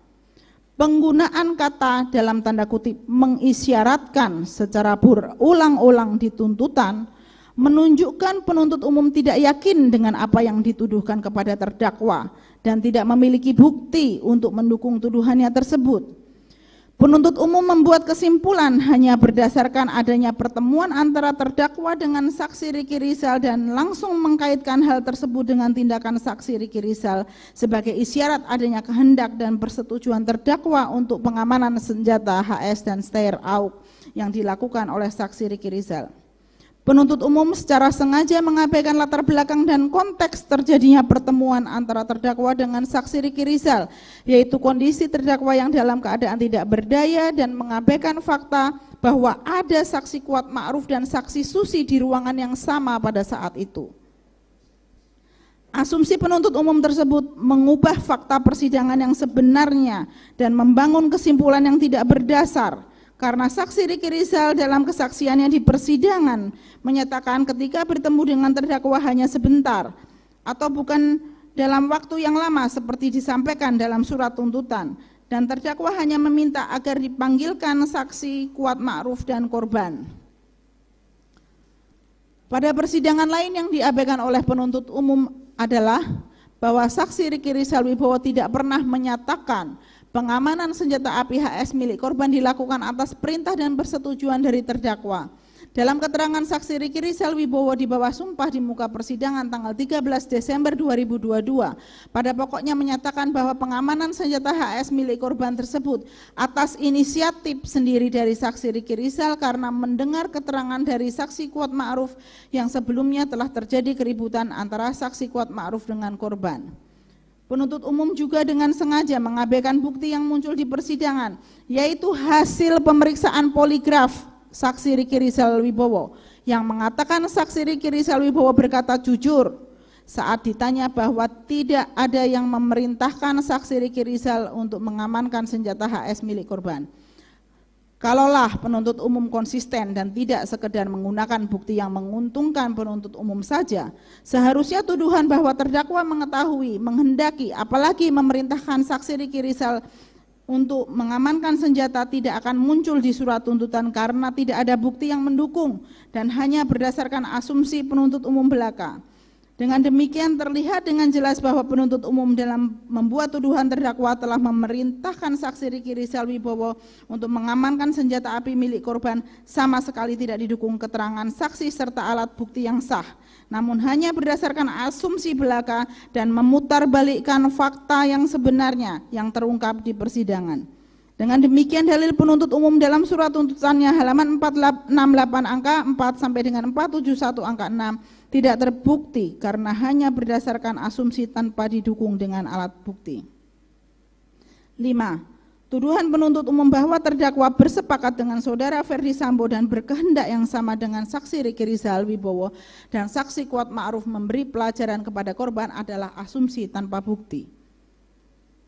Penuntut umum yang menyimpulkan bahwa sejak Jumat dini hari tanggal 8 Juli 2022 terdakwa telah berkehendak sama dengan saudara Ferdi Sambo, saksi Riki Rizal dan saksi Kuat Ma'ruf untuk memberi pelajaran atau meminta pertanggungjawaban korban. Kesimpulan tersebut merupakan asumsi tanpa didukung alat bukti yang sah. Faktanya, sepanjang pemeriksaan dalam persidangan tidak ada satupun bukti atau keterangan yang menunjukkan bahwa antara terdakwa, Ferdi Sambo, Riki Rizal dan saksi Kuat Ma'ruf telah berkehendak sama untuk memberi pelajaran atau meminta pertanggungjawaban korban. Berdasarkan keterangan saudara Ferdi Sambo dalam BAP tanggal 9 September 2022, pada pokoknya menerangkan bahwa saudara Ferdi Sambo tidak mengetahui kejadian kekerasan seksual atau pemerkosaan yang dilakukan oleh korban terhadap terdakwa pada saat terdakwa menghubungi saudara Ferdi Sambo tanggal 8 Juli 2022 dini hari. Hal tersebut berkesesuaian dengan keterangan terdakwa di muka persidangan tanggal 11 Januari 2003 yang menyatakan bahwa terdakwa menghubungi saksi Ferdi Sambo pada tengah malam saat rumah sudah sunyi sekali. Bahwa yang terdakwa sampaikan kepada Ferdi Sambo adalah korban masuk ke dalam kamar terdakwa dan berlaku kurang ajar kepada terdakwa. Saat itu terdakwa menangis. Terdakwa juga menyampaikan bahwa terdakwa ingin pulang ke Jakarta segera, jangan hubungi ADC karena nanti malah terjadi ribut-ribut. Mendengar hal tersebut, saksi Ferdi Sambo menyampaikan bahwa yang bersangkutan ingin ke Magelang, namun terdakwa menyampaikan tidak usah karena terdakwa saja yang akan pulang ke Jakarta esok hari. Lantas, di mana letak kesamaan kehendak antara terdakwa dengan saudara Ferdi Sambo sebagaimana yang diuraikan oleh penuntut umum dalam surat tuntutannya? Bukankah hal wajar memberi informasi kepada suami terkait peristiwa yang dialami seorang istri sebagai kewajiban moral di antara pasangannya? Selanjutnya berkaitan dengan uraian surat tuntutan penuntut umum yang menyatakan bahwa terdakwa tetap meminta saksi Riki Rizal untuk ikut ke Jakarta meskipun saksi Riki Rizal seharusnya bertugas menjaga anak terdakwa di Magelang, merupakan tindakan mencampur adukan informasi dan penarikan kesimpulan yang dipaksakan. Keterangan terdakwa yang pada pokoknya menyatakan bahwa pulangnya terdakwa dari Magelang menuju Jakarta dilakukan secara mendadak dan para saksi tidak mengetahui kejadian yang melatar belakangi kepulangan terdakwa tersebut berkesesuaian dengan keterangan saksi Ricky Rizal, saksi Richard Eliezer, saksi Susi, dan saksi Kuat Ma'ruf yang mengatakan tidak mengetahui bahwa terdakwa akan pulang ke Jakarta pada tanggal 8 Juli 2022 itu. Karena menurut para saksi terdakwa masih akan berada lebih lama lagi di Magelang. Bagaimana mungkin penuntut umum tidak mencermati uraian fakta yang terungkap di persidangan dan menarik kesimpulan adanya persesuaian kehendak antara terdakwa, Saudara Ferdi Sambo, saksi Ricky Rizal, dan saksi Kuat Ma'ruf untuk memberikan pelajaran dan atau meminta pertanggungjawaban kepada korban. Padahal Saudara Ferdi Sambo, saksi Ricky Rizal, dan saksi Kuat Ma'ruf tidak mengetahui secara pasti kejadian apa yang dialami oleh terdakwa. Berdasarkan fakta-fakta yang muncul di persidangan yang disampaikan oleh saksi Ricky Rizal dan saksi Kuat Ma'ruf, tidak ada satupun keterangan yang menunjukkan kalau saksi Ricky Rizal dan saksi Kuat Ma'ruf mengetahui kejadian yang menimpa terdakwa di Magelang. Pemahaman saksi Ricky Rizal dan saksi Kuat Ma'ruf adalah bahwa setelah mengantar terdakwa ke Jakarta, kedua saksi akan segera kembali ke Magelang, sehingga saksi Ricky Rizal dan saksi Kuat Ma'ruf tidak melakukan tes PCR pada saat tiba di Saguling. Penuntut umum dalam menguraikan surat tuntutannya menggunakan fakta sidang yang saling bertolak belakang. Pada bagian ini penuntut umum berasumsi seolah-olah saksi Ricky Rizal telah memiliki kehendak yang sama dan mengetahui kejadian yang menimpa terdakwa sejak dari Magelang. Namun di sisi lain, pada bagian yang terpisah di surat tuntutan yang sama, penuntut umum justru menyatakan bahwa saksi Ricky Rizal baru mengetahui kejadian yang menimpa terdakwa ketika dikonfirmasi oleh Saudara Ferdi Sambo di lantai 3 kediaman Saguling di Jakarta pada tanggal 8 Juli 2022. Hal ini membuktikan penuntut umum tidak konsisten, tidak cermat, dan hanya berdasarkan pada penarikan kesimpulan liar dalam menyusun surat tuntutannya. Dengan demikian dalil penuntut umum dalam surat tuntutannya halaman 468 angka 4 sampai dengan 471 angka 6 tidak terbukti karena dibuat hanya berdasarkan asumsi liar dan tidak berdasar. 6. Tuntutan penuntut umum bahwa terdakwa memerintahkan pemindahan lokasi PCR ke rumah Saguling hanya didasarkan pada satu keterangan saksi yang berdiri sendiri dan bertentangan dengan alat bukti sah lainnya. Penuntut umum yang menyimpulkan bahwa terdakwa pernah memerintahkan saksi Richard Eliezer untuk memindahkan lokasi PCR yang hanya bersandar pada berdasarkan keterangan saksi Richard Eliezer yang tidak didukung dengan alat bukti lainnya dan tidak berkesesuaian dengan keterangan saksi lainnya. Saksi Susi di persidangan pada tanggal 8 November 2022 dan keterangan saksi Kuat Ma'ruf pada tanggal 13 Desember 2022 yang pada pokoknya menyatakan bahwa selama perjalanan dari Magelang ke Jakarta tidak ada percakapan antara terdakwa dengan saksi Richard Eliezer karena terdakwa sepanjang perjalanan hanya diam, murung, dan tidur. Kedua saksi tersebut merupakan saksi yang berada dalam satu mobil dengan terdakwa. Quote non, kalaupun benar padahal tidak benar, terdakwa memerintahkan saksi Richard untuk mengganti lokasi PCR, maka saksi Kuat Ma'ruf dan saksi Susi pasti mendengar percakapan antara terdakwa dengan saksi Richard Eliezer. Sebaliknya, kedua saksi tersebut menyatakan tidak ada percakapan antara terdakwa dengan saksi Richard Eliezer. Keterangan kedua saksi tersebut bersesuaian dengan keterangan terdakwa yang menyatakan pada saat perjalanan di Magelang menuju Jakarta terdakwa hanya diam dan tidur. Berdasarkan keterangan saksi Nevi Afrilia selaku petugas PCR Smart Collab di bawah sumpah di muka persidangan tanggal 22 November 2022 jelas menyatakan bahwa sejak semula permintaan untuk melakukan PCR adalah di Saguling.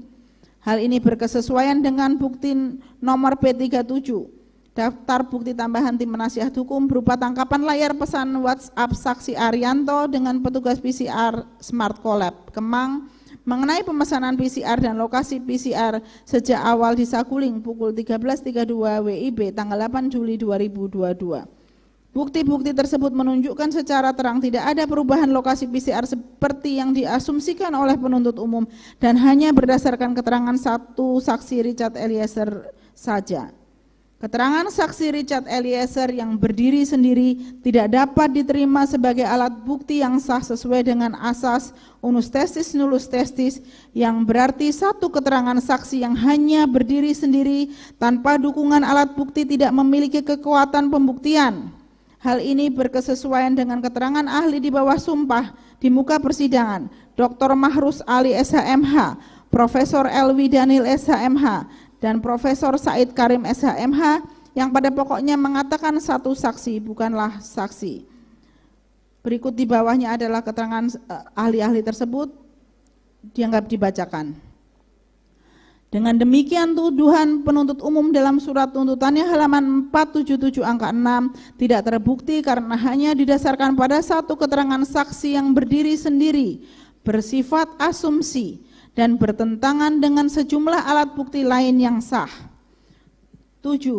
Tuduhan penuntut umum bahwa terdakwa memerintahkan saksi Richard Eliezer Budihang Lumiu membawa senjata Steyr AUK adalah rekaan yang tidak berdasar dan bertentangan dengan bukti CCTV.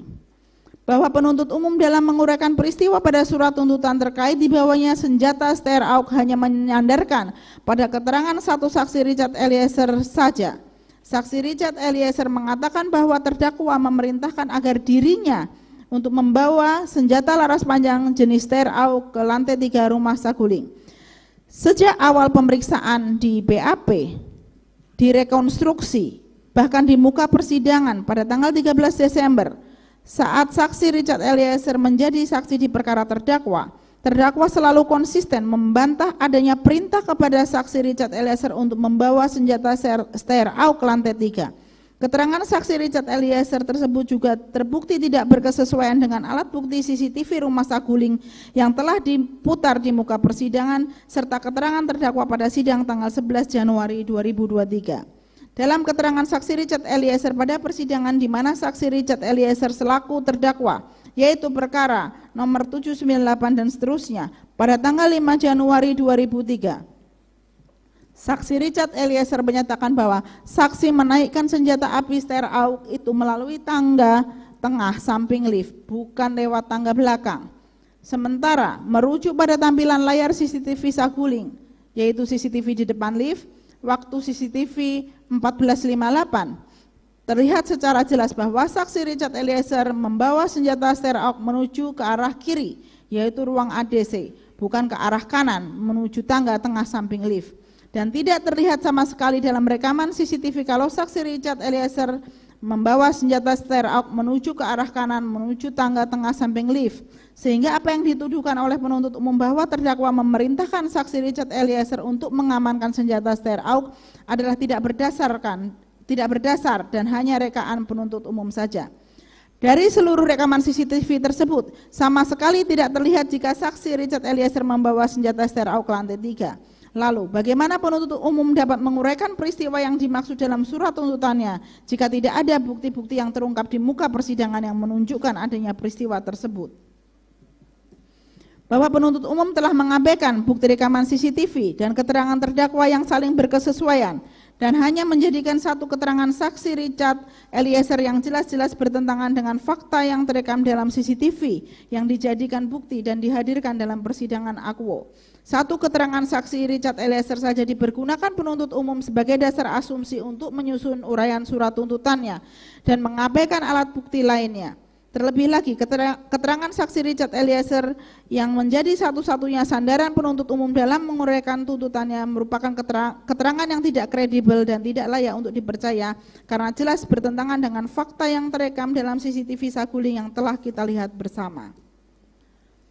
Perlu diketahui bersama bahwa saksi Richard Eliezer dalam memberikan keterangannya baik pada saat tahap penyelidikan, penyidikan maupun di persidangan selalu berubah-ubah dan tidak konsisten. Dalam beberapa BAP-nya, yaitu BAP tanggal 5 Agustus 2022, BAP tanggal 15 Agustus 2022, BAP konfrontasi tanggal 18 Agustus 2022, dan BAP tambahan tanggal 7 September 2022, serta keterangan yang disampaikan di muka persidangan tanggal 13 Desember 2022, terdapat satu kesimpulan yang konkret bahwa keterangan saksi Richard Eliezer tidaklah konsisten, namun justru selalu berubah-ubah sehingga bukan semakin menjernihkan fakta material atas apa yang sebenarnya terjadi, namun semakin mengaburkan peristiwa. Keterangan saksi Richard Eliezer yang berdiri sendiri dan tidak berkesesuaian dengan alat bukti lainnya tidak layak untuk dijadikan dasar bagi penuntut umum dalam menguraikan surat tuntutannya. Dengan demikian dalil penuntut umum dalam surat tuntutannya halaman 478 angka 2 sampai dengan 479 tidak terbukti karena tidak sesuai dengan fakta persidangan. 8. Tuduhan penuntut umum bahwa terdakwa bersama saksi Kuat Ma'ruf naik ke lantai 3 dan kemudian bertemu saudara Ferdi Sambo adalah asumsi dan bertentangan dengan alat bukti yang sah. Penuntut umum dalam menguraikan surat tuntutannya tidak berdasar dan terkesan berasumsi sebab tidak ada satupun keterangan saksi yang disampaikan di muka persidangan maupun alat bukti lain yang menunjukkan adanya peristiwa terdakwa naik ke lantai 3 bersama dengan saksi Kuat Ma'ruf dan bertemu dengan Ferdi Sambo. Asumsi penuntut umum dalam surat tuntutannya hanya merupakan presumsi yang terkesan dipaksakan dalam membangun argumentasinya, sehingga membangun peristiwa karangan dengan mengabaikan fakta persidangan yang sebenarnya. Jelas terlihat dalam CCTV, pukul 15.00, terdakwa dan saksi Kuat Ma'ruf naik ke lantai 3 menggunakan lift dan 3 menit kemudian, pada pukul 15.03 waktu CCTV, terlihat saksi Kuat Ma'ruf sudah turun menggunakan tangga samping lift. Sehingga berdasarkan interval waktu CCTV jelas menunjukkan bahwa Kuat Ma'ruf hanya kurang dari 3 menit berada di lantai 3. Waktu 3 menit adalah waktu yang teramat sangat singkat untuk asumsi penuntut umum yang menyatakan saksi Kuat Ma'ruf telah bertemu dengan saudara Ferdi Sambo bersama dengan terdakwa dan membahas peristiwa tanggal 7 Juli 2022 di Magelang. Faktanya, bersamaan dengan saksi Kuat Ma'ruf turun ke lantai 1, terdakwa juga turun ke lantai 2 untuk makan dan sempat bertemu dengan saudara Ferdi Sambo di ruang kerjanya. Hal ini berkesesuaian dengan rekaman CCTV sekitar pukul 15.05 yang menunjukkan lift semula berada di lantai 3 turun menuju lantai 2, sehingga berkesesuaian dengan keterangan terdakwa dan saudara Ferdi Sambo yang mengatakan terdakwa makan lebih dahulu di lantai 2 baru kemudian bertemu di lantai 3 dan menceritakan kejadian tanggal 7 Juli di Magelang. Dalam logika yang sederhana saja, sejak saat terdakwa dan saksi Kuat Ma'ruf naik ke lantai 3 menggunakan lift pukul 15.00 hingga saat saksi Kuat Ma'ruf turun ke lantai 1 pukul 15.03 menggunakan tangga samping lift hanya memakan waktu yang sangat singkat, yaitu kurang dari 3 menit. Bagaimana mungkin dalam waktu yang sesingkat itu saksi Kuat Ma'ruf bersama terdakwa bertemu saudara Ferdi Sambo untuk menceritakan peristiwa tanggal 7 Juli 2022 di Magelang serta membahas rencana pembunuhan korban dan penyusunan skenario tembak-menembak sebagaimana narasi dan persepsi penuntut umum dalam tuntutannya. Selain itu dalam keterangan terdakwa dan saksi Kuat Ma'ruf tidak ada satupun keterangan yang menyatakan terdakwa dan saksi Kuat Ma'ruf naik ke lantai 3 dan bertemu dengan Ferdi Sambo. Sehingga dari manakah penuntut umum dapat membangun peristiwa tersebut? Padahal tidak ada satupun keterangan dan alat bukti lainnya yang mendukung dan menunjukkan adanya peristiwa tersebut. Mengutip Mahrus Ali selaku ahli pidana di bawah sumpah di muka persidangan menyampaikan proses pembuktian di persidangan guna mencari kebenaran material sehingga alat bukti haruslah lebih terang dari cahaya. In criminalibus probationes debens eluce clariores. Sebab hal itu menyangkut pemidanaan seseorang. Namun sangat disayangkan karena penuntut umum dalam menguraikan suatu peristiwa pada surat tuntutannya tidak dibangun berdasarkan fakta persidangan dan alat bukti yang sah sebagaimana diatur dalam peraturan perundang-undangan. Dengan demikian, dalil penuntut umum dalam surat tuntutannya halaman 480 angka 38 sampai dengan 480 angka 40 tidak terbukti karena tidak sesuai dengan fakta persidangan. 9. Tuduhan penuntut umum yang menyatakan terdakwa turut mendampingi saudara Ferdi Sambo pada saat bertemu dengan saksi Richard Eliezer adalah asumsi dari satu keterangan saksi yang berdiri sendiri. Penuntut umum kembali menguraikan surat tuntutan dengan hanya bersandarkan pada satu keterangan saksi saja, yaitu saksi Richard Eliezer yang menyatakan terdakwa mendampingi saksi Ferdi Sambo pada saat bertemu dengan saksi Richard Eliezer di lantai 3 Rumah Saguling. Penuntut umum seolah-olah mengabaikan keterangan saksi lain yang saling berkesesuaian yang disampaikan di muka persidangan.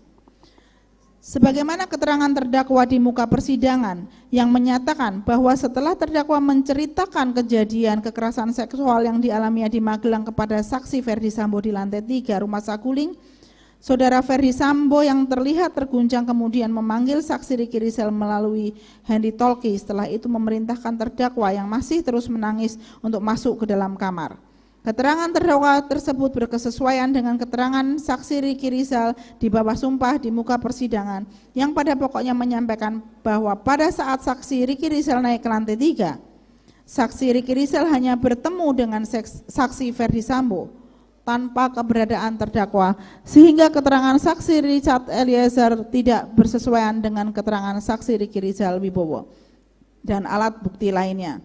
Namun penuntut umum tetap menjadikan keterangan yang tidak kredibel tersebut sebagai dasar penuntut umum dalam menguraikan surat tuntutannya terhadap terdakwa. Dengan demikian, dalil penuntut umum dalam surat tuntutannya halaman 486 angka 56 sampai dengan 488 angka 56 tidak terbukti karena tidak sesuai dengan fakta persidangan. Mohon izin akan dilanjutkan rekan kami yang mulia.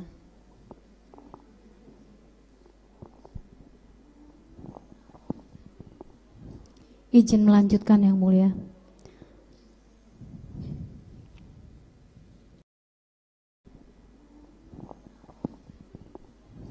Izin melanjutkan yang mulia.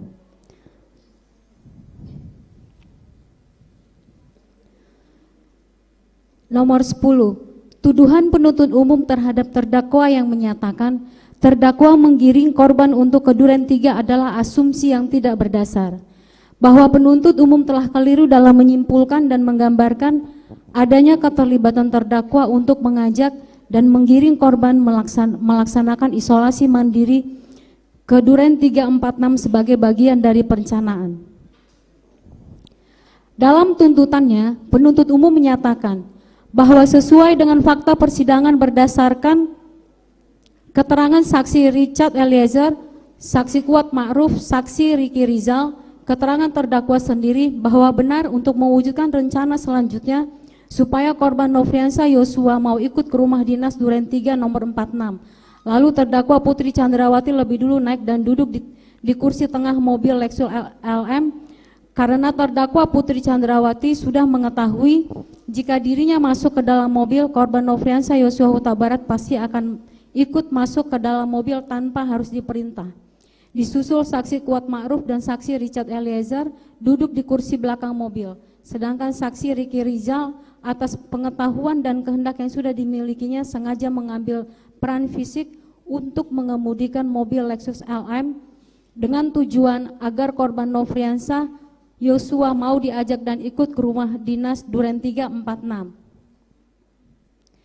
Menanggapi asumsi penuntut umum tersebut, perlu ditegaskan bahwa kegiatan isolasi mandiri keluarga terdakwa dan para ajudan dan ART tidak dilakukan hanya pada saat tanggal 8 Juli tersebut, namun telah dilakukan mulai sejak masa pandemi COVID-19 terjadi di Indonesia pada awal tahun 2020.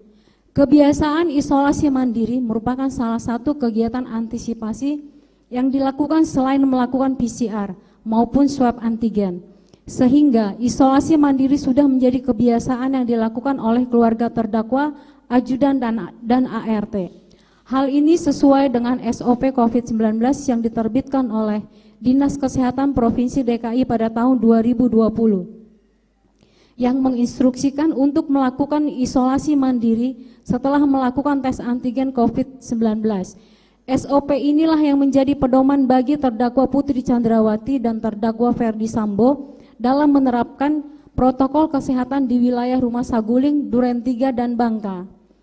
Kebiasaan isolasi mandiri tersebut dapat dibuktikan dari kesaksian para saksi yang saling bersesuaian, yaitu keterangan saksi Diryanto alias Kodir, saksi Ajan Romer, dan saksi Daden Miftahul Haq di bawah sumpah di muka persidangan pada tanggal 8 November 2022. Saksi Ricky Rizal dan saksi Richard Eliezer di bawah sumpah di muka persidangan pada tanggal 13 Desember 2022 yang pada pokoknya menyatakan bahwa baik terdakwa, keluarga terdakwa, ajudan maupun ART yang dari luar kota wajib melakukan PCR atau antigen dan melakukan isolasi mandiri. Keterangan saksi-saksi tersebut di atas juga didukung oleh bukti lain, yaitu risit penerimaan PCR keluarga terdakwa dan saudara Ferdi Sambo di Smart Collab Kemang periode Desember 2021 sampai dengan Juli 2022, yang menunjukkan bahwa selama pandemi COVID-19, keluarga terdakwa dan saudara Ferdi Sambo rutin melakukan tes PCR, dan hal tersebut telah menjadi aturan ketat dan SOP internal keluarga terdakwa dan saudara Ferdi Sambo yang harus dipatuhi oleh seluruh keluarga, tamu, ADC, dan ART. Lebih lanjut dijelaskan bahwa dalam rekaman CCTV Saguling terlihat dengan jelas terdakwa turun dan langsung dihampiri oleh saksi Daden Miftahul Haq. Kemudian terdakwa menanyakan kepada saksi Daden keberadaan saksi Riki Rijal, dan pada saat yang bersamaan saksi Riki Rijal menghampiri terdakwa dan terdakwa meminta kepada saksi Riki Rijal untuk mengantarkan terdakwa ke Duren 3 untuk isolasi mandiri.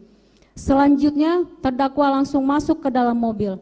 Terdakwa sama sekali tidak terlihat berkomunikasi dengan korban.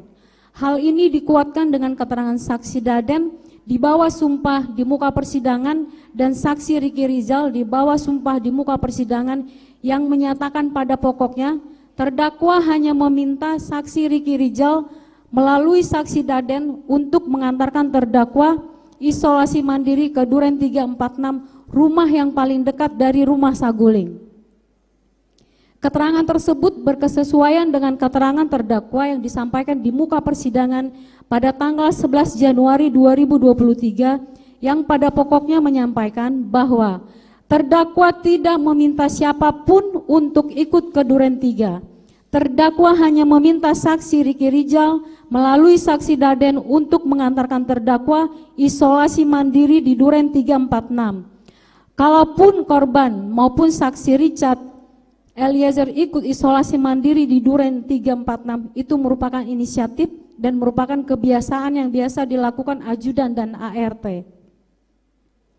Dalam rekaman CCTV rumah Duren 3 juga terlihat jelas bahwa terdakwalah yang turun lebih dulu, kemudian dihampiri oleh Kuat Ma'ruf yang menawarkan untuk membawakan tas, sehingga tuduhan bahwa terdakwa menggiring korban adalah tuduhan yang tidak berdasar dan tidak benar. Dalam rekaman CCTV Duren 3 tersebut juga terlihat korban justru tidak masuk ke dalam rumah, melainkan dengan bebas berjalan mondar-mandir di sekitar jalan depan rumah, carport, dan taman yang berada di halaman rumah tanpa pengawalan ataupun pengawasan dari siapapun. Sehingga tuduhan bahwa terdakwa menggiring korban ke Duren 346 adalah tuduhan yang keliru dan tidak didukung oleh alat bukti apapun. Berdasarkan uraian tersebut di atas, tidak ada satupun keterangan yang terungkap di persidangan yang menyatakan terdakwa menggiring korban untuk ikut melaksanakan isolasi mandiri. Sehingga keyakinan penuntut yang menyatakan jika adanya keterlibatan terdakwa untuk menggiring korban untuk ikut ke Duren 346 jelas merupakan asumsi yang keliru dan dipaksakan. Dengan demikian, dalil penuntut umum dalam surat tuntutannya halaman 483 angka 60 tidak terbukti karena tidak sesuai dengan fakta persidangan. 11. Tuduhan penuntut umum yang menyatakan bahwa terdakwa sengaja berganti pakaian sebagai bagian dari perencanaan merupakan asumsi dan tidak didasari alat bukti yang sah. Bahwa dalam surat tuntutannya, asumsi penuntut umum menyimpulkan perbuatan terdakwa mengganti pakaian merupakan bagian dari menjalankan skenario. Penasihat umum secara tegas membantah karena tidak ada satupun keterangan saksi maupun alat bukti lainnya yang terungkap di persidangan yang menyatakan bahwa penggantian baju yang dilakukan oleh terdakwa adalah bagian dari memuluskan skenario pelecehan seksual yang terjadi di Duren 346. Bahwa sudah menjadi kebiasaan terdakwa selalu berganti baju saat terdakwa akan istirahat ke tempat tidur setelah bepergian atau keluar rumah. Sebagaimana keterangan terdakwa di muka persidangan pada tanggal 11 Januari 2023. Penuntut umum terlalu memaksakan argumentasinya dengan menyatakan tindakan ganti baju yang dilakukan oleh terdakwa memiliki keterkaitan dengan skenario maupun perencanaan. Padahal kegiatan berganti baju merupakan kegiatan yang biasa dan rutin yang dilakukan terdakwa dan tidak ada kaitannya dengan peristiwa yang terjadi di Duren 346. Dengan demikian, dalil penuntut umum dalam surat tuntutannya halaman 491 angka 61 tidak terbukti karena hanya asumtif tanpa dasar dari penuntut umum. 12. Pernyataan penuntut umum yang menyatakan pakaian terdakwa seksi tidak relevan adalah seksis, imajiner, dan negatif. Bahwa asumsi penuntut umum yang menyatakan adanya kontribusi terdakwa untuk melancarkan skenario tembak-menembak dengan mengganti pakaian sehingga terdakwa dikondisikan berpenampilan seksi. Hal ini membuat kami berpandangan jika penuntut umum bisa jadi terjebak dalam paradigma yang konservatif yang menyatakan pelecehan seksual terjadi karena pakaian yang dikenakan seseorang bukan karena 100% karena niat pelaku. Penuntut umum mendiskreditkan seorang perempuan dengan memberikan label pakaian seksi, padahal yang dikenakan terdakwa hanyalah setelan piyama kemeja yang biasa digunakan terdakwa untuk beristirahat. Entah apa yang ada di pikiran penuntut umum saat melabelisasi seorang perempuan yang hanya menggunakan setelan piyama kemeja sebagai pakaian seksi. Hal ini semakin memperlihatkan logika penuntut umum semakin tidak masuk akal ketika menghubungkan pakaian yang digunakan terdakwa dengan tuduhan adanya perencanaan. Sebagaimana terdakwa ungkapkan dalam persidangan bahwa tindakan terdakwa mengganti baju merupakan kebiasaan terdakwa sebelum tidur. Selain itu, tidak ada satupun fakta yang terungkap di persidangan bahwa perubahan baju yang dikenakan oleh terdakwa sebelum dan setelah peristiwa di Duren 346 adalah tindakan untuk melancarkan skenario. Kami bantu penuntut umum dalam memahami sebuah keterangan yang disampaikan oleh ahli pidana, yaitu Mahrus Ali, di bawah sumpah pada tanggal 22 Desember 2022, yakni mengenai salah satu faktor yang membuat korban kekerasan seksual enggan untuk melapor adalah karena adanya faktor viktimisasi sekunder, yaitu perlakuan yang tidak senonoh dan tidak enak dari sekitarnya.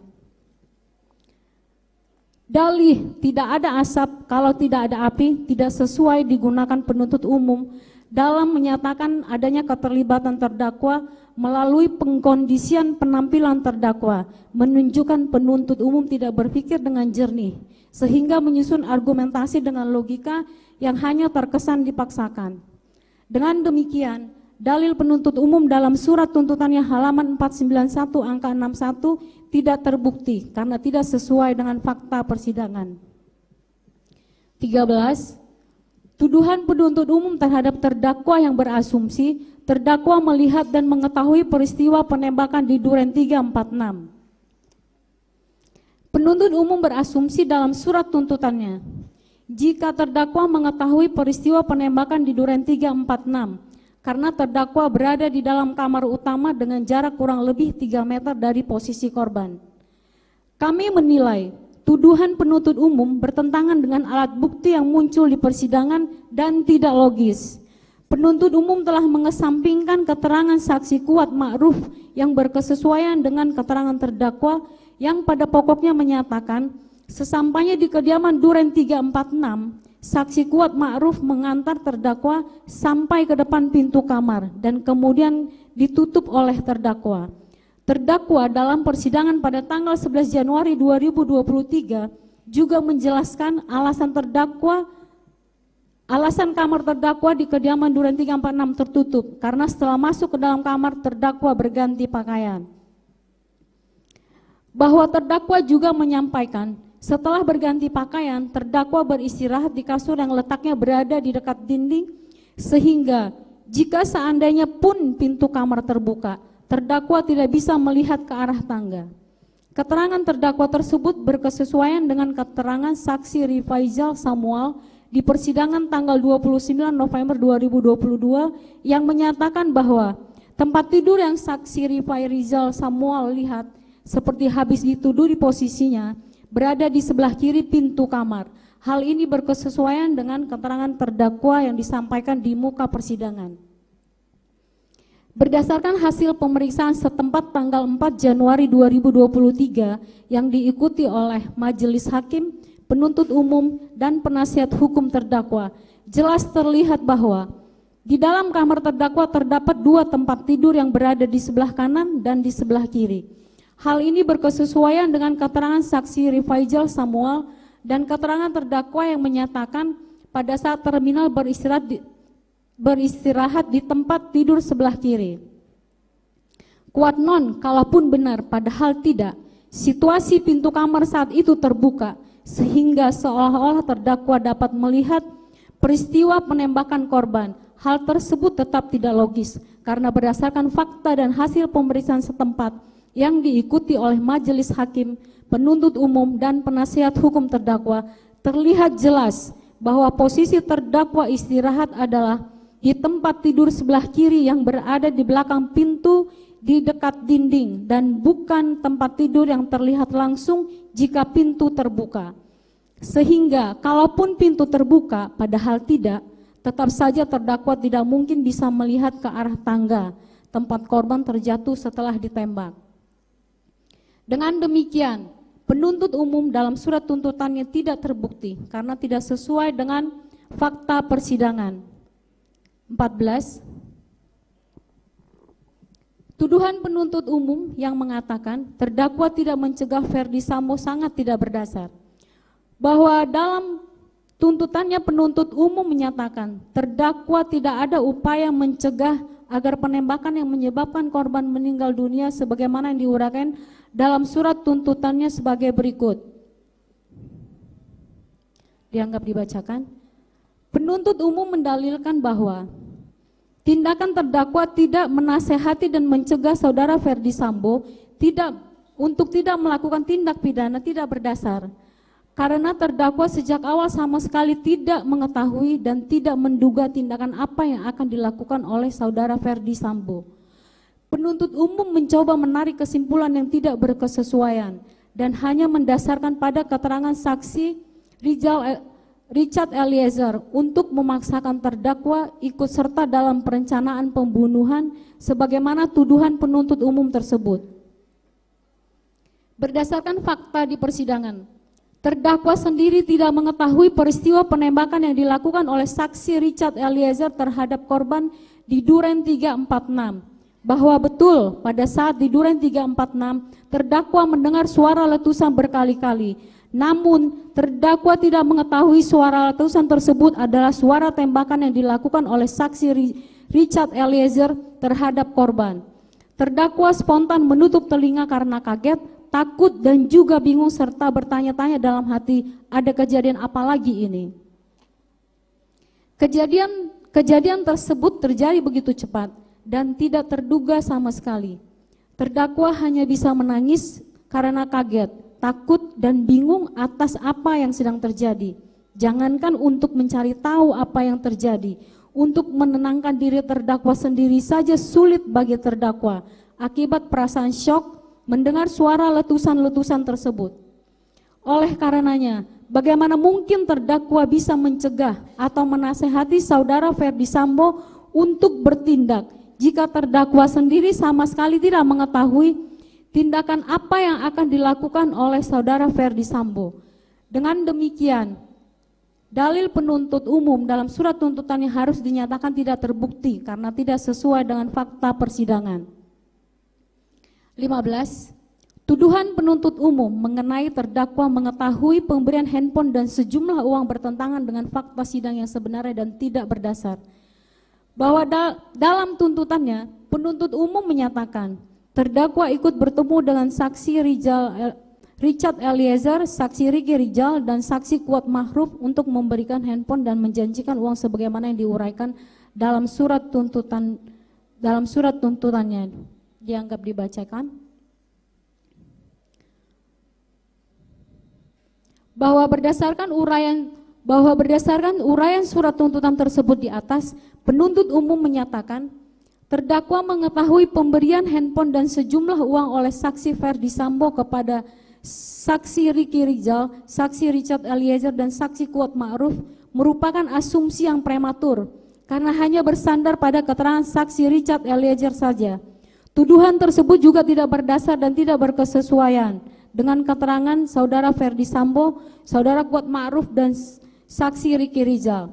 Saksi Kuat Ma'ruf dan saksi Ricky Rizal pada pokoknya menyatakan bahwa terdakwa tidak berada dalam ruang kerja lantai 2 di rumah Saguling pada saat saksi Kuat Ma'ruf, saksi Ricky Rizal, dan saksi Richard Eliezer bertemu dengan saudara Ferdi Sambo pada tanggal 10 Juli 2022.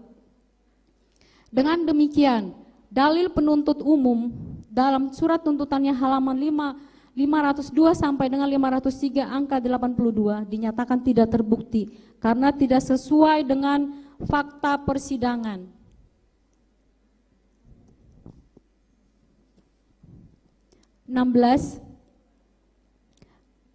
Analisa internal waktu CCTV berkesesuaian dengan alat bukti sah lainnya. Guna mengupayakan proses pencarian kebenaran material dan membuat terang pembuktian perkara akuo, maka kami akan menjabarkan secara spesifik terkait interval waktu dari CCTV yang telah diputarkan di muka persidangan pada tanggal 20 Desember 2022 dengan uraian sebagai berikut dianggap dibacakan. 17. Keterangan saksi Richard Eliezer tidak konsisten pada berbagai tingkat pemeriksaan sehingga tidak kredibel dan tidak layak dipercaya. Sebagaimana kita ketahui bersama, jika saksi yang dihadirkan di muka persidangan sebelumnya juga telah memberikan keterangan pada tahap penyidikan. Keterangan yang disampaikan saksi pada tahap penyidikan tersebut adalah keterangan yang digunakan oleh penuntut umum sebagai fondasi dalam menyusun surat dakwaannya. Terlebih, saksi dalam memberikan keterangannya pada tahap penyidikan berada di bawah sumpah. Oleh karena itu, sudah sepatutnya keterangan saksi haruslah keterangan yang benar dan juga konsisten. Dalam berkas perkara yang kami terima, walaupun terdapat beberapa dokumen yang hilang, akan tetapi kami tetap berusaha melakukan peninjauan secara cermat terhadap keterangan saksi, keterangan ahli, dan alat bukti lainnya guna mencari kebenaran material perkara akuo. Kemudian hasil dari observasi yang kami lakukan, kami menemukan keterangan-keterangan dari saksi Richard Eliezer yang tidak konsisten dan selalu berubah-ubah pada setiap tingkat pemeriksaan. Terdapat beberapa keterangan saksi Richard Eliezer yang tidak konsisten dalam beberapa BAP-nya, yaitu BAP tertanggal 5 Agustus 2022, BAP tertanggal 15 Agustus 2022, BAP konfrontasi tertanggal 18 Agustus 2022, dan BAP tambahan tertanggal 7 September 2022, serta keterangan yang disampaikan di muka persidangan tanggal 13 Desember 2022. Keterangan-keterangan yang tidak konsisten tersebut kami klasifikasikan menjadi beberapa peristiwa, antara lain: A. Terdakwa memerintahkan saksi Richard Eliezer untuk memindahkan lokasi PCR. B. Terdakwa memerintahkan saksi Eliezer untuk membawa senjata Ster-Au. C. Terdakwa mendampingi saksi Ferdi Sambo pada saat bertemu dengan saksi Richard Eliezer. Bahwa peristiwa-peristiwa di atas telah kami jelaskan sebelumnya dalam uraian analisis fakta sidang atas asumsi penuntut umum dalam surat tuntutannya, yang pada pokoknya keterangan yang disampaikan saksi Richard Eliezer telah menyesatkan dan tidak membuat terang perkara akuo, malah justru sebaliknya. Dengan demikian, sudah semestinya penuntut umum tidak menggunakan keterangan saksi Richard Eliezer atau menjadikan dasar keterangan tersebut dalam menyusun surat dakwaan dan surat tuntutannya. Keterangan saksi Richard Eliezer yang berubah-ubah dan tidak konsisten di setiap pemeriksaan serta tidak berkesesuaian dengan alat bukti lainnya, sehingga keterangan tersebut tidak kredibel dan tidak layak untuk dipercaya. 18. Mayoritas ahli yang dihadirkan oleh penuntut umum tidak membaca berkas perkara dan hanya berdasarkan kronologis terbatas yang diberikan oleh penyidik. Bahwa setelah penasihat hukum mencermati jalannya proses pembuktian yang dilakukan oleh penuntut umum, kami menemukan bahwa ahli-ahli yang dihadirkan oleh penuntut umum patut dipertanyakan objektivitasnya.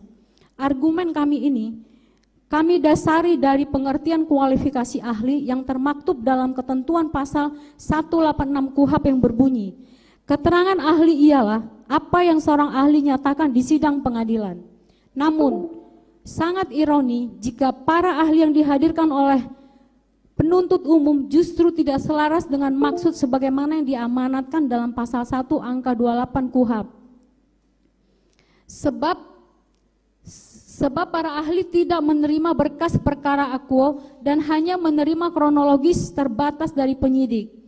Mayoritas para ahli yang dihadirkan penuntut umum telah dikonfirmasi oleh penasihat hukum terdakwa di muka persidangan dengan memberikan keterangan bahwa para ahli hanya menerima dan membaca kronologis yang disusun oleh penyidik.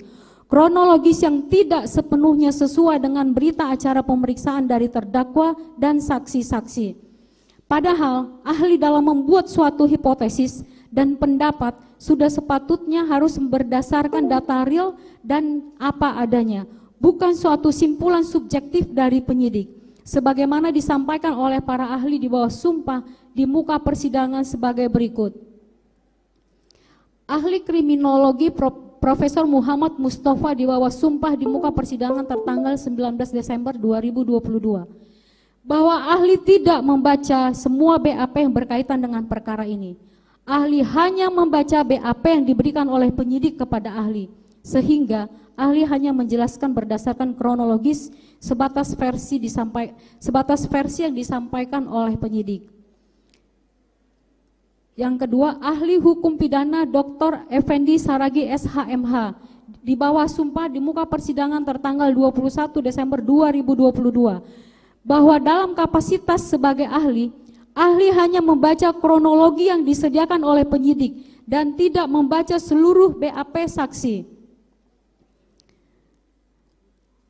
Yang ketiga, ahli hukum pidana Dr. Alpi Sahari SHM-Hum di bawah sumpah di muka persidangan tertanggal 21 Desember 2022. Bahwa dalam kapasitasnya sebagai ahli hanya membaca kronologis yang disediakan dan digambarkan oleh penyidik, yang selanjutnya ahli analisis dengan menggunakan konstruksi keilmuan ahli. Ahli tidak membaca seluruh BAP saksi-saksi. Selain daripada itu, ahli poligraf yang dihadirkan oleh penuntut umum di bawah sumpah di muka persidangan tanggal 14 Desember 2022 menunjukkan tidak imparsial, tidak independen, serta tidak objektif sebagaimana tampak dalam melakukan pemeriksaan kepada diri terdakwa. Ahli poligraf tidak diberikan kewenangan untuk menyusun pertanyaan. Dengan demikian, keterangan para ahli yang dihadirkan penuntut umum yang bersumber dari data yang tidak kredibel, yaitu data yang bersumber hanya dari kronologis terbatas penyidik dan tidak pernah membaca berkas perkara, sudah semestinya tidak layak untuk dijadikan acuan dalam perkara akuo.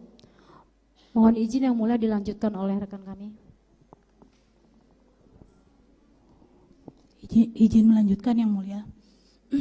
Nomor 19. Penuntut umum tidak menggunakan alat bukti secara utuh.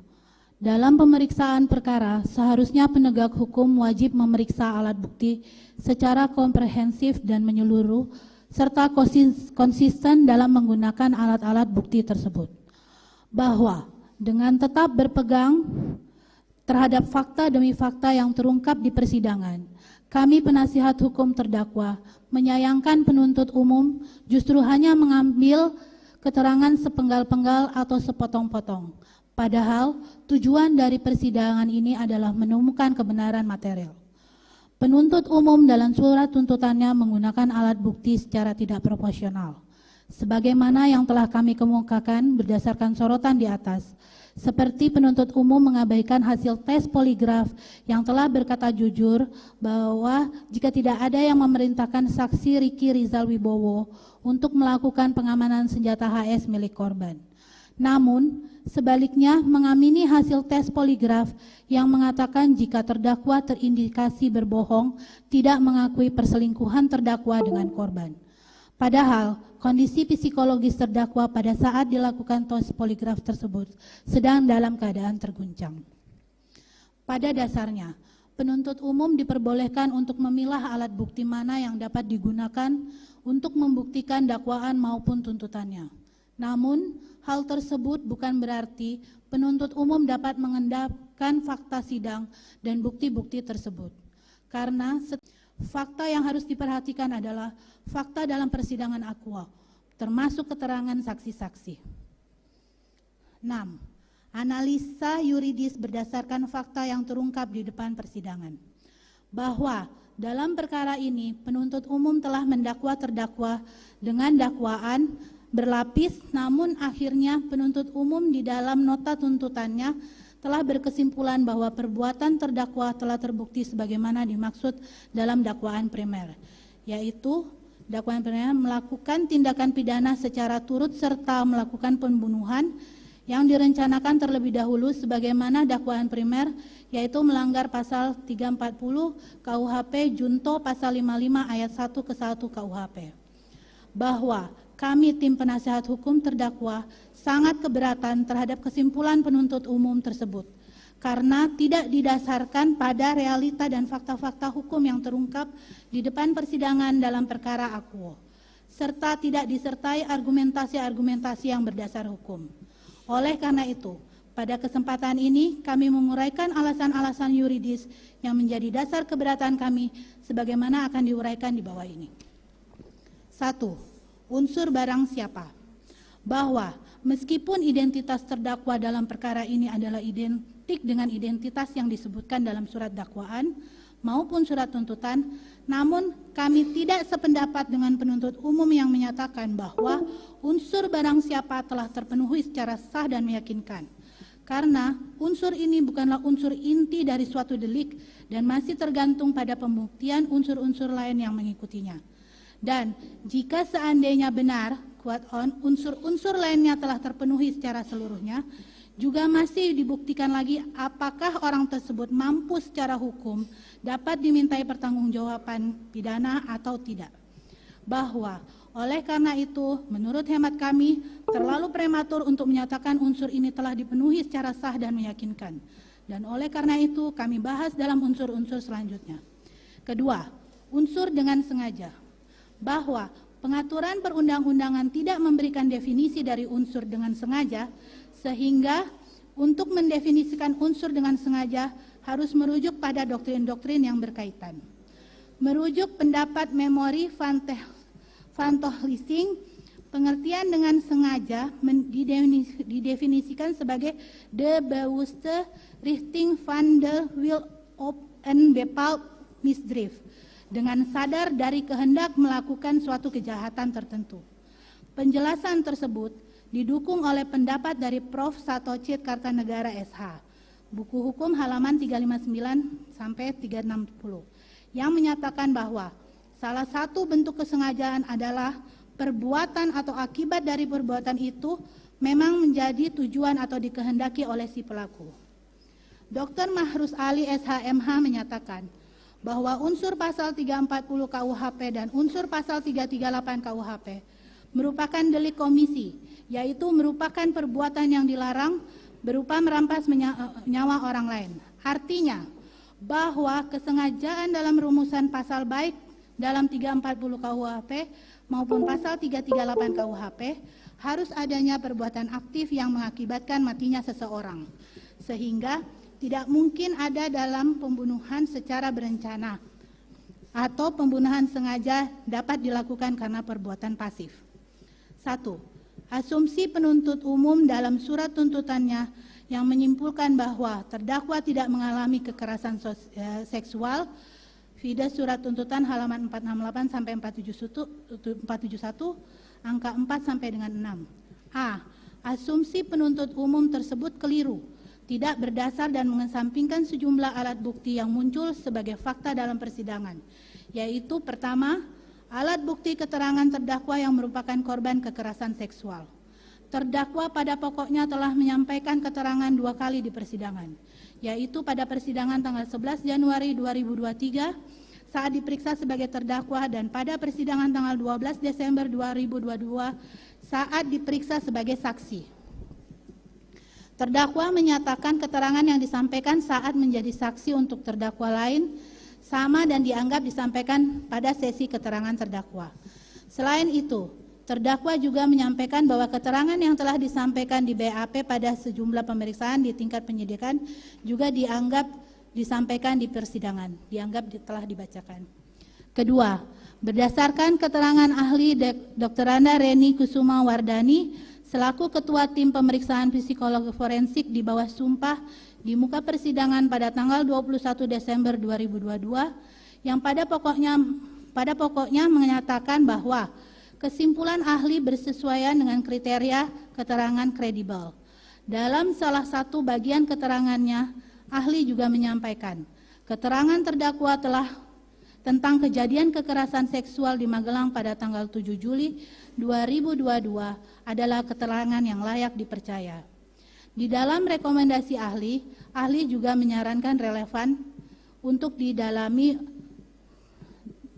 untuk ditindaklanjuti. Ketiga, keterangan ahli pidana Dr. Mahrus Ahli SHMH dan Prof.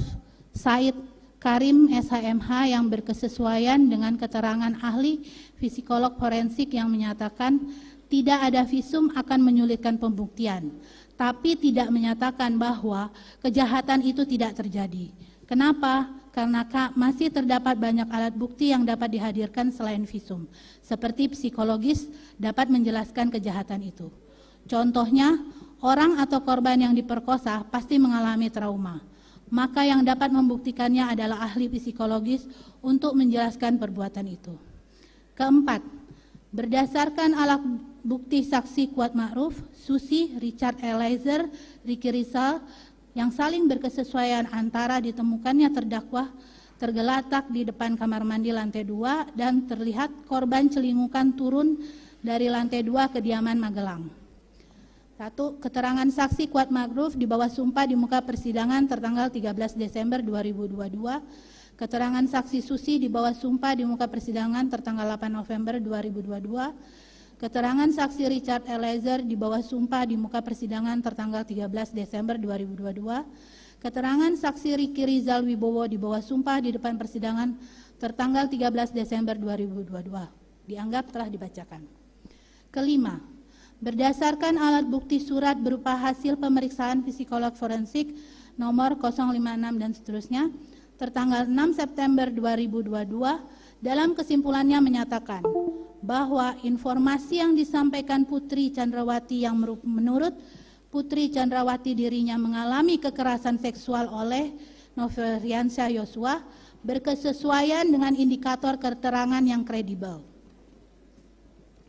Bahwa jelas penuntut umum justru mengaburkan dan mengabaikan alat bukti yang mendukung adanya kekerasan seksual.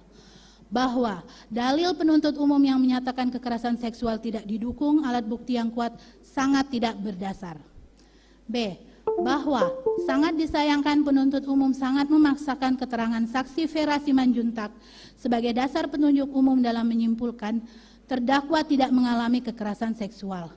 Padahal sebaliknya, berkaitan dengan keterangan saksi Vera Simanjuntak mengenai tersebut, Ketua Komnas Hak Asasi Manusia, yaitu Ahmad Taufan Damanik, menyatakan keterangan saksi Vera Simanjuntak yang menceritakan percakapan dirinya dengan korban pada tanggal 7 Juli 2022 malam hari justru memperkuat dan menunjukkan jika peristiwa kekerasan seksual terhadap terdakwa memang benar terjadi. C.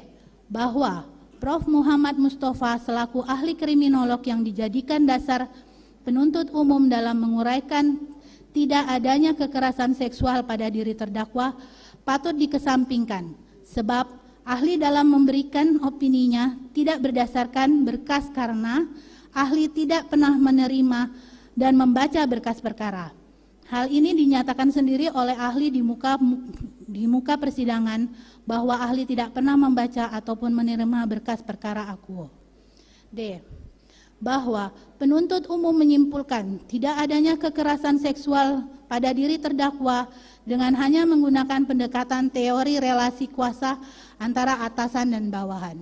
Namun, penuntut umum justru menutup mata terhadap pendekatan-pendekatan atau teori-teori dalam pembuktian tindak pidana kekerasan seksual sebagaimana telah terungkap di persidangan yang disampaikan oleh Dr. Andes Reni Kusuma Wardani selaku ahli psikolog forensik di bawah sumpah di muka persidangan pada tanggal 21 Desember 2022 yang menyatakan, jika dilihat pada konstruksi gender secara umum, yang lebih dominan ialah pihak yang memiliki fisik yang lebih kuat, memiliki tubuh yang lebih besar, dan ada satu lingkungan yang kemudian mendorong untuk memungkinkan terjadinya peristiwa tersebut. Sehingga pada konstruksi gender relasi kuasa itu menjadi berbeda.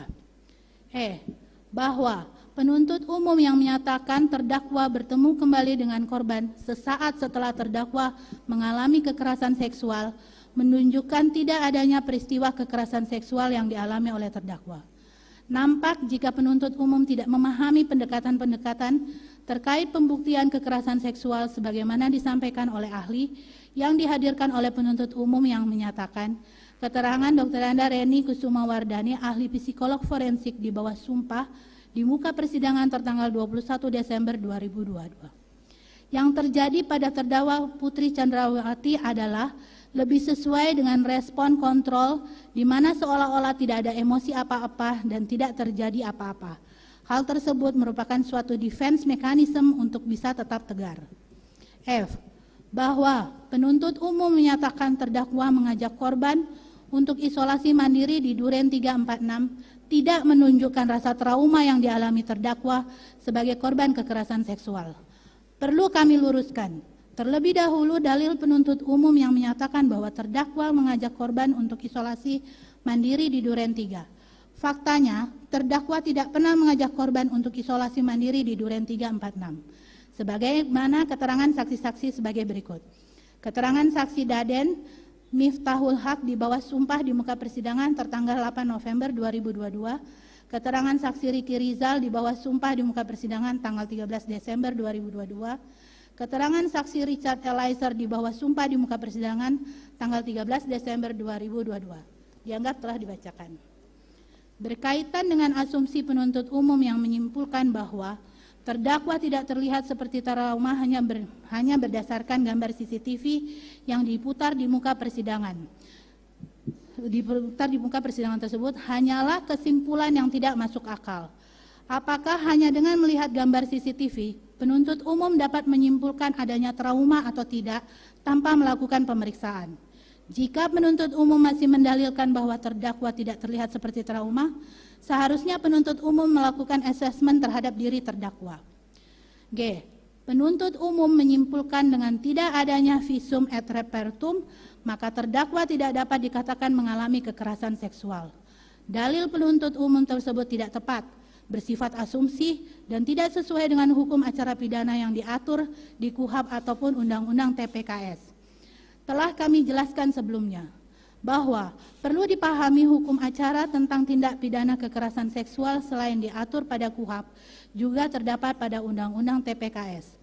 Apakah dimungkinkan penggunaan alat bukti di luar KUHP? Prof. Sudikno Mertokusumo dalam bukunya menguraikan salah satu metode penafsiran hukum berupa interpretasi sistematis atau logis, yaitu metode penafsiran hukum yang menafsirkan undang-undang sebagai bagian dari keseluruhan sistem perundang-undangan dengan hubungannya dengan undang-undang lain. Interpretasi ini dilakukan karena sebuah undang-undang akan selalu berkaitan dengan undang-undang lain. Sehingga untuk memahami tentang konsep dan pembuktian kekerasan seksual, perlu menghubungkan hukum acara tentang pembuktian sebagaimana diatur di KUHP dengan Undang-Undang TPKS, khususnya pasal 24 dan pasal 25 Undang-Undang TPKS. Secara lebih rinci, pasal 24 ayat 3 Undang-Undang TPKS mengatur bentuk-bentuk alat bukti surat, yaitu A. Surat keterangan psikologis klinis dan atau psikiater atau dokter spesialis kedokteran jiwa. B. Rekam medis.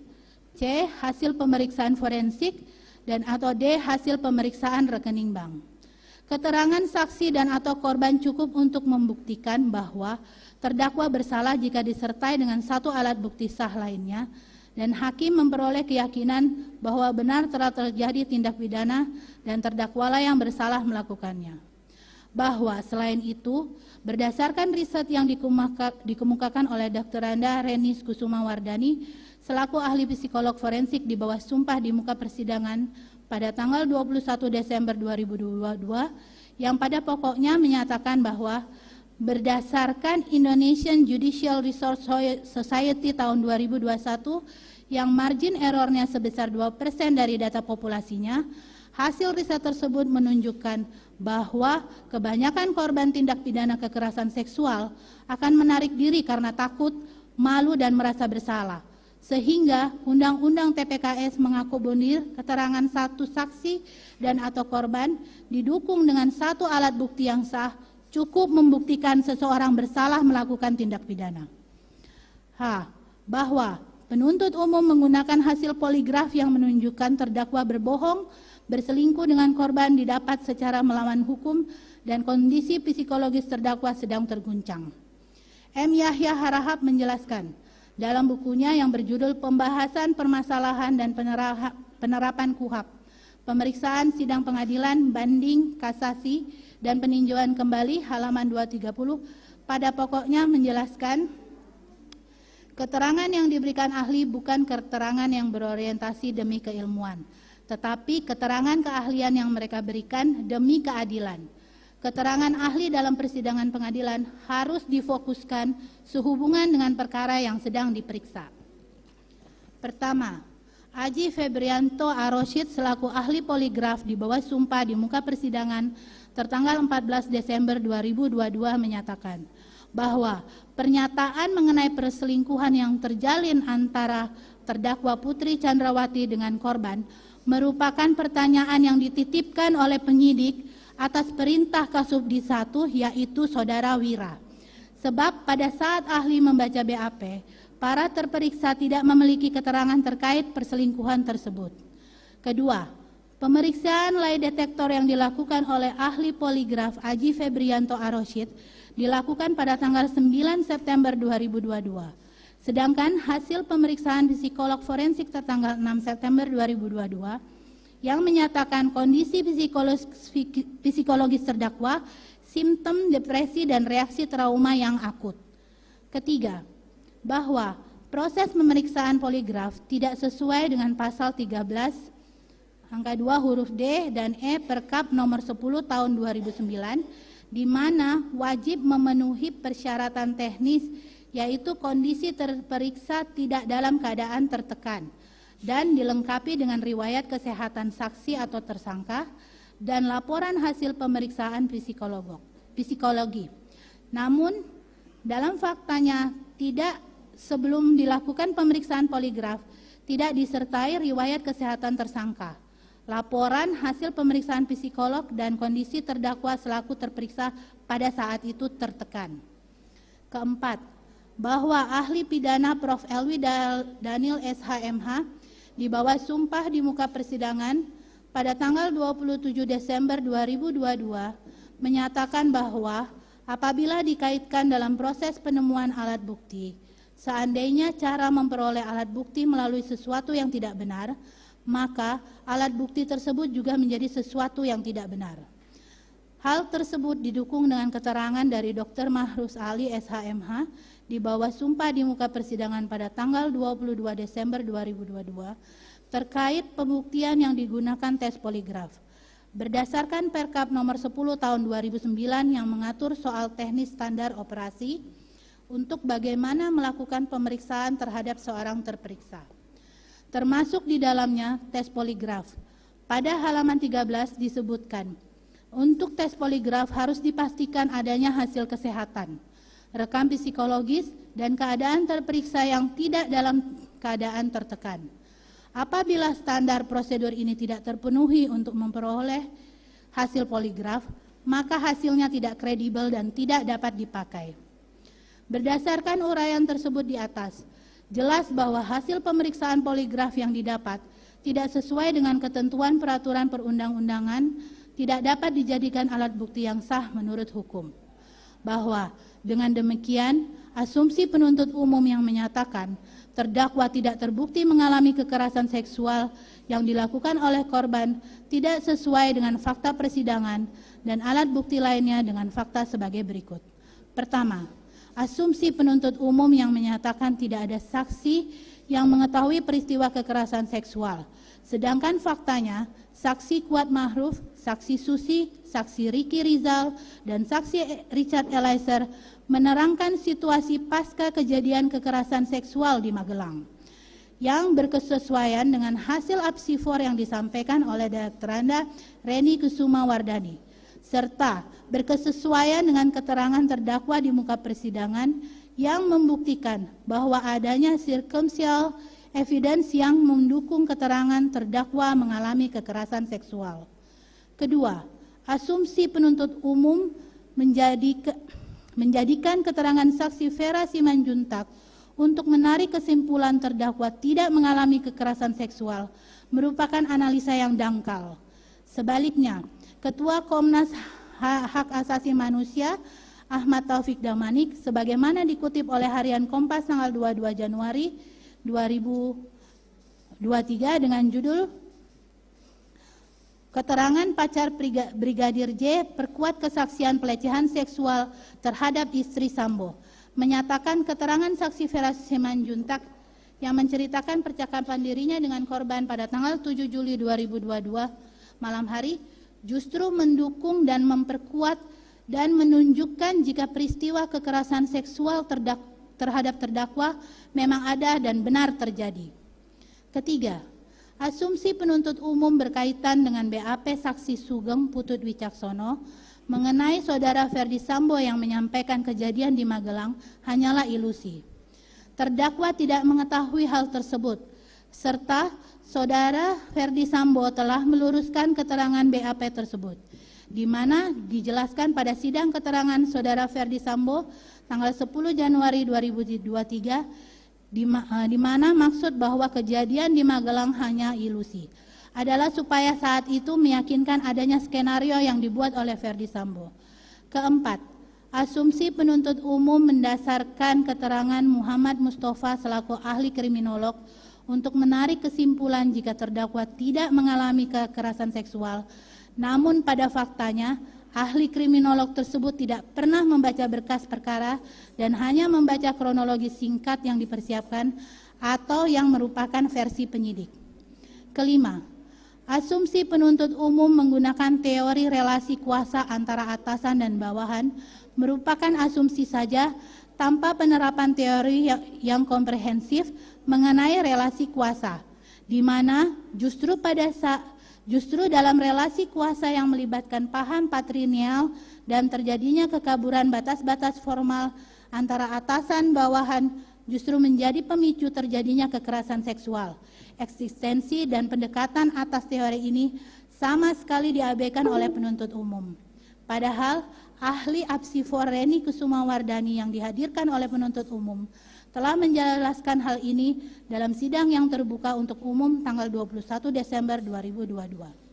Keenam, asumsi penuntut umum menyimpulkan terdakwa yang bertemu kembali dengan korban selaku pelaku pemerkosaan di hari yang sama menjadikan dasar keraguan penuntut umum akan terjadinya kekerasan seksual. Hal ini menunjukkan penuntut umum menutup mata bahwa sebagian korban kekerasan seksual yang kemudian menemui dan berkomunikasi dengan pelaku kekerasan seksual seringkali terjadi sebagai bentuk mekanisme pertahanan diri atau defense mechanism dari korban atas peristiwa yang telah terjadi. Karena korban kekerasan seksual seringkali bertanya-tanya, mengapa hal ini bisa terjadi kepada saya atau why me, sehingga berupaya menyelesaikan masalah dengan reaksi yang beragam. Menemui pelaku merupakan bentuk self-defense yang berciri kontrol, di mana terdakwa termasuk orang yang dalam situasi tertentu, kemudian reaksinya adalah kontrol atas situasi lingkungannya. Sehingga menemui pelaku kekerasan seksual dirasa sebagai penyelesaian masalah yang paling mungkin saat itu. Ketujuh, asumsi penuntut umum menyimpulkan terdakwa mengajak korban untuk isolasi mandiri di Duren 346 tidak menunjukkan rasa trauma yang dialami terdakwa. Faktanya, terdakwa tidak pernah mengajak korban sebagaimana keterangan saksi Daden Miftahul Haq, saksi Ricky Rizal, dan saksi Richard Eliezer yang berkesesuaian dengan keterangan terdakwa.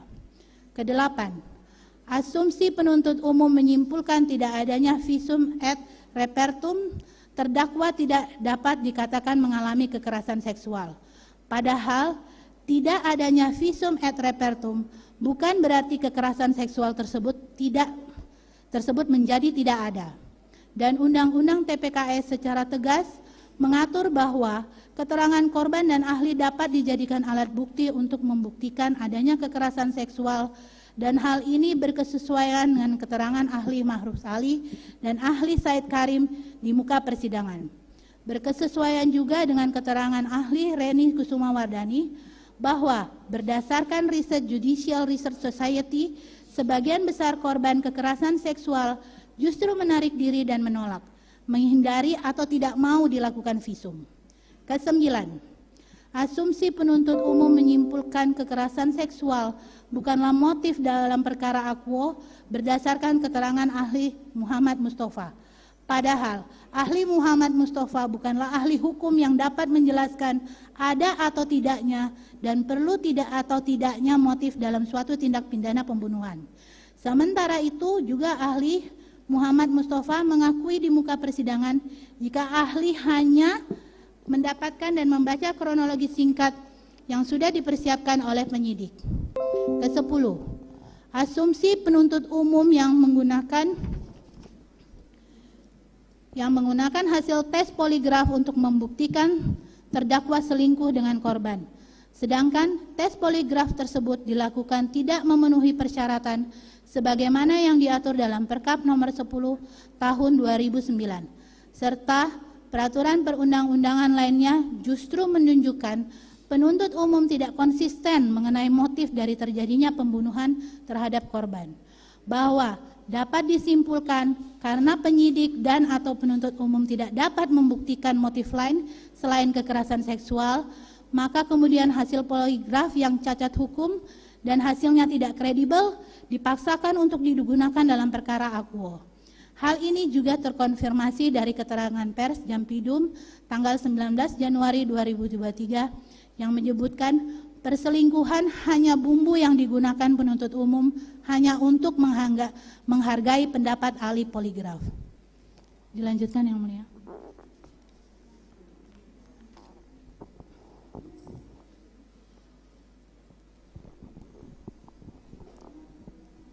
Izin melanjutkan Yang Mulia. 2. Bahwa asumsi penuntut umum menyimpulkan terdakwalah yang memerintahkan saksi Ricky Rizal Wibowo yang mengamankan senjata HS milik korban dan senjata Steyr AUG, bahwa faktanya saksi Ricky Rizal Wibowo tidak pernah menyatakan pengamanan senjata api HS milik korban adalah atas perintah dan persetujuan dari terdakwa. Keterangan saksi Ricky Rizal Wibowo diwah sumpah di muka persidangan tanggal 13 Desember 2022 yang pada pokoknya menyatakan bahwa saksi Ricky Rizal Wibowo berinisiatif untuk mengamankan senjata HS milik korban dan Steyr AUG dan terdakwa tidak pernah memerintahkan saksi Ricky Rizal Wibowo. Hal tersebut berkesesuaian dengan keterangan terdakwa yang menyatakan terdakwa tidak mengetahui jika saksi Ricky Rizal Wibowo mengamankan senjata korban. Penuntut umum juga dengan sengaja mengabaikan bukti yang muncul di persidangan, yaitu hasil pemeriksaan poligraf saksi Ricky Rizal Wibowo yang mengatakan saksi Ricky Rizal Wibowo berkata jujur saat ditanya bahwa tidak ada yang memerintahkan saksi Ricky Rizal Wibowo untuk mengamankan senjata HS milik korban. Kalaulah penuntut umum konsisten dan tidak sekedar menggunakan bukti yang menguntungkan penuntut umum saja, kuat non, maka penuntut umum seharusnya tidak membuat tuduhan bahwa terdakwa mengetahui, menghendaki, apalagi memerintahkan saksi Ricky Rizal Wibowo untuk mengamankan senjata di dalam surat tuntutannya. Dalil argumentasi mana tidak didukung oleh satupun alat bukti dan saksi, yang berarti hanya merupakan asumsi penuntut umum yang sama sekali tidak berdasar. Dengan demikian, penuntut umum dalam membuat kesimpulan telah memutarbalikan fakta yang sebenarnya terungkap di persidangan, sebab tidak didukung keterangan saksi serta alat bukti lainnya. 3. Bahwa asumsi penuntut umum yang menyimpulkan terdakwa telah berkehendak bersama Saudara Ferdi Sambo, Saksi Riki Rizal Wibowo, dan Saksi Kuat Maruf untuk memberi pelajaran atau meminta pertanggungjawaban korban sejak Jumat dini hari tanggal 8 Juli 2022. Faktanya, berdasarkan keterangan Saudara Ferdi Sambo dalam BAP tanggal 9 September 2022 yang pada pokoknya menerangkan bahwa Saudara Ferdi Sambo tidak mengetahui kejadian kekerasan seksual atau pemerkosaan yang dilakukan oleh korban terhadap terdakwa pada saat terdakwa menelpon tanggal 8 Juli 2022 dini hari.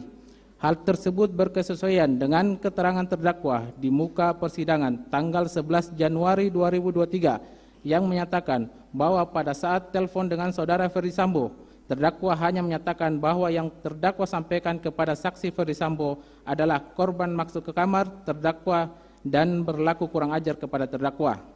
Saat itu terdakwa menangis. Terdakwa juga menyampaikan bahwa terdakwa ingin pulang ke Jakarta. Jangan hubungi ADC atau nanti malah terjadi ribut-ribut. Mendengar hal tersebut, Saudara Ferdi Sambo menyampaikan bahwa yang bersangkutan ingin ke Magelang. Namun terdakwa menyampaikan tidak usah karena terdakwa saja yang akan pulang ke Jakarta esok hari. Keterangan terdakwa tersebut di atas berkesesuaian dengan keterangan saksi Kuat Maruf, saksi Riki Rizal Wibowo, dan saksi Richard Eliezer Pudihang Lumiu yang menyatakan bahwa selama di Magelang maupun perjalanan dari Magelang ke Jakarta, Saudara Ferdi Sambo tidak pernah menelpon, serta didukung dengan keterangan saksi Bimantara Jaya Diputro selaku Officer Security and Pitch Compliance Support PT Telkomsel Seluler dan saksi Victor Kamang Legal PT Excel Aksiata bahwa tidak ada call data center atau panggilan dari Saudara Ferdi Sambo kepada saksi Richard Eliezer Pudihang Lumiu, saksi Riki Rizal Wibowo maupun saksi Kuat Maruf. Lantas di mana letak kesamaan kehendak antara terdakwa dengan Saudara Ferdi Sambo sebagaimana yang diuraikan oleh penuntut umum dalam surat tuntutannya? Bukanlah hal yang wajar memberi informasi kepada suami terkait peristiwa yang dialami seorang istri sebagai kewajiban moral di antara pasangannya. Dengan demikian, tidak ada pembahasan antara terdakwa dengan Saudara Ferdi Sambo mengenai peristiwa kekerasan seksual yang dialami terdakwa pada saat di Magelang. Terlebih dalam keterangan saksi Riki Rizal Wibowo, saksi Richard Eliezer Pudihang Lumiu, saksi Kuat Maruf maupun saksi Susi tidak pernah berkomunikasi dengan Saudara Ferdi Sambo maupun terdakwa mengenai peristiwa kekerasan seksual yang dialami terdakwa. Hal ini berkesesuaian dengan keterangan Saudara Ferdi Sambo pada BAP tanggal 9 September 2022. Berdasarkan fakta-fakta yang muncul di persidangan yang disampaikan oleh saksi Riki Rizal Wibowo dan saksi Kuat Maruf, tidak ada satupun keterangan yang menunjukkan kalau saksi Riki Rizal Wibowo dan saksi Kuat Maruf mengetahui kejadian yang menimpa terdakwa di Magelang. Pemahaman saksi Riki Rizal Wibowo dan saksi Kuat Maruf adalah bahwa setelah mengantar terdakwa ke Jakarta, kedua saksi akan segera kembali ke Magelang, sehingga saksi Riki Rizal Wibowo dan saksi Kuat Maruf tidak melakukan tes PCR pada saat tiba di Saguling. Penuntut umum dalam menguraikan surat tuntutannya menggunakan fakta sidang yang saling bertolak belakang. Pada bagian ini penuntut umum berasumsi seolah-olah saksi Riki Rizal Wibowo telah memiliki kehendak yang sama dan mengetahui kejadian yang menimpa terdakwa sejak dari Magelang. Namun di sisi lain, pada bagian yang terpisah di surat tuntutan yang sama, vide surat tuntutan halaman 481 angka 42, penuntut umum justru menyatakan bahwa saksi Riki Rizal Wibowo baru mengetahui kejadian yang menimpa terdakwa ketika dikonfirmasi oleh Saudara Ferdi Sambo di lantai 3 kediaman Saguling di Jakarta pada tanggal 8 Juli 2022. Hal ini membuktikan penuntut umum tidak konsisten, tidak cermat, dan hanya berdasarkan pada penarikan kesimpulan liar dalam menyusun surat tuntutannya. Bagaimana mungkin penuntut umum dapat menarik kesimpulan adanya persesuaian kehendak antara terdakwa, Saudara Ferdi Sambo, saksi Riki Rizal Wibowo, dan saksi Kuat Maruf memberikan pelajaran atau meminta pertanggungjawaban kepada korban? Oleh karenanya, surat tuntutan penuntut umum yang menyatakan terdakwa telah menyatukan kehendak bersama, tidak berdasar dan tidak didukung dengan keterangan saksi maupun alat bukti lainnya. Dengan demikian, dalil penuntut umum dalam surat tuntutannya halaman 468 angka 4 sampai dengan 471 angka 6 tidak terbukti dan atau tidak dapat dibuktikan karena dibuat hanya berdasarkan asumsi liar dan tidak berdasar. Bahwa asumsi penuntut umum yang menyimpulkan jika saksi Riki Rizal Wibowo dan saksi Kuat Maruf ikut balik ke Jakarta merupakan bagian dari perencanaan termasuk membackup saudara Ferdi Sambo. Faktanya, saksi Riki Rizal Wibowo dan saksi Kuat Maruf hanya sebatas mengantar terdakwa balik ke Jakarta karena terdakwa sedang tidak enak badan, sehingga saksi Riki Rizal Wibowo dan saksi Kuat Maruf tidak melakukan PCR di kediaman Saguling karena akan segera kembali ke Magelang. Sebagaimana keterangan saksi Riki Rizal Wibowo, saksi Kuat Maruf dan saksi Daden Miftahul Haq yang menyatakan keterangan saksi Riki Rizal Wibowo di bawah sumpah di muka persidangan tanggal 13 Desember 2022. Keterangan saksi Kuat Maruf di bawah sumpah di muka persidangan tanggal 13 Desember 2022. Keterangan saksi Daden Miftahul Haq di bawah sumpah di muka persidangan tanggal 13 Desember 2022 dianggap telah dibacakan. Berdasarkan uraian tersebut di atas, jelas bahwa tujuan saksi Riki Rizal Wibowo dan saksi Kuat Maruf datang ke Jakarta hanyalah untuk mengantar terdakwa dan setelah itu akan kembali ke Magelang. Asumsi penuntut umum yang menyampaikan keikutsertaan saksi Riki Rizal Wibowo dan saksi Kuat Maruf adalah bagian dari perencanaan untuk membackup saudara Ferdi Sambo bertentangan dengan bukti yang diamini penuntut umum, yaitu saksi Riki Rizal Wibowo baru mendengar permintaan backup dari saudara Ferdi Sambo setelah sampai di Jakarta, yaitu pada saat di lantai 3 rumah Saguling. Pada saat itu saudara Ferdi Sambo bertanya pada saksi Riki Rizal Wibowo, apakah mengetahui kejadian di Magelang? Dan dijawab tidak tahu, sehingga asumsi penuntut umum yang menyampaikan keikutsertaan saksi Riki Rizal Wibowo dan saksi Kuat Maruf adalah dalam rangka membackup saudara Ferdi Sambo merupakan asumsi yang tidak logis dan bertentangan dengan alat bukti yang muncul di persidangan. 5. Bahwa asumsi penuntut umum yang menyimpulkan bahwa pengamanan senjata HS dan senjata Steyr AUG merupakan bagian dari perencanaan termasuk membackup saudara Ferdi Sambo. Faktanya tidak ada keterangan saksi, keterangan terdakwa, dan alat bukti lainnya yang menunjukkan terdakwa memerintahkan, meminta ataupun mengetahui adanya pengamanan senjata HS dan senjata Steyr AUG yang dilakukan oleh saksi Riki Rizal Wibowo dan saksi Richard Eliezer Pudihang Lumiu di mobil Lexus LM. Terlebih, saksi Riki Rizal Wibowo dan saksi Richard Eliezer Pudihang Lumiu pun tidak pernah menyampaikan di persidangan mengenai hal tersebut. Apalagi terdakwa tidak mengurus dan tidak mengetahui mengenai persenjataan sebagai berikut.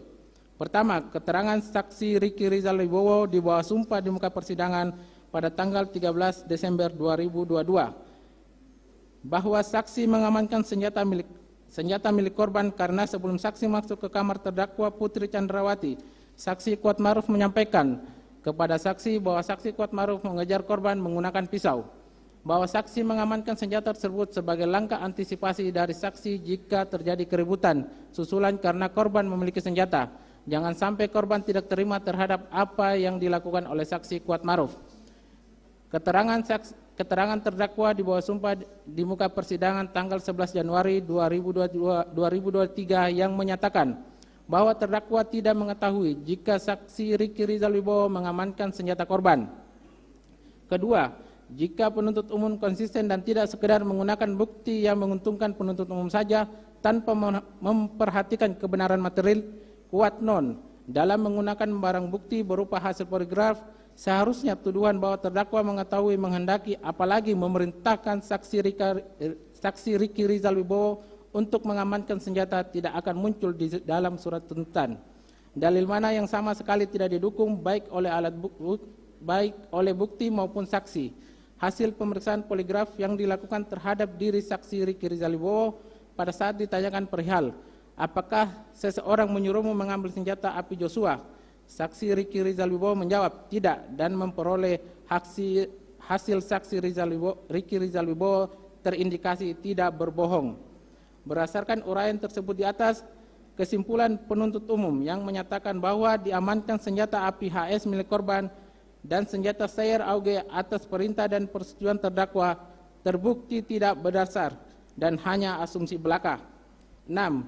Bahwa asumsi penuntut umum menyimpulkan jika terdakwa meminta saksi Kuatmaruf untuk mengemudikan mobil dari Magelang ke Jakarta yang bukan merupakan tugas saksi Kuatmaruf. Padahal faktanya terdakwa tidak pernah memerintahkan dan mengurus pembagian tugas antara ADC maupun driver. Sebab ADC dan driver sudah terbiasa membagi tugasnya masing-masing.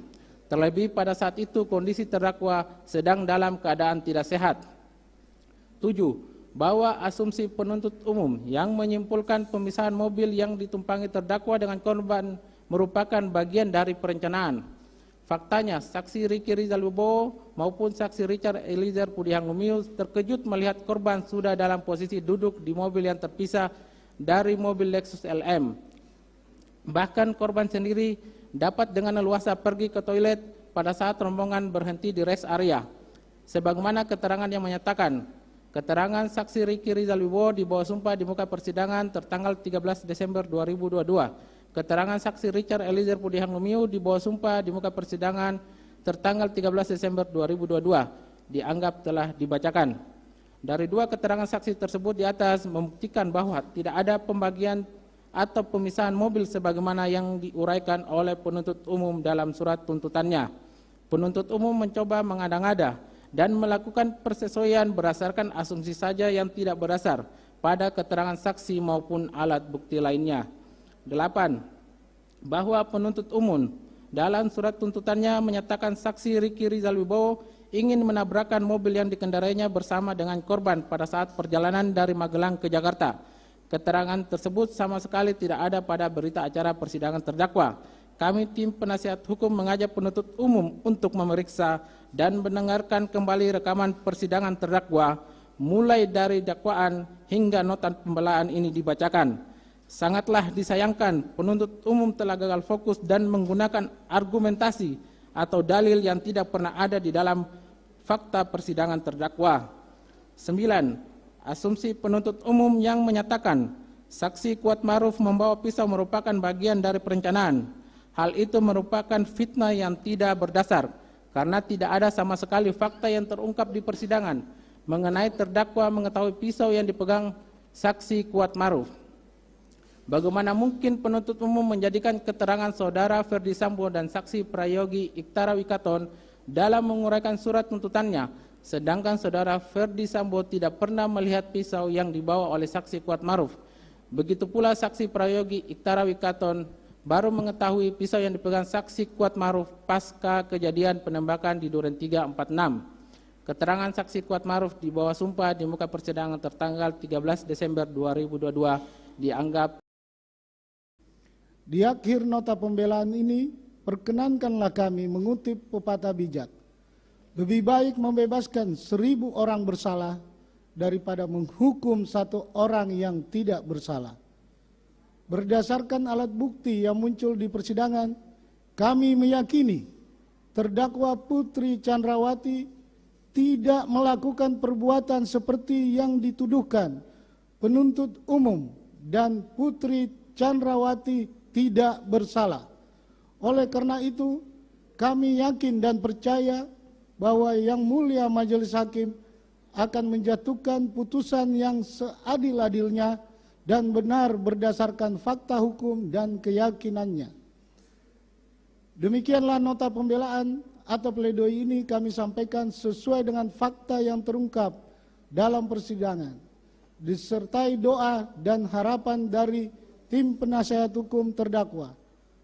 Akhir kata, kami titipkan hidup dan masa depan terdakwa Putri Chandrawati sebagai perempuan korban kekerasan seksual yang sedang berjuang mencari keadilan kepada Yang Mulia Majelis Hakim sebagai wakil Tuhan di dunia.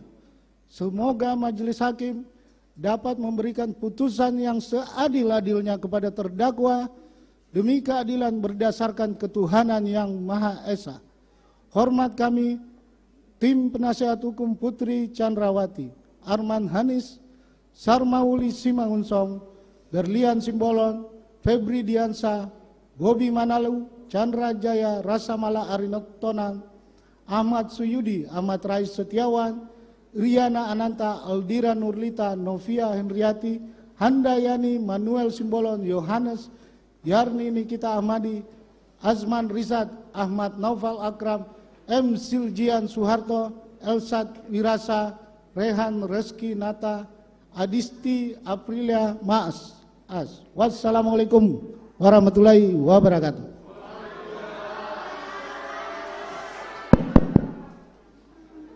Baik,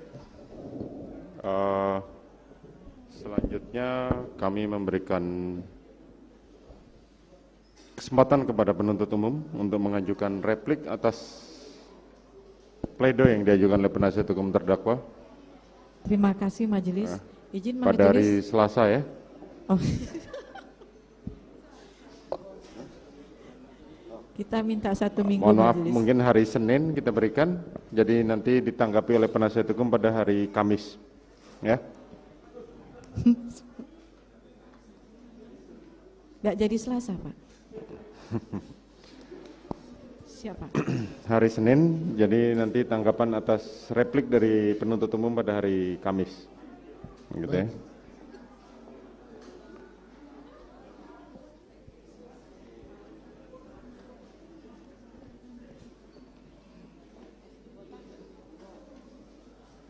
Begitu saudara penasihat hukum ya, penuntut umum juga. Selanjutnya untuk kepentingan pembelaan kepada penuntut umum, kiranya penasihat hukum dapat memberikan kopi, soft copy kepada. Sudah kami serahkan yang mulia sebelum dibacakan. Sudah diserahkan ya. Baik, selanjutnya kami memerintahkan terdakwa untuk kembali ke dalam tahanan dan sidang akan dibuka pada Senin yang akan datang dengan agenda pembacaan replik atas pledoi dari penasihat hukum. Sidang perkara nomor 797 atas nama Putri Chandrawati dinyatakan ditutup. Kita akan lanjutkan pada sidang pukul 19.30.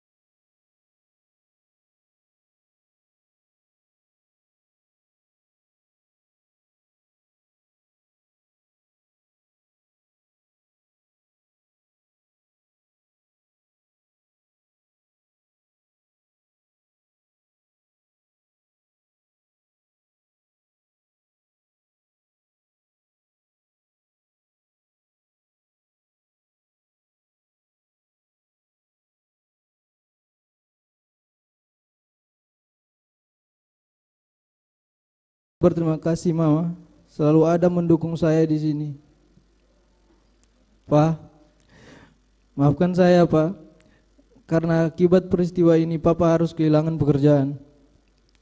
Terima kasih untuk Mama dan Papa karena telah mengajarkan nilai-nilai kebaikan, kejujuran, dan kerja keras dalam hidup saya dan kakak saya sejak kami kecil.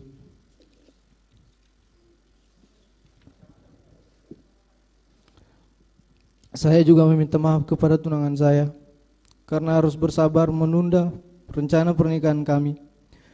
Walaupun sulit diucapkan, tapi saya berterima kasih atas kesabaran dan cinta kasih dan perhatian. Kalaupun kamu harus menunggu, tunggulah saya menjalani proses hukum ini. Kalaupun lama, saya tidak akan egois dengan memaksa kamu menunggu saya. Saya ikhlas apapun keputusanmu, karena bahagiamu adalah bahagiaku juga.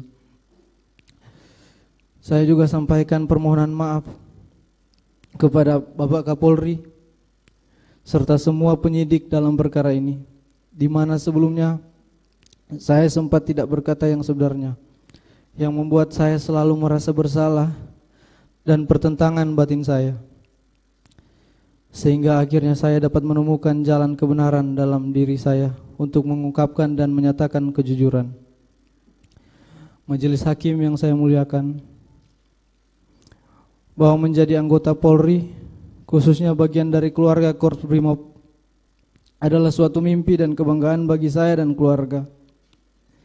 Setelah menjalani 4 kali tes Bintara dan terakhir tes Tamtama, yang dimana sepanjang perjalanan tes yang berkali-kali dari tahun 2016 hingga 2019, 4 tahun saya pun juga tetap bekerja sebagai supir di sebuah hotel di Manado untuk membantu orang tua saya. Karena saya tahu untuk menjadi anggota Polri tidak mudah bagi saya, tetapi saya harus terus berusaha. Saya tumbuh di keluarga yang sangat sederhana, menjadikan saya ingin terus berusaha untuk membanggakan orang tua saya. Setelah ke-4 kali saya mengikuti tes, akhirnya saya dinyatakan lulus dengan peringkat 1 di Polda Sulut. Hal yang sangat membahagiakan dan membanggakan bagi saya dan keluarga, di mana cita-cita saya hampir tercapai menjadi seorang prajurit Brimob untuk mengabdi kepada negara, dan dapat saya wujudkan. Kemudian saya menjalankan pendidikan di Watu Kosek, Jawa Timur, 30 Juni 2019. Saya meninggalkan kota kelahiran saya dari Manado ke Jawa Timur dengan membawa bekal sisa tabungan saya. Sebelum saya merantau ke Watu Kosek, saya ingat sebelum saya pergi ke bandara, saya berkata, "Mak, saya sudah mau mengikuti pendidikan." Mama saya dengan bangga sambil menangis memberi saya semangat dan doa. Saya pun menangis menjawab akan menjalankan pendidikan dengan baik agar papa mama bangga. Saat itu papa saya masih bekerja sebagai seorang supir dan mama saya seorang ibu rumah tangga yang menjalankan kegiatan sosial di gereja. Setelah menjalani pendidikan dan penempatan di Resimen 1 Pelopor, penugasan pertama saya Satgas Operasi Tinombala Poso selama 7 bulan, dari Maret sampai Oktober 2020, sebagai seorang navigator. Kemudian penugasan berikutnya di Manokwari, Papua Barat, menjadi tim pengamanan Pilkada Desember 2020. Kemudian penugasan evakuasi Sriwijaya Air pada Januari 2021. Dan saya bertugas di Cikias, Jawa Barat di Resimen 1 Pelopor Januari hingga Agustus 2021. Dan saya aktif mengikuti kegiatan sosial di Kesatuan Resimen 1 Pelopor, juga menjadi gitaris di gereja Resimen 1 Pelopor. Dan pada bulan September 2021, saya dipercaya menjadi pelatih Vertical Rescue Resimen 1 Pelopor untuk menjadi anggota, untuk melatih anggota untuk kesiapan menjadi tim SAR jika diperlukan. September hingga November 2021 dan pada tanggal 30 November 2021 saya dipanggil ke Makobrimob dan terpilih menjadi driver Pak Ferdi Sambo yang saat itu menjabat sebagai Kadif Propam Saya tidak pernah menduga, apalagi mengharapkan peristiwa yang sekarang menimpa diri saya. Di masa awal-awal pengabdian saya atas kecintaan saya terhadap negara dan kesetiaan kepada Polri, khususnya Korps Brimob, saya dipilih menjadi ajudan yang dimana tugas saya menjaga dan mengawal atasan. Di usia saya ini tidak pernah terpikirkan ternyata oleh atasan saya, di mana saya bekerja memberikan pengabdian kepada seorang jenderal berpangkat bintang 2 yang sangat saya percaya dan saya hormati, di mana saya yang hanya seorang prajurit rendah berpangkat barada yang harus mematuhi perkataan dan perintahnya. Ternyata saya diperalat, saya dibohongi dan disia-siakan. Bahkan kejujuran yang saya sampaikan tidak dihargai, malahan saya dimusuhi. Begitu hancurnya perasaan saya dan goyahnya mental saya. Sangat tidak menyangka akan mengalami peristiwa menyakitkan seperti ini dalam hidup saya. Namun saya berusaha tegar.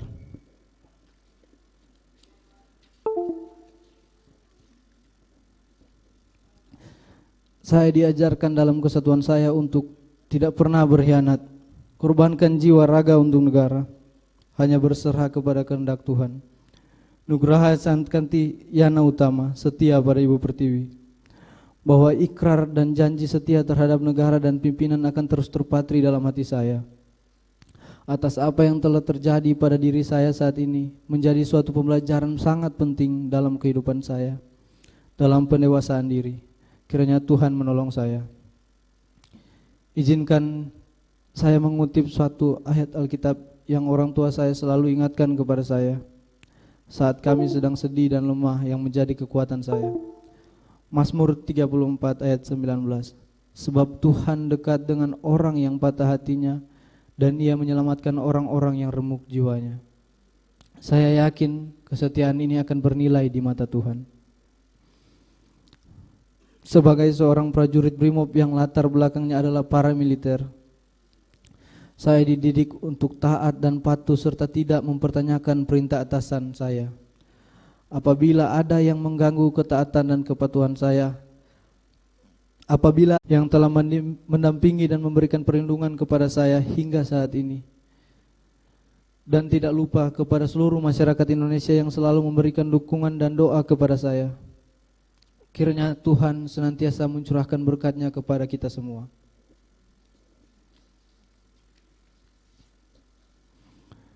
Yang mulia Ketua dan anggota Majelis Hakim, yang terhormat Jaksa Penuntut Umum, tim penasihat hukum dan para hadirin yang saya hormati. Sebagai penutup, saya memohon kepada yang mulia Ketua dan anggota Majelis Hakim, sudilah kiranya menerima pembelaan saya ini. Apakah saya harus bersikap pasrah terhadap arti keadilan dan atas kejujuran? Saya akan tetap berkeyakinan bahwa kepatuhan, kejujuran adalah segala-galanya dan keadilan nyata bagi mereka yang mencarinya. Bahwa sekalipun demikian, apabila yang mulia Ketua dan anggota Majelis Hakim sebagai wakil Tuhan ternyata berpendapat lain, maka saya hanya dapat memohon kiranya memberikan putusan terhadap diri saya yang seadil-adilnya. Kalaulah karena pengabdian saya sebagai seorang ajudan menjadikan saya seorang terdakwa, kini saya serahkan masa depan saya kepada putusan Majelis Hakim. Selebihnya saya hanya dapat berserah kepada kehendak Tuhan. Demikian pembelaan pribadi yang dapat saya sampaikan, dengan harapan dapat dikabulkan oleh yang mulia Ketua dan anggota Majelis Hakim. Kiranya Tuhan yang Maha Kuasa senantiasa melimpahkan bimbingan, tuntunan dan hikmat-Nya kepada segenap pengabdian kita semua. Kekuatan seorang Bayangkara Brimob tidak lahir dari kesenangan, melainkan dari penderitaan panjang yang dilaluinya dengan tekun. Satya Prabu, setia kepada negara dan pimpinan. Rutan Bareskrim, Jakarta 25 Januari 2023. Hormat saya.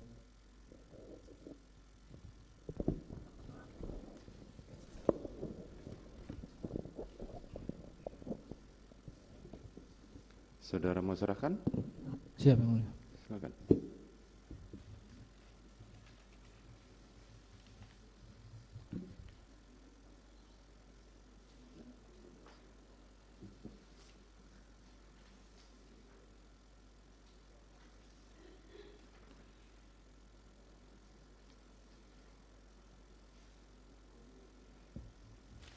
Selanjutnya kepada penasihat hukum.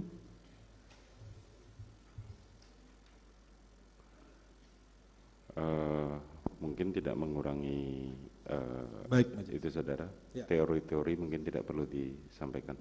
Kami tidak bertele-tele yang mulia. Silakan. Terima kasih yang mulia.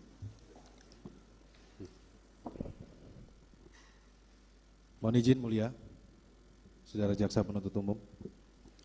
Nota pembelaan perkara pidana nomor 798/PIT-B/2022 PN Jakarta Selatan atas nama terdakwa Richard Eliezer Pudiang Lumiu, disusun oleh tim penasihat hukum.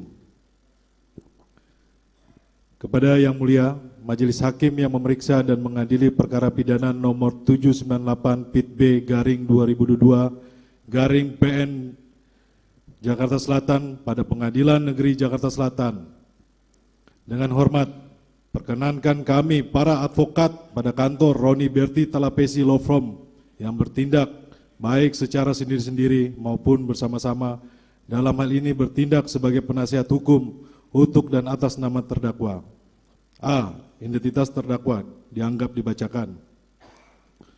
B. Didakwa melanggar dianggap dibacakan. C. Surat tuntutan jaksa penuntut umum dianggap dibacakan. Untuk keadilan, Majelis Hakim yang mulia, saudara jaksa penuntut umum yang kami hormati dan sidang yang kami banggakan. Sebelum pembelaan ini kami mulai, sebagai insan yang beriman, pertama-tama kami mengucapkan puji syukur kepada hadirat Tuhan Yang Maha Esa atas limpahan rahmat, taufik dan hidayahnya, sehingga pada hari ini kami tim penasihat hukum dapat membacakan dan menyampaikan pembelaan di dalam sidang yang terhormat ini. Tentunya harapan kami pembelaan ini dibacakan serta disampaikan kepada Yang Mulia Majelis Hakim untuk kiranya dapat menjadi pertimbangan sebelum Yang Mulia Majelis Hakim sampai pada putusan akhir. Apakah terdakwa ini sungguh-sungguh melakukan perbuatan sebagaimana yang telah didakwakan oleh jaksa penuntut umum, atau apakah terdakwa benar-benar terbukti secara sah dan meyakinkan perbuat dan bersalah secara hukum sebagaimana dituntut oleh jaksa penuntut umum dalam tuntutannya. Setelah mendengar, membaca, dan mempelajari dengan seksama tuntutan terhadap diri terdakwa yang dibacakan jaksa penuntut umum pada persidangan hari Rabu tanggal 18 Januari 2023 di Pengadilan Negeri Jakarta Selatan, maka perkenankanlah kami dari tim penasihat hukum menyampaikan pembelaan atas diri terdakwa Richard Eliezer Pudiang Lumiu. Kami mengucapkan terima kasih yang sebesar-besarnya kepada Yang Mulia Majelis Hakim yang telah memimpin persidangan ini dengan penuh kesabaran, kearifan, dan bijaksana, sehingga persidangan berjalan imparsial, fair, dan objektif. Kami juga mengucapkan terima kasih kepada jaksa penuntut umum atas segala jeripayanya yang telah melaksanakan tugasnya dengan baik sejak awal hingga dibacakannya tuntutan pidana di muka persidangan ini. Jika sekiranya dalam pemeriksaan persidangan ini terdakwa memberikan keterangan yang menurut penilaian majelis hakim maupun jaksa penuntut umum kurang berkenan, terdakwa memohon maaf yang sebesar-besarnya. Sama sekali tidak terlintas sedikit pun dalam benak terdakwa untuk mengurangi wibawa pengadilan ataupun mempersulit jalannya persidangan. Majelis Hakim yang mulia, pembelaan ini dilandasi oleh sebuah harapan agar Yang Mulia Majelis Hakim yang memeriksa dan memutus perkara ini dengan bijaksana dan penuh kearifan, serta senantiasa berkiblat pada rasa keadilan, hati nurani, kemanusiaan, dan tanggung jawab kepada Tuhan Yang Maha Esa. Sekiranya Yang Mulia Majelis Hakim berkenan untuk memberikan putusan terhadap diri terdakwa adalah suatu putusan yang adil, arif, dan bijaksana yang semata-mata berdasarkan pada keadilan yang hakiki. Persidangan yang kami muliakan, berbicara tentang kehidupan agaknya begitu kompleks. Itu sebabnya muncul ungkapan yang menyebutkan kehidupan itu seperti roda yang berputar. Akan tetapi tidak semua orang memahami kehidupan seperti ungkapan tersebut. Sebagian orang menilai kehidupan terdiri atas babak-babak seperti di dalam drama. Mungkin begitu pula cara untuk memahami kehidupan yang dialami Richard Eliezer atau dikenal sebagai Baradae. Ia sebelumnya adalah prajurit Brimob dengan cita-cita luhur mengabdi kepada negara, kini duduk di kursi pesakitan sebagai terdakwa dalam kasus penembakan almarhum Brigadir Nofriansah Yosua Huta Barat. Kita mengerti Richard Eliezer begitu terpukul secara psikis dengan peristiwa yang dialaminya karena dia harus meninggalkan keluarga dan tunangannya serta kesatuan yang menjadi kebanggaannya. Mungkin pula hatinya hancur karena peristiwa itu. Apalagi peristiwa itu lantas mengubah seluruh arah kehidupan Richard Eliezer. Publik bisa menangkap kesan hancur itu ketika Richard Eliezer membacakan surat permohonan maafnya kepada almarhum Brigadir Nofriansah Yosua Huta Barat dan keluarganya pada sidang perdana tanggal 18 Oktober 2022. Ketika membacakan surat itu, suara Richard Eliezer bergetar dan menahan tangis. Bayangkanlah, seandainya Richard Eliezer tetap mengikuti skenario kasus awal Jenderal Verdi Sambo, Richard Eliezer bisa memilih jalan untuk menyelamatkan diri sendiri, cari aman, menuju karir gemilang. Dalam konspirasi dan pengabdian total kepada sang jenderal, ia bisa memilih menutup mata, membohongi hati nuraninya sendiri, nurani publik, menutup rapat kejahatan kemanusiaan yang paling keji dan busuk. Jika jalan itu yang dia pilih, bisa dibayangkan peristiwa ini akan menjadi kasus pembunuhan yang tidak terungkap, dark number, hilang dari pengamatan publik sama seperti kasus kejahatan besar lainnya, tertutup rapat. Namun Richard Eliezer memutuskan menempuh jalan terjal keadilan, mengungkap kebenaran dan keadilan.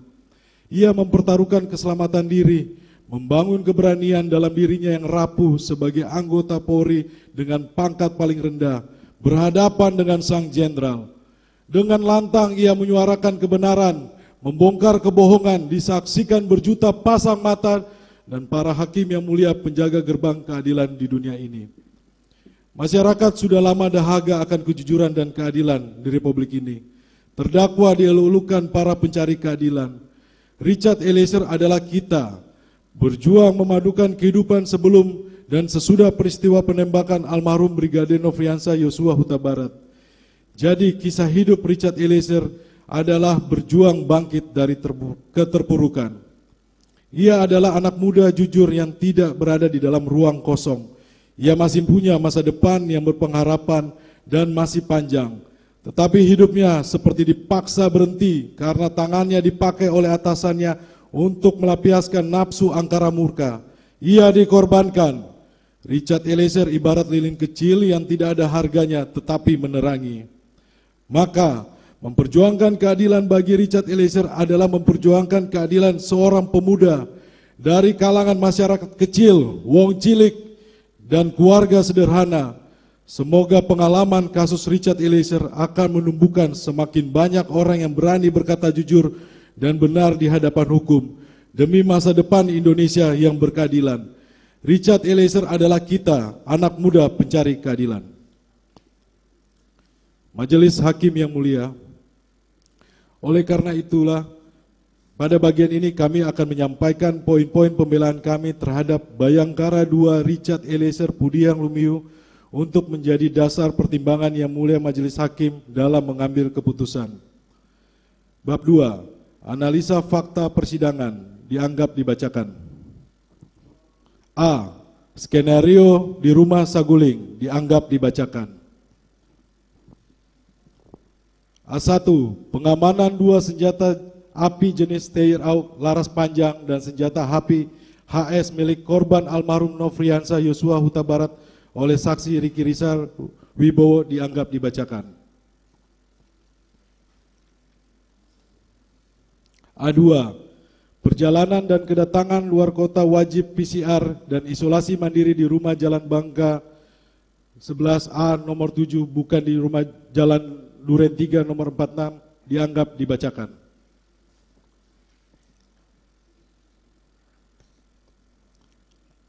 A3. Lemari senjata di lantai 3 rumah Saguling dianggap dibacakan. B. Perintah tembak Brigadir Nofriansah Yosua Huta Barat oleh Verdi Sambo di rumah Duren 3 nomor 46 dianggap dibacakan. B1. Terdakwa Richard Eliezer Pudiang Lumiu diperintah menembak dan didoktrin secara berulang-ulang dalam kondisi ketakutan dan tidak bisa menolak perintah atasan. Dianggap dibacakan.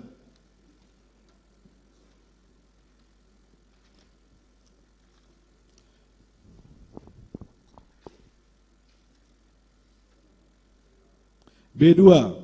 Saksi Ferdi Sambo memberikan kotak amunisi dan memerintahkan mengisi magasin senjata terdakwa serta memerintahkan terdakwa mengambil senjata api HS milik korban almarhum Nofriansah Yosua Huta Barat yang disimpan saksi Riki Rizal Wibowo di rumah di bak dashboard mobil XLM. Dianggap dibacakan. B3. Perintah menembak korban Nofriansah Yosua Huta Barat dan diakhiri dengan tembakan mematikan oleh si pemberi perintah saksi Ferdi Sambo kepada korban Nofriansah Yosua Huta Barat dianggap dibacakan.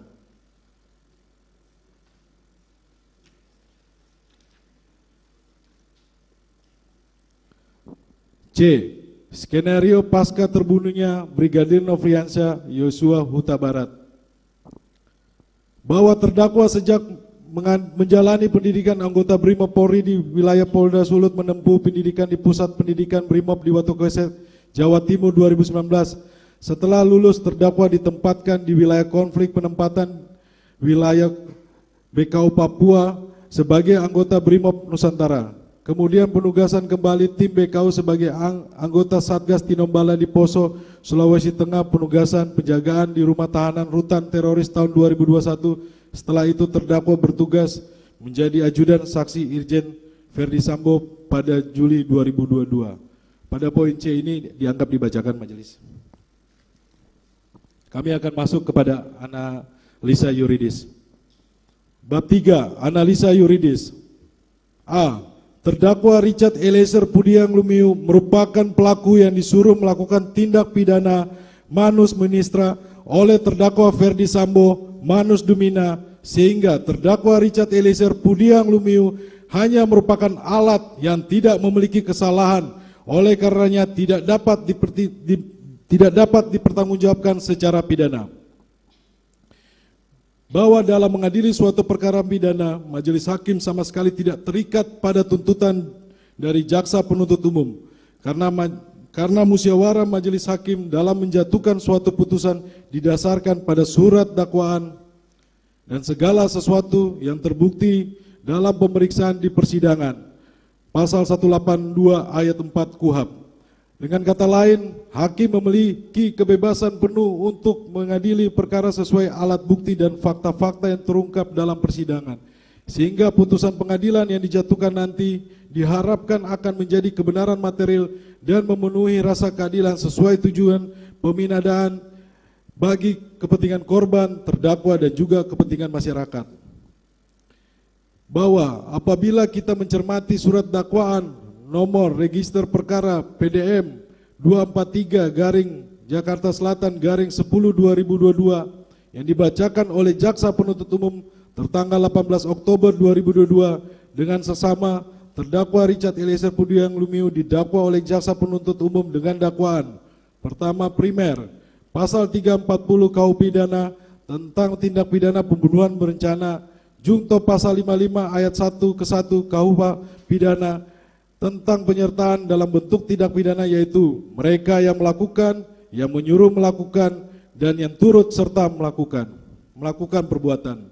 2. Subsidiar pasal 338 KUH pidana tentang tindak pidana pembunuhan jungto pasal 55 ayat 1 ke 1 KUH pidana tentang penyertaan dalam tindak pidana, yaitu mereka yang melakukan, yang menyuruh melakukan, dan yang turut serta melakukan perbuatan.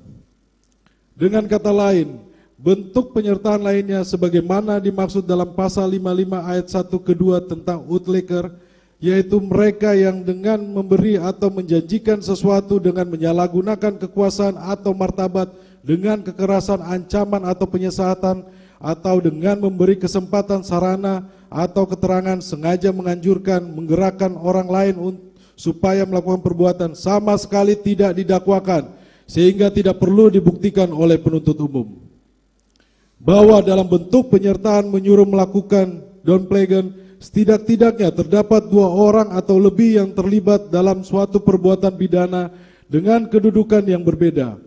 Orang yang menyuruh melakukan disebut manus domina, sedangkan orang yang disuruh melakukan disebut manus ministra.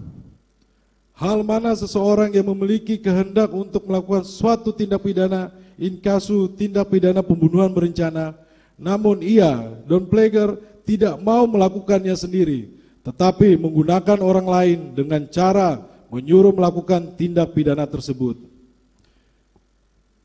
Argumentasi hukum ini sejalan dengan pendapat dari Edi O.S. Hirahi dalam bukunya Prinsip-Prinsip Hukum Pidana terbitan Cahaya Atma Pustaka Yogyakarta 2014 halaman 360, di mana 3 syarat utama menerapkan bentuk penyertaan menyuruh melakukan Don Plegen, yaitu: pertama, alat yang dipakai untuk melakukan tindak pidana adalah orang. Kedua, orang yang disuruh melakukan tindak pidana tersebut tidak memiliki kesengajaan, kealpaan, atau kemampuan bertanggung jawab. Ketiga, konsekuensi dari syarat kedua tersebut adalah orang yang disuruh melakukan suatu tindak pidana tidak dapat dijatuhi pidana. Bahwa untuk membuktikan telah adanya bentuk penyertaan berupa menyuruh melakukan Don Plegen antara saksi Ferdi Sambo selaku manus domina dan terdakwa Richard Eliezer Pudiang Lumiu selaku manus ministra, izinkanlah kami untuk mengemukakan sejumlah fakta hukum yang terungkap dalam persidangan, baik itu dari keterangan para saksi, keterangan terdakwa, serta perbuatan, kejadian atau keadaan yang karena persesuaiannya antara satu dengan lainnya maupun dengan tindak pidana sebagaimana yang didakwakan oleh penuntut umum. Pasal 188 KUHP, yaitu dalam konstruksi pasal 55 ayat 1 ke 1 KUHP terkait penyertaan dalam tindak pidana dikenal dengan istilah delmeneming yang bertujuan untuk mengetahui peran dari masing-masing pelaku dalam perbuatan pidana. Penyertaan dalam tindak pidana terdiri dari pelaku pleger yang menyuruh melakukan Don Pleger yang turut serta melakukan Medepleger dan penganjur Outlocker. Pada konsep Don Pleger ada yang menyuruh melakukan manus domina dan ada pihak yang disuruh melakukan manus ministra. Hal ini dapat dikategorikan dalam perkara Akwo di mana terdakwa Richard Eliezer Pudiang Lumiu adalah manus ministra, sedangkan saksi Ferdi Sambo merupakan manus domina.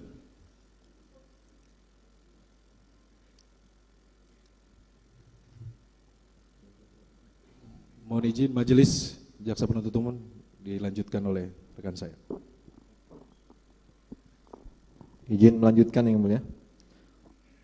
Bahwa berdasarkan fakta persidangan terbukti bahwa terdakwa Richard Eliezer Pudiang Lumiu adalah pihak yang disuruh melakukan perbuatan oleh saksi Ferdi Sambo. Menurut Utrecht dalam bukunya Hukum Pidana 2 halaman 18, definisi yang dibuat oleh Memori Pansturisting memperlihatkan unsur menyuruh melakukan adalah seseorang manusia yang dipakai sebagai alat oleh pembuat delik.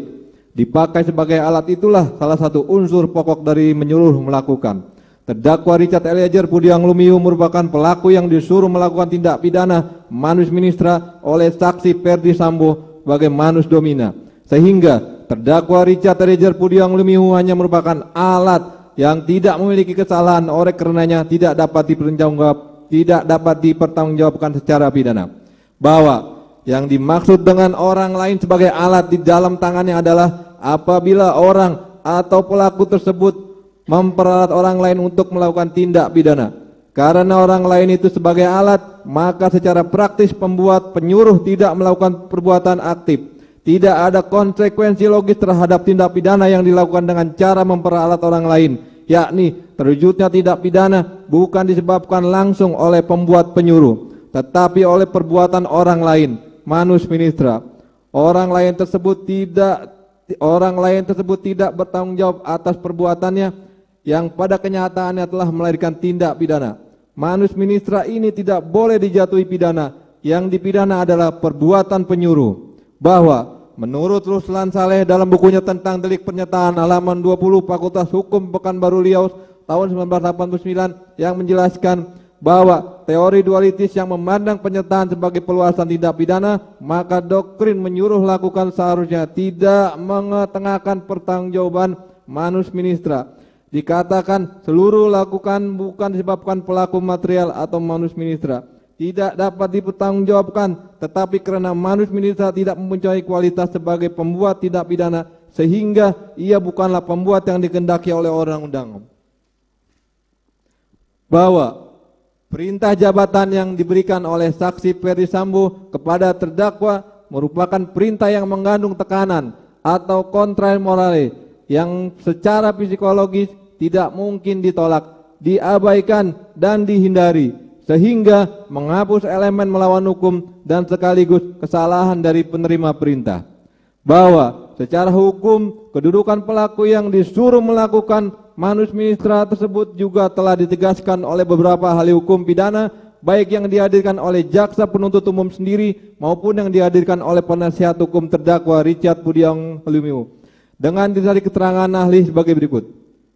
Bahwa menurut ahli hukum pidana Effendi Saragi, Don Pleger adalah orang yang menyuruh untuk melakukan tindak pidana, sedangkan Pleger adalah orang yang disuruh melakukan tindak pidana hanya merupakan alat, dan alat itu tidak bisa diminta pertanggungjawaban pidana. Alat itu dalam bentuk orang.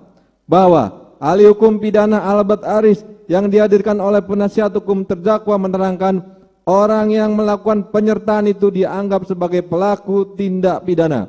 Pertama adalah yang melakukan tindak pidana sendiri. Kedua adalah yang melakukan tindak pidana dengan perantaraan alat atau menyuruh orang lain yang tidak dapat dipertanggungjawabkan.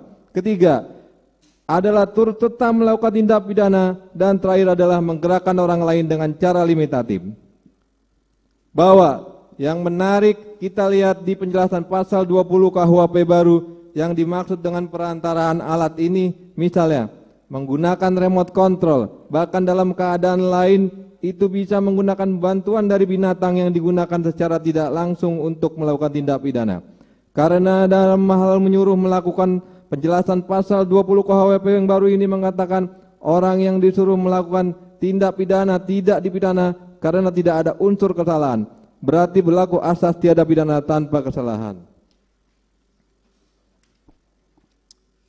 Bahwa apabila dikaitkan dengan bentuk pernyataan atau doneming, yang kedua yaitu menyuruh lakukan, setidak-tidaknya terdapat orang yang menyuruh melakukan atau Don Pleger dan orang yang disuruh atau disebut Pleger.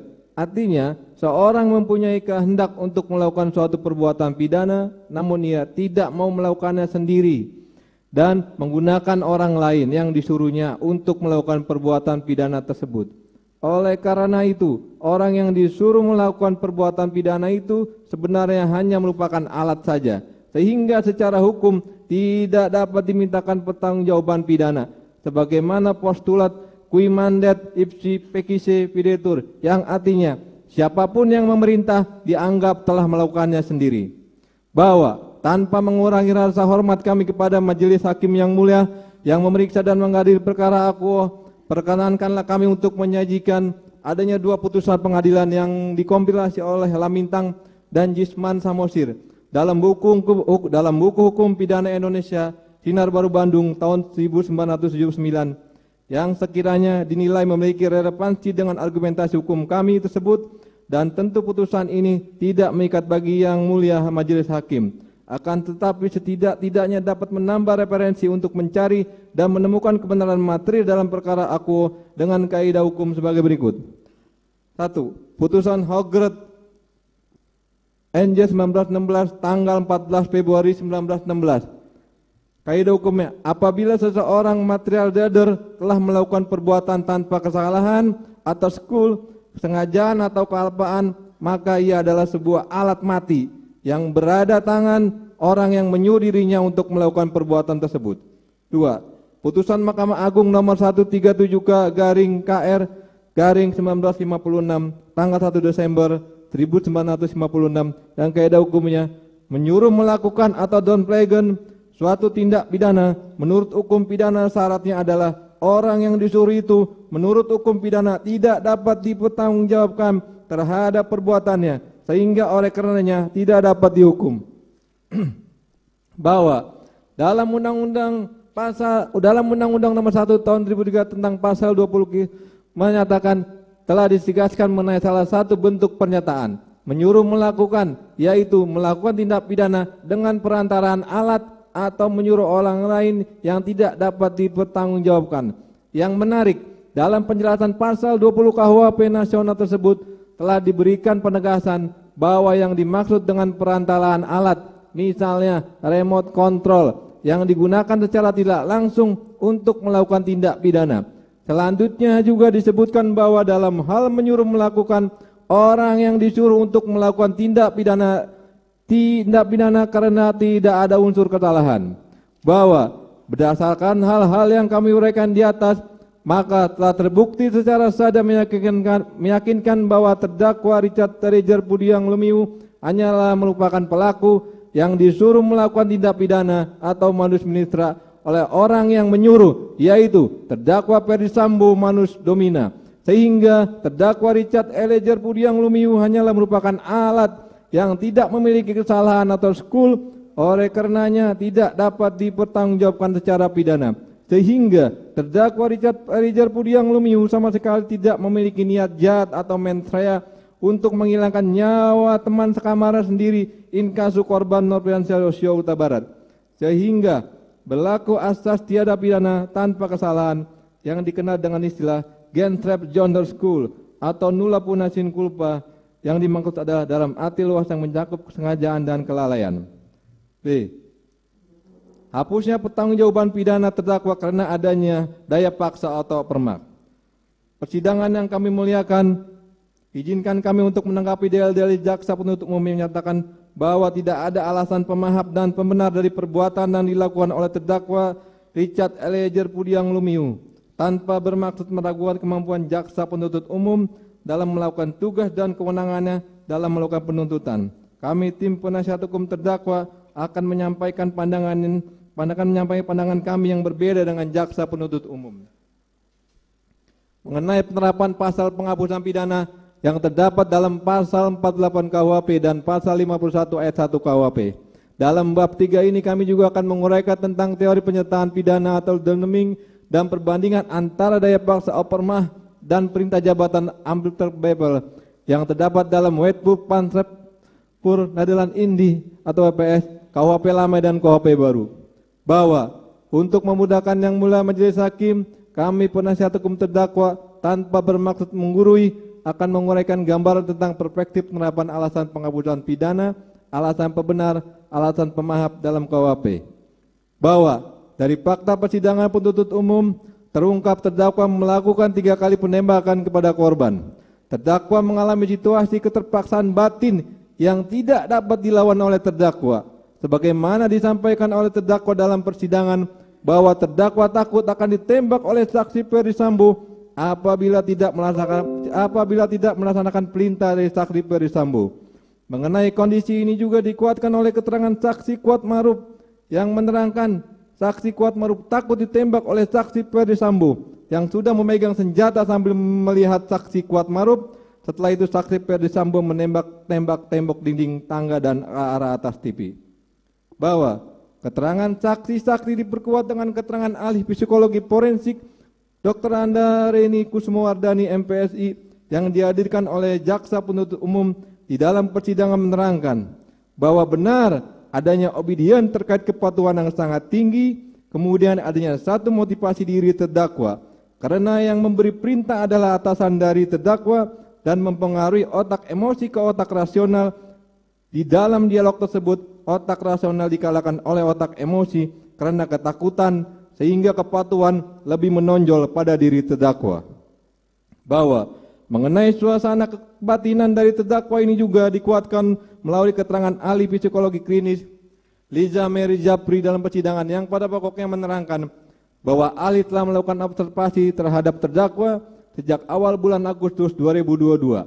Observasi yang dilakukan semua data asesmen ahli diberikan kepada pihak ketiga tanpa mencantumkan nama sehingga untuk menjaga independensi. objektivitas, dan kualitas dari pengelolaan data assessment. Bahwa berdasarkan hasil tes yang dilakukan, terdakwa memiliki tingkat kejujuran yang sangat tinggi. Bahwa tingkat kepatuhan dan tingkat kepatuhan terdakwa sangat tinggi terhadap otoritas dari lingkungan sekitar.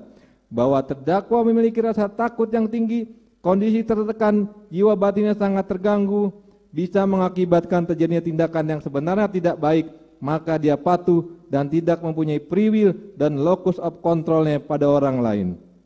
Bahwa keterangan ahli pidana Alfi Sahari menerangkan daya paksa bersifat relatif, yaitu daya paksa yang timbul dari seseorang karena suatu keadaan yang dikatakan sebagai opermah dilihat dari kondisi kejiwaan, dan ahli berpendapat kondisi ini dapat dikualifikasi sebagai alasan pemaaf.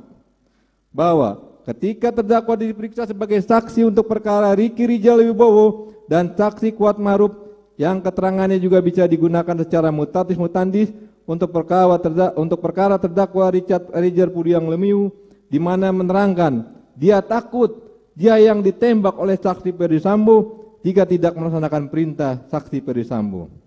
Bahwa menurut pendapat Edi O.S. Harries dalam bukunya Prinsip-Prinsip Hukum Pidana edisi revisi tahun 2016 halaman 264-265 dijelaskan, daya paksa itu terbagi atas dua, yaitu bersifat relatif dan bersifat absolut. Daya paksa absolut memiliki pengertian seorang tidak dapat berbuat lain. Dalam hal ini yaitu daya paksa relatif vis kompulsif dalam arti sempit atau karena paksaan psikis contrale morale. Dalam keadaan demikian juga berlaku adigium ignoscitur aequi sanguinem sum qualiper temporut. Artinya, apapun yang dilakukan oleh seorang karena ketakutan akan kehilangan hidupnya tidak akan dihukum. Daya paksa relatif itu timbul dari seseorang, ada juga yang timbul dari suatu keadaan dikatakan sebagai opermah, dikatakan ada suatu kondisi kejiwaan yang harus dia lakukan, dan hal ini dapat dikualifikasi sebagai alasan pemaaf tetapi dibuat dari tidak pidana. Maka berdasarkan uraian di atas dikaitkan dengan fakta-fakta hukum yang terungkap di persidangan mengenai daya paksa, kami menyimpulkan bahwa ketika melakukan perbuatannya terdakwa berada dalam pengaruh daya paksa sebagaimana dimaksud dalam pasal 48 KUHP, sehingga perbuatan terdakwa tidak dapat dipertanggungjawabkan secara pidana. Bahwa berdasarkan fakta-fakta yang terungkap persidangan yang diperkuat dengan keterangan terdakwa Richard Eliezer Pudiang Lumiu mengenai perbuatan yang dilakukannya, yaitu telah melakukan penembakan sebanyak 3 atau 4 kali kepada korban Nopriansah Rosyota Barat, didasarkan adanya perintah yang diberikan oleh saksi Ferdi Sambo yang akan kami kutip selengkapnya sarinya keterangan saksi Ferdi Sambo, yaitu, kamu tahu enggak kejadian di Magelang? Siap, tidak tahu, Bapak. Kamu tahu ibu dilecehkan? Siap, tidak tahu, Bapak. Kamu siap enggak backup saya? Apabila nanti saya konfirmasi ke Yosua, dia melawan, kamu siap nembak enggak? Dan keterangan terdakwa sendiri yang menyatakan, kamu tahu enggak kejadian apa di Magelang? Siap, tidak tahu, Bapak. Tidak lama kemudian saksi Putri Candrawati datang, lalu duduk di samping saksi Ferdi Sambo, lalu saksi Ferdi Sambo mengatakan lagi, Yosua sudah melecehkan ibu di Magelang. Kurang ajar anak itu, sudah tidak menghargai saya. Dia sudah menghina harkat dan martabat saya. Memang harus dikasih mati anak itu. Nanti kau yang tembak Joshua ya. Kalau kamu yang tembak Joshua, saya yang akan jaga kamu. Nanti kalau saya yang tembak, tidak akan yang menjaga kita. Izin melanjutkan yang mulia. Izin melanjutkan majelis. Bahwa dalam pemeriksaan persidangan sebagai saksi mahkota, saksi Ferdi Sambo dan saksi Riki Rizal Wibowo menerangkan